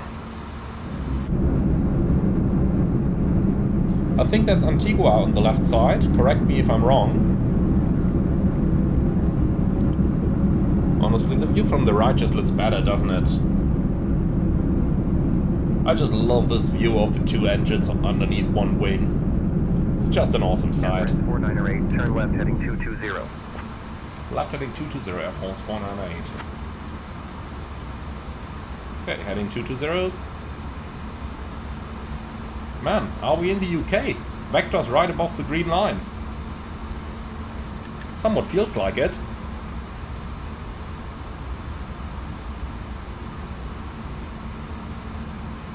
Alton, do I do many flights in the sim that I don't record?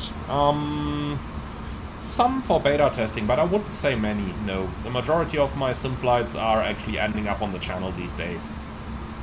Because why wouldn't they? I fly them all to the same standards, so it just makes sense to film them.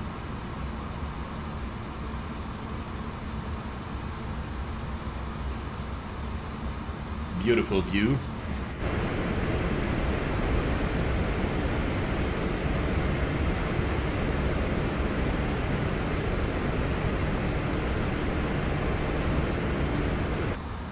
It's so strange. There used to be a time where I was like, man, that is a huge aircraft.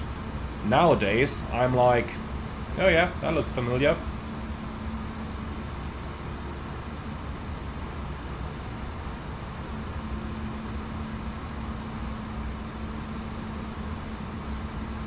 Alex, St. Barth is a little bit more in that direction. Let's see if we can see it. It'll be somewhere down there, I think. Or is it that island? No, it must be behind that cloud over there. It's down this direction from St. Martin. Speed out, stop. Out. So extend the center line, please. Direct, Avaki. Let's see, 096. The opposite is 276. And insert. Heading. Air France 4908, descend altitude 4000. Descend altitude 4000, Air France 498. Thrust dial open, descend altitude 4000 blue.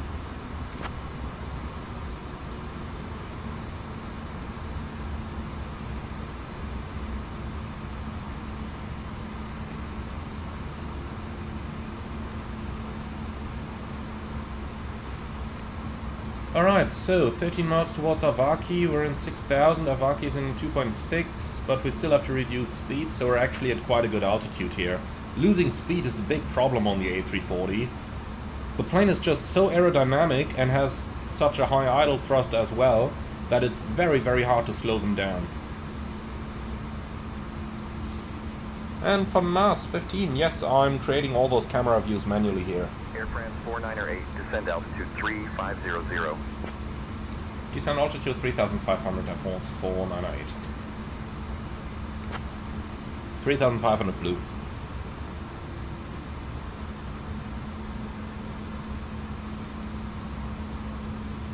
And Felipe, I'm not 100% sure how slippery the 787 is, but this thing is slippery, I can tell you that much. 1,000 to go. Speed, vertical speed. Air France 4908, heavy, 10 miles from Avaki. Turn left, heading 160, descend altitude 2600 until established. Cleared for the RNAV runway, 10 approach. Left heading 160, descend 2,600 until established. Cleared RNAV runway 10, Air France 4908 heavy. Alright then, let's get her down. Thrust idle open descent. The heading leads us right towards Avaki, that's quite okay.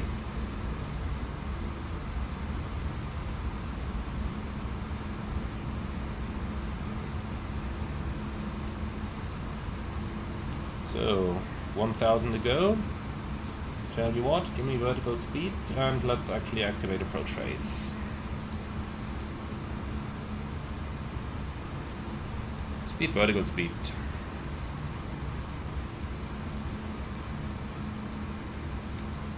Okay, we can see all the terrain and all that stuff.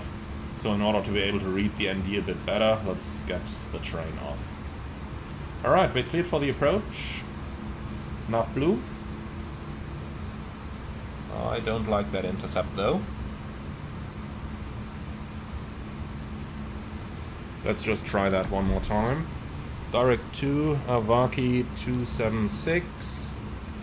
Like that. No, still doesn't look... That looks better. That looks much better. Alt star.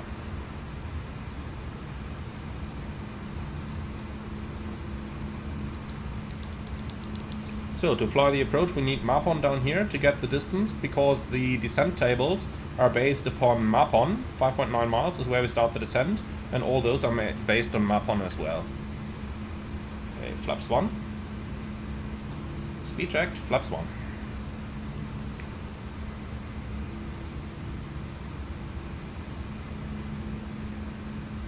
So, bird is on, track. Air France 4908, contact Juliana Tower on 118.7 at Avaki. 118.7 at Avaki, Air France 408 heavy, au revoir.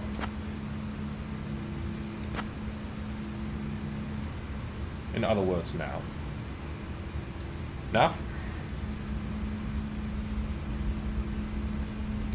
Juliana Tower, Air France 498 heavy, established RNAV runway 10. Okay, flaps 2. It's a track FPA approach. That means we fly it early stabilized. Continue approach runway 10. Continue approach, Air France 498 heavy. Okay. So, gear down. Flaps 3. Speed check, flap 3.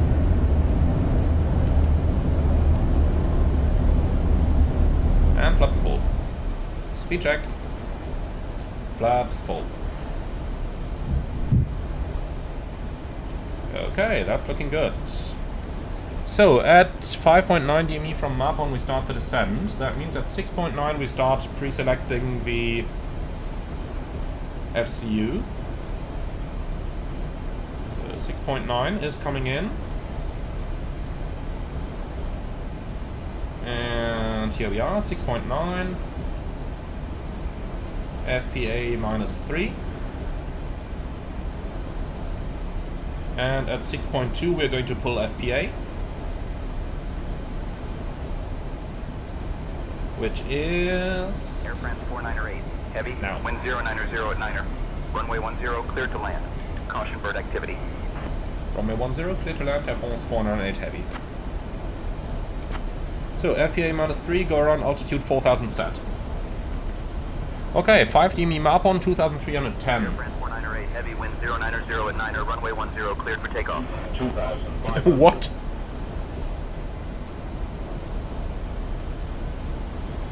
Okay, so 5DME 2310.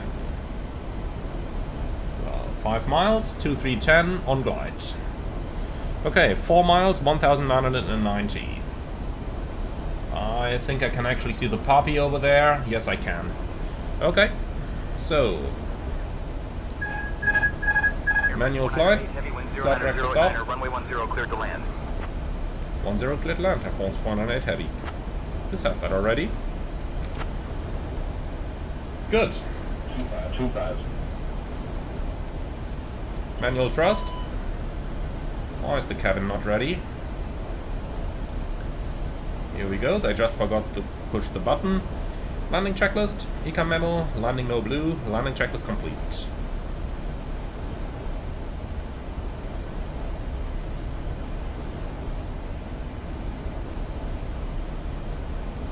So, we can see the runway, we can see the poppy. That's actually looking really good over there.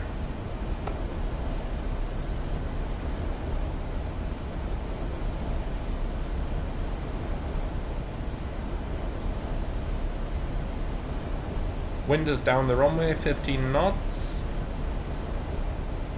And the wind up here is already pretty much to what it's going to be like on the ground.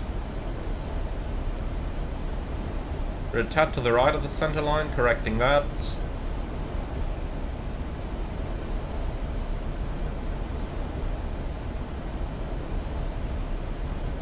Poppy 3 reds, correcting.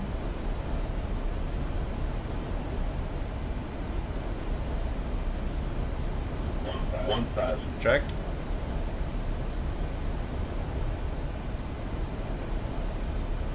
And we're back on the poppy.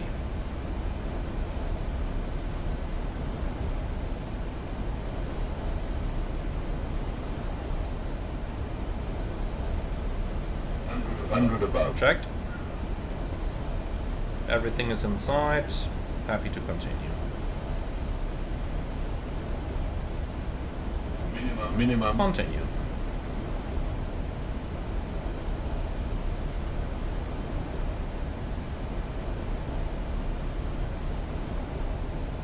Look at that, wind is drifting a little. 500. Let's get back to the center line here.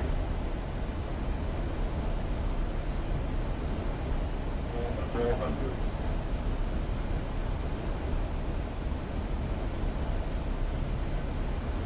300. Wind has dropped a bit, now it's like it is going to be on the ground. That's all looking superb. 200.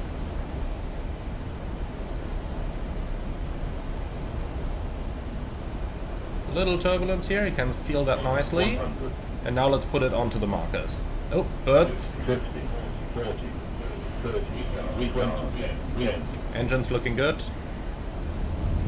Here we are.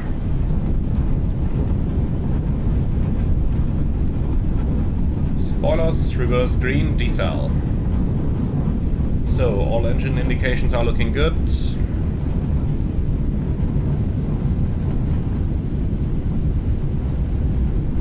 $70 knots, manual brakes. So, that was a lovely bird strike.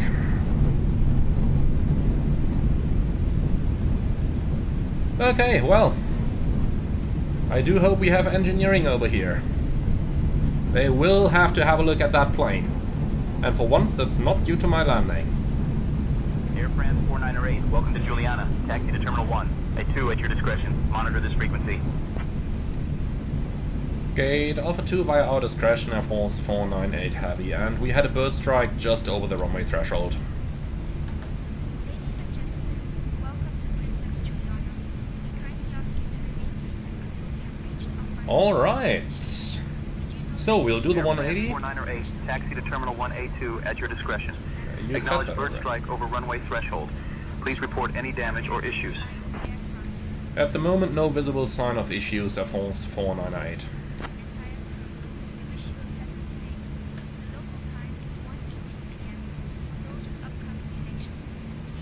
Air France 4908, roger, taxi to terminal 1A2 at your discretion. You said that. Okay, so the flaps are going to stay extended because of the possible bird strike. We want to inspect them before retracting them to avoid any possible damages due to bird remains.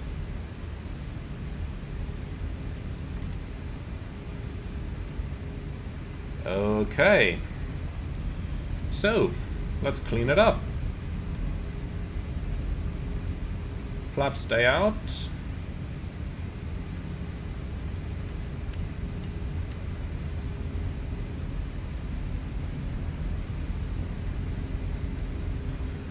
And after landing checklist, please. Radar and predictive wind shear off. After landing checklist complete. So we're parking on gate number 2.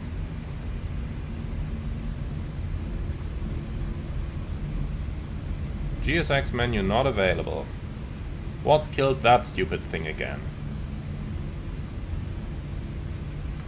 Well, then we'll restart that Throttle thing in the background.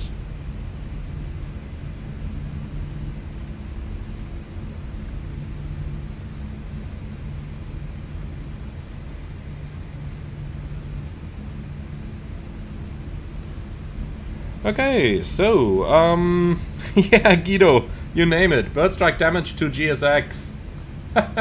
Absolutely, absolutely. So is that stupid thing gonna open now? No, it's not. Okay. In that case, I don't care. Now a different question. Who conducts beta testing? What is that light doing right on the taxiway? I can guarantee you that would have been removed by thousands of simmers already.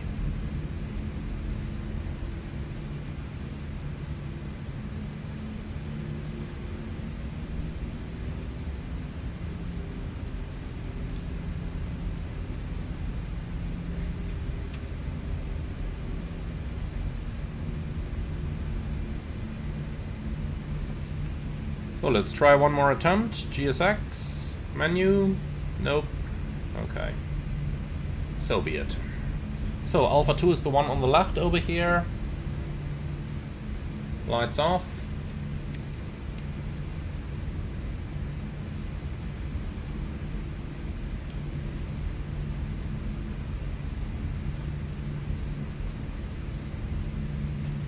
So, no ground staff, just like I would expect it in the real world.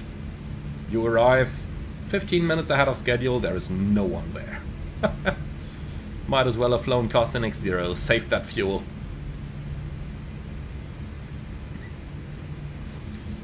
So, let's see, does it say 340 anywhere on here? A330 200. Well, parking somewhere here next to where the red thing has its dent. So probably somewhere around here, I suppose. Alright. APU bleed on, parking brake set. And let's just wait for APU bleed to show over here and replace the APU avail. And here we go. 4, 3, 2, 1. Cabin crew, all doors in park.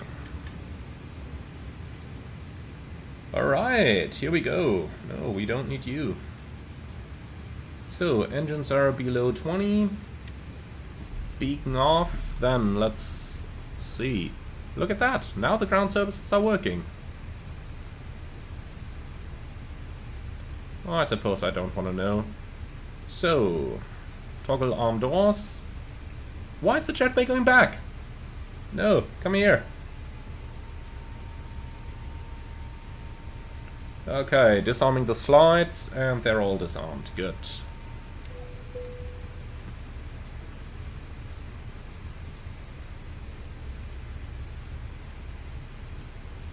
Parking checklist, please. So, parking brake or chocks, brake set, engines off, fuel pumps off, parking checklist complete. Well, and with that, welcome to Saint-Martin. I do hope you guys enjoyed this. Now, this is a little bit too loud for my taste, so let's just go straight back in. So, attach air conditioning unit. And with that in place, we can turn the APU off. Nice. Alright, so let's do the post-flight stuff. Transponder, standby 2000. Fuel, let's see. We burned 50.4 and we were supposed to burn... Why is the front door opening when the jetway is only at the... God. Okay, so, OFP, let's see. We were supposed to burn 50.1 and we burned 50.3. Perfect. So, where are those additional 300 kilos that we burned coming from? Pretty sure that's because of the early stabilized approach that we have flown, which you have to do when you fly an approach that's blacklisted by the OEV-30. So that of course uses a little bit additional fuel there, and apart from that I think the fuel usage was just completely spot on. And Charlie, no, we did the call. We did the call, don't worry. Okay, by the way, it's the aft door to which the jetway is connected. Let's make sure that the correct door is open there. That looks better. Okay, so at this point we would be talking to the ground crew, and since Say Intentions actually has the ground crew, let's go ahead and give that a try. So that should be on 119.99. In the real world you would of course use the interphone down here. Ground from flight deck.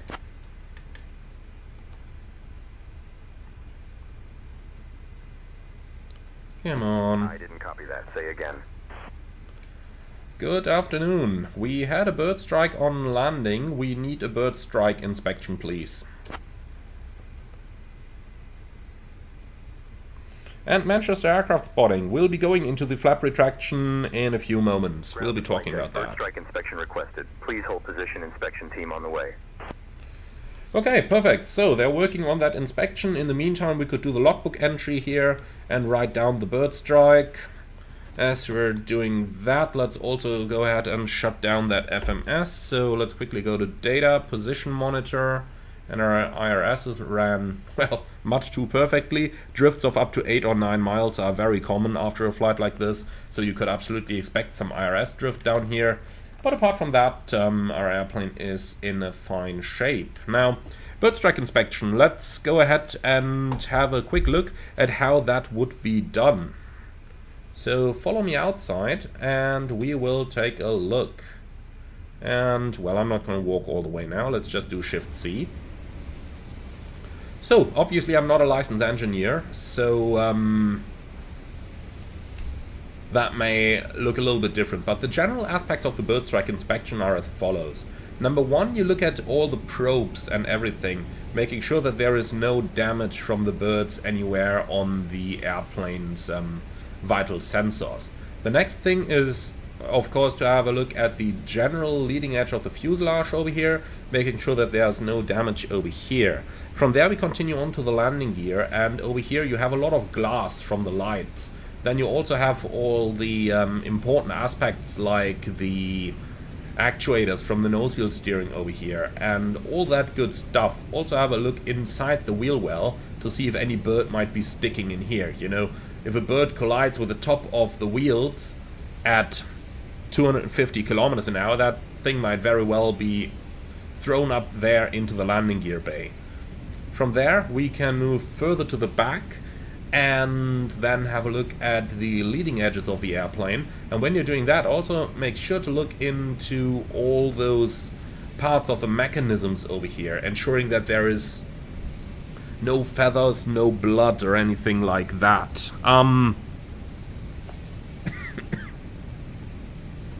So that's most important. Now, most important, it just says that that's most important and now most important. Anyway, you know what I'm going on about here is the engines. So you check all the leading edges of the fan blades, any sign of dents, feathers, blood, anything. And then have a look between them into the engine core inlet over here. Is there any sign of feathers, anything there that may suggest the bird might have been ingested into the engine? Now, in the real world, you would absolutely smell that when that happens. And Konali, oh yeah, in German we would call that a Piepmatsch. Absolutely. Alright, so going on across the leading edges here, leading us to the next engine. And yes, we've got 4 of them to inspect. And for this one, you might actually get yourself a ladder to be able to look in there, like, properly. But overall, looking fine. Now again, leading edges, mechanisms, all that good stuff that you want to look into. And now, why are the nav lights not on? I think we might have broken some nav lights. And Chris in the comments, did I ever have a bird strike? Oh yeah, countless of them. They are very regular occurrences, like one every couple months or so. Alright, so now for the flaps, we are looking at the very same thing. By the way, I always absolutely love looking at the flaps when they're extended. They just look so incredibly mighty, don't they? Really beautiful. Now, stuff like these, the slots between the flaps, very nice targets for birds to get stuck in. So, like that, you now have a look at the entire airplane. The same goes, of course, for all the vital parts of the gear and all that stuff, so you really take a very close and careful look at the entire airplane. The same goes for the tailplane, leading edges, and everything. Then, of course, the center gear. Have a look in here. Oh, that's the hydraulic pump operating. So they are closing the cargo doors. Yep. Very nice. That's exactly the sound. Alright, and like that you would of course also inspect the other wing. And all of that done when they figure that there is definitely no bird strike. Then what happens is as follows. The engineers are going to clear the pilots to actually retract the flaps and the slats. Now, depending on the airplane, they may be powered by different hydraulic systems. In case of the A340, both the flaps and the slats should be powered by the green system. For that reason, green elec pump on. No, not you, but you. Give me the hydraulic page, please. Like that, and now let's retract the flaps. Temperature is 29, so we can actually retract them all the way. And this is much too fast. In the real world, they would be moving much, much slower. In the real world, when you're operating the flaps on an electric hydraulic pump, it takes 2 or 3 minutes to get them in. Okay, so with those now retracted, we can turn the electric hydraulic pump off again. Well, and that's it. So let's go ahead and secure that airplane, and then we'll make our way to the beach. It's nice and early, by the way, just 17:32. That's just 8 p.m. So we'll be in the hotel by like 9:30. Oh yeah, we can go for a swim today. Love it. So IRS off, crew supply off, lights. Oh yeah, let's just put on another logo light in the position number 2, just to check if that is working now. I think we can probably just quickly run over to the wingtip to see if that's been fixed itself.